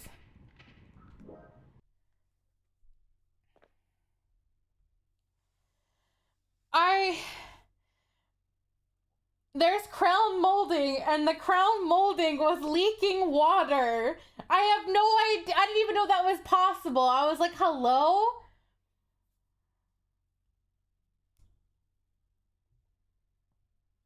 Fever, you're up. So that's the second leak in a week. So I think my kitchen roof is just falling apart. The lady is coming on Wednesday. The home insurance claim person. And, whoa. Fever, is this another fanfic that never got written? She's coming with a drone. Right before I start work. At 8 a.m. Cannot change society. So instead of reflecting. Duel 1. Let's rock.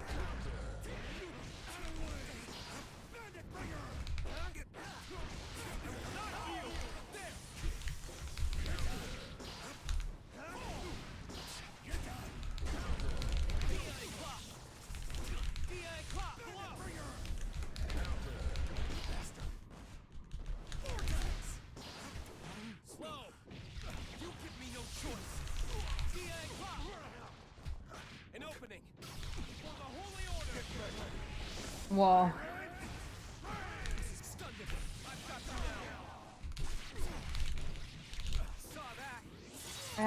Me.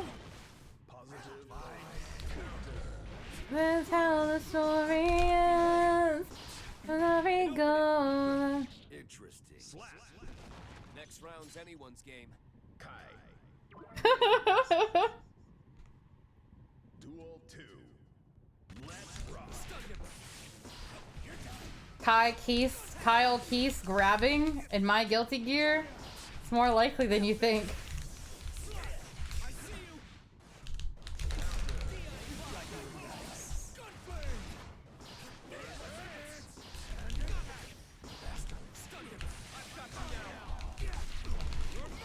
Whee! An opening for the Holy Order. Stunning. Slash. I get it. Slap. Just a little strike throw, just a little bit, as a treat. You were supposed to give it your all.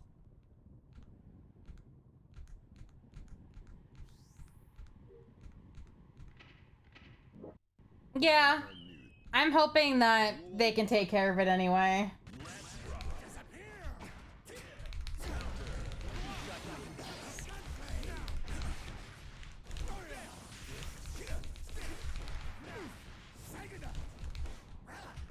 Pardon me? For the Holy Order. VA clock. Stun Getter. I've got you now. You're not Fuja Art. Oh, fuck that up. Hello. Slow. Behold my true strength. VA clock. VA clock. Interesting. Slap. Duel 2. Let's rock. Disappear! Now!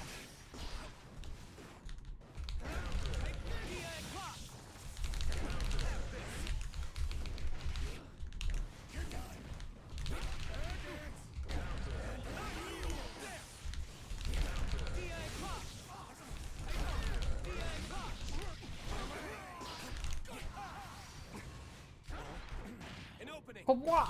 You give me no choice. Will be. Will this kill me? Yeah, okay. Hi. Slap.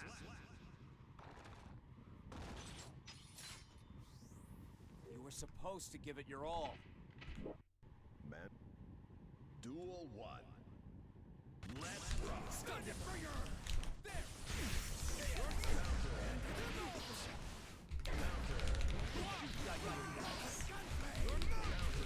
this? There! Slap! That's just a start! Saw that! DA pop! Bastard!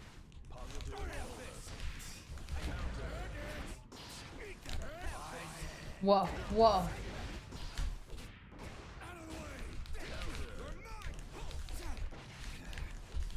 Out of my sight!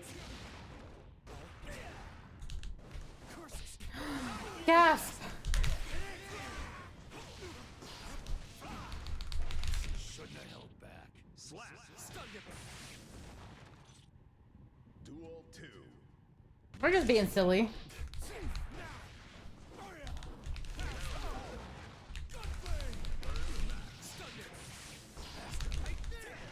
I'm falling! Oh, hi, silly.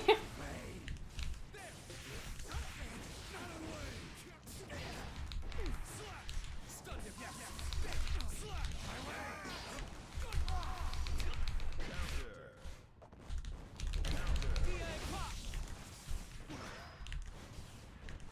Where are you going?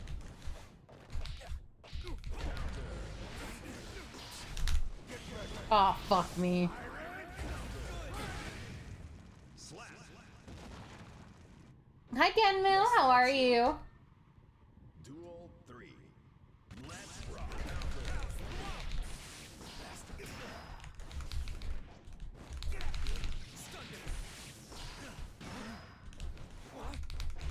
You won't let me grab anymore.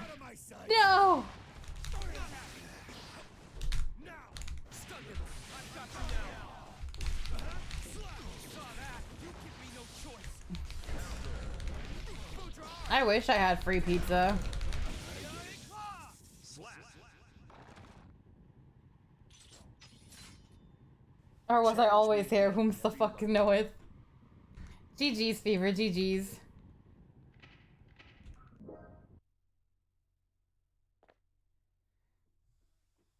It's okay. It's fun to be silly.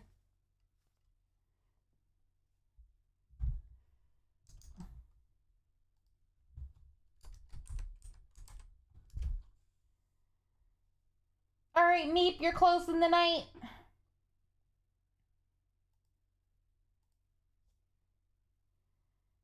Is it though, or is it suffering? I don't think it's suffering. Well, I mean, maybe it is to you being silly.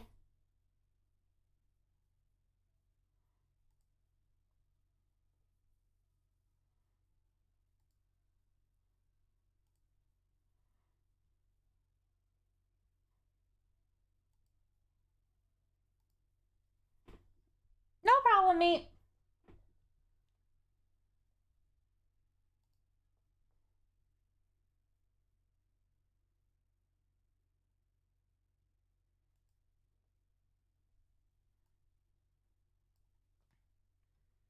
Do do do do do do do. She paints her nails and she don't know. He's got her best friend on the phone. She'll wash her hair, her dirty clothes. And he's gonna and he's got posters on the wall. Good luck, have fun, Meep.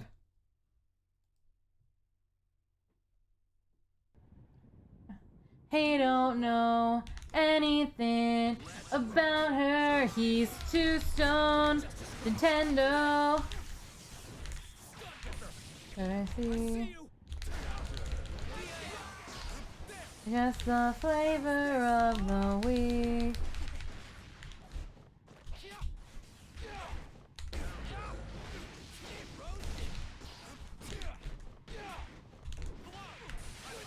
A mile away.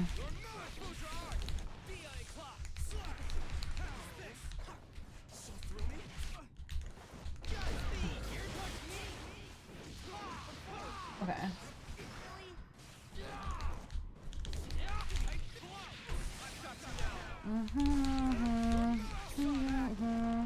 Anything about her, he's too stoned.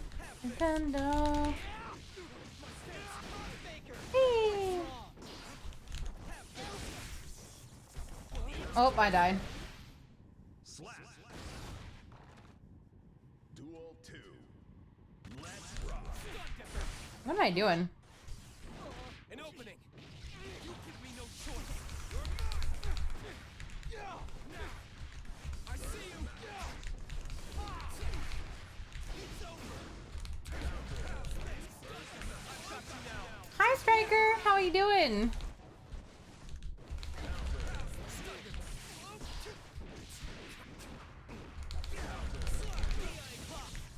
Anything about her, he's too stoned.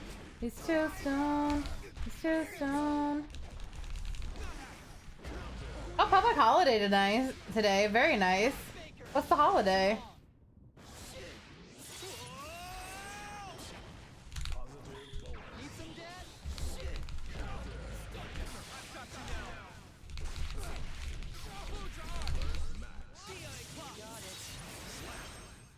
Ah, very nice. Enjoy your day off. An opening. Behold my true strength.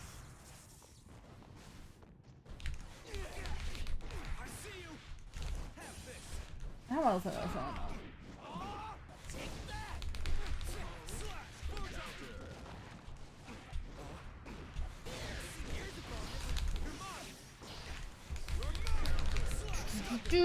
Do the fuck. Slow. I heard you're doing okay, but I want you to know I'm addicted to you. I can't pretend I don't care. No, don't think about me. I deserve it, I tried to make it happen, but you left anyway. I'm trying to forget that I'm addicted to you, but I want it and I need it. Good old Simple Plan.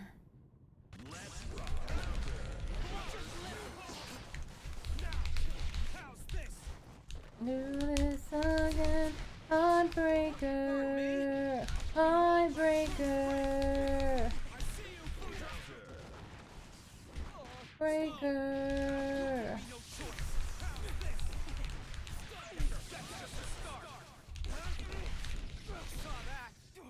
Can do. Still a dick. I'm addicted to you. Still got it. I run 1,000 miles to get you. Do you think I deserve this? Okay. Oh, nice.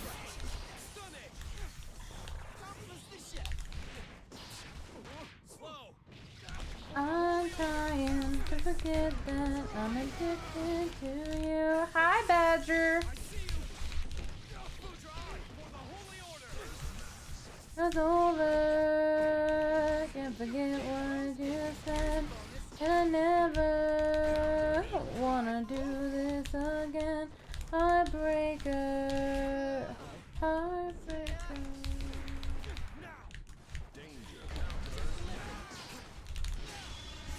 Ah, fuck. When will I be waiting until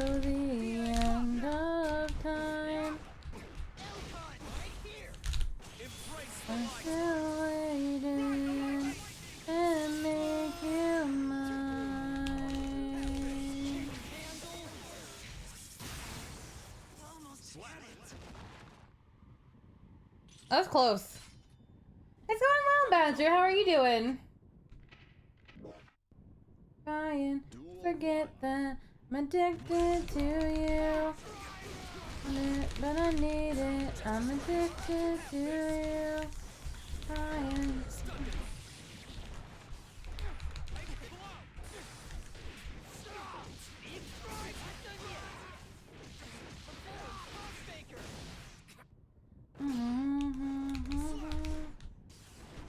An opening. Wanna do this again? Heartbreaker. Heartbreaker. Oh. Oh, that's not good. Hello, I'm about to die. Yeah. Heartbreaker.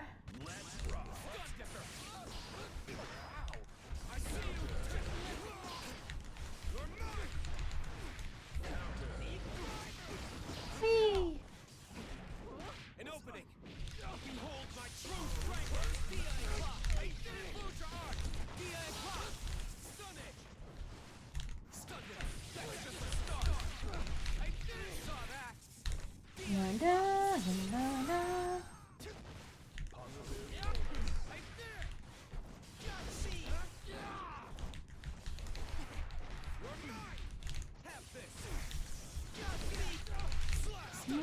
Never do it in high school. Never show up when we had to. Attention that we crave. Don't tell us to behave. I'm sick of always hearing at your age. I don't want to waste my time. Become another casualty of society. Oh. An opening. Behold my truth. How's this?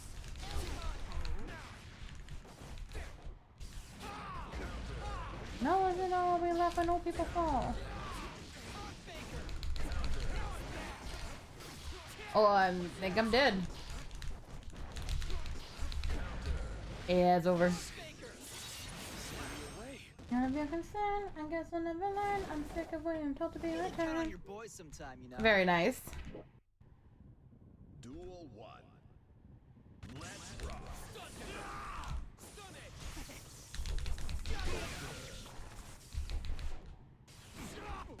Slow. Do, Give me no do, do. Don't count on me. Let me know when. Don't count on me. Pardon me? You give me no choice. There you go.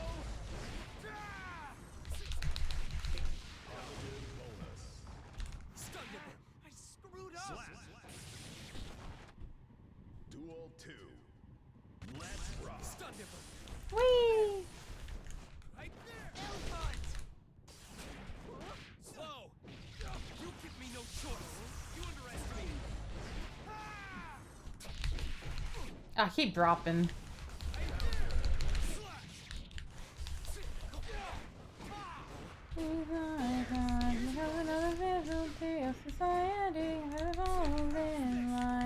Oh god, my wrist just had a like twinge of pain. Oh god, I'm getting so old. Danger.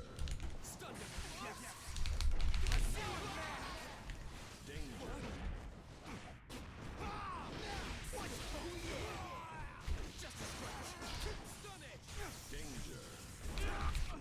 Danger. An opening. Stunned him. It's over.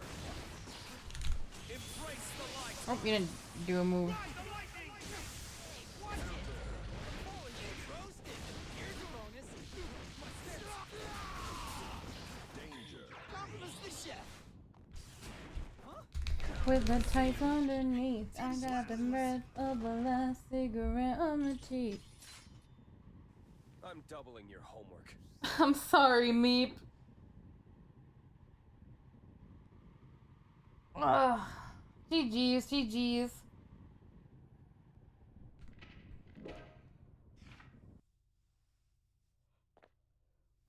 I'm a vegetarian and I am fucking scared of him. Let's go to the battle pass.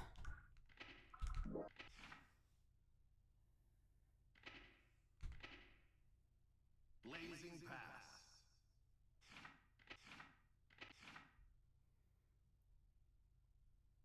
The iPad has been locked up for so long. Don't trust, cause oh, don't trust me. On the back of your hands. So many RoboKai badges.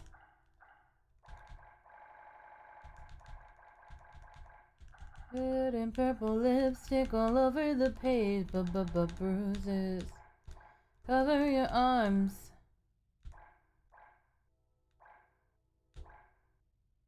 I want the wanted poster for Kai.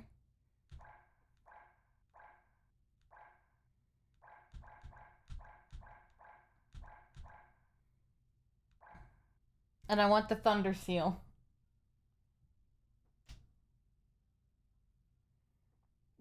Thank you, Jonesover.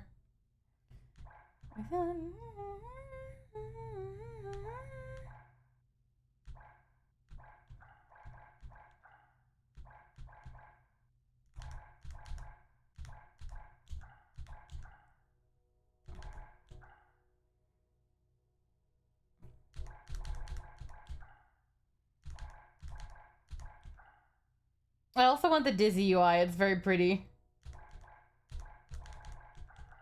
And I want the gold Kai badge. There are lots of things I want. And I want the Dizzy skin. We'll just keep going through the battle pass. Little by little.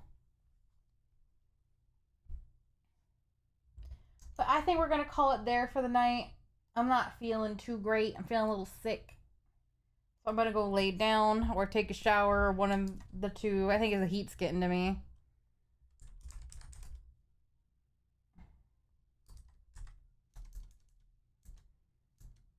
Become not stinky. True. Thanks for the stream. It was helpful. Hope you feel better. Thank you, Gus. I appreciate you hanging out for a bit. There will be, I will not be streaming tomorrow. I'm going to be taking a break before the subathon starts. And then on Saturday, we're going to start at 3 p.m. EST. And we're just going to be doing a bunch of fucking shit. So if you're excited to see a bunch of party games and times with friends, it'll be there.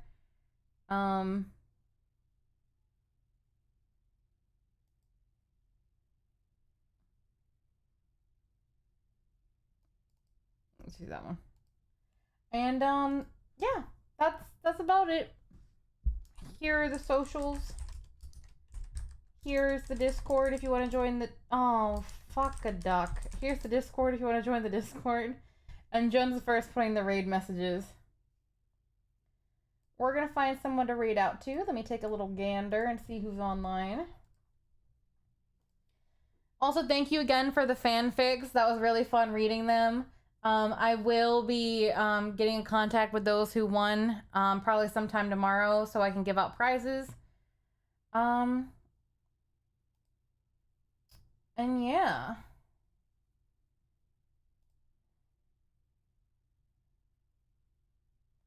Let's see. Any VTubers playing some Guilty Gear?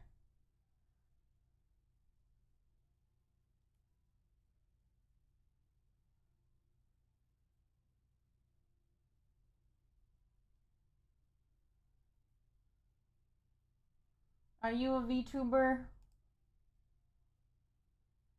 This is a VTuber. A PNG tuber. We're gonna raid this PNG tuber who's playing some Guilty Gear.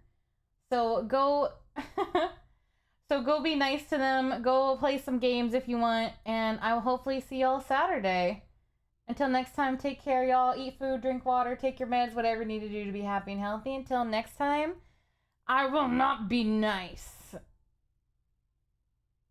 You be nice, though. No, but... Alright, take care, y'all. Alright, bye!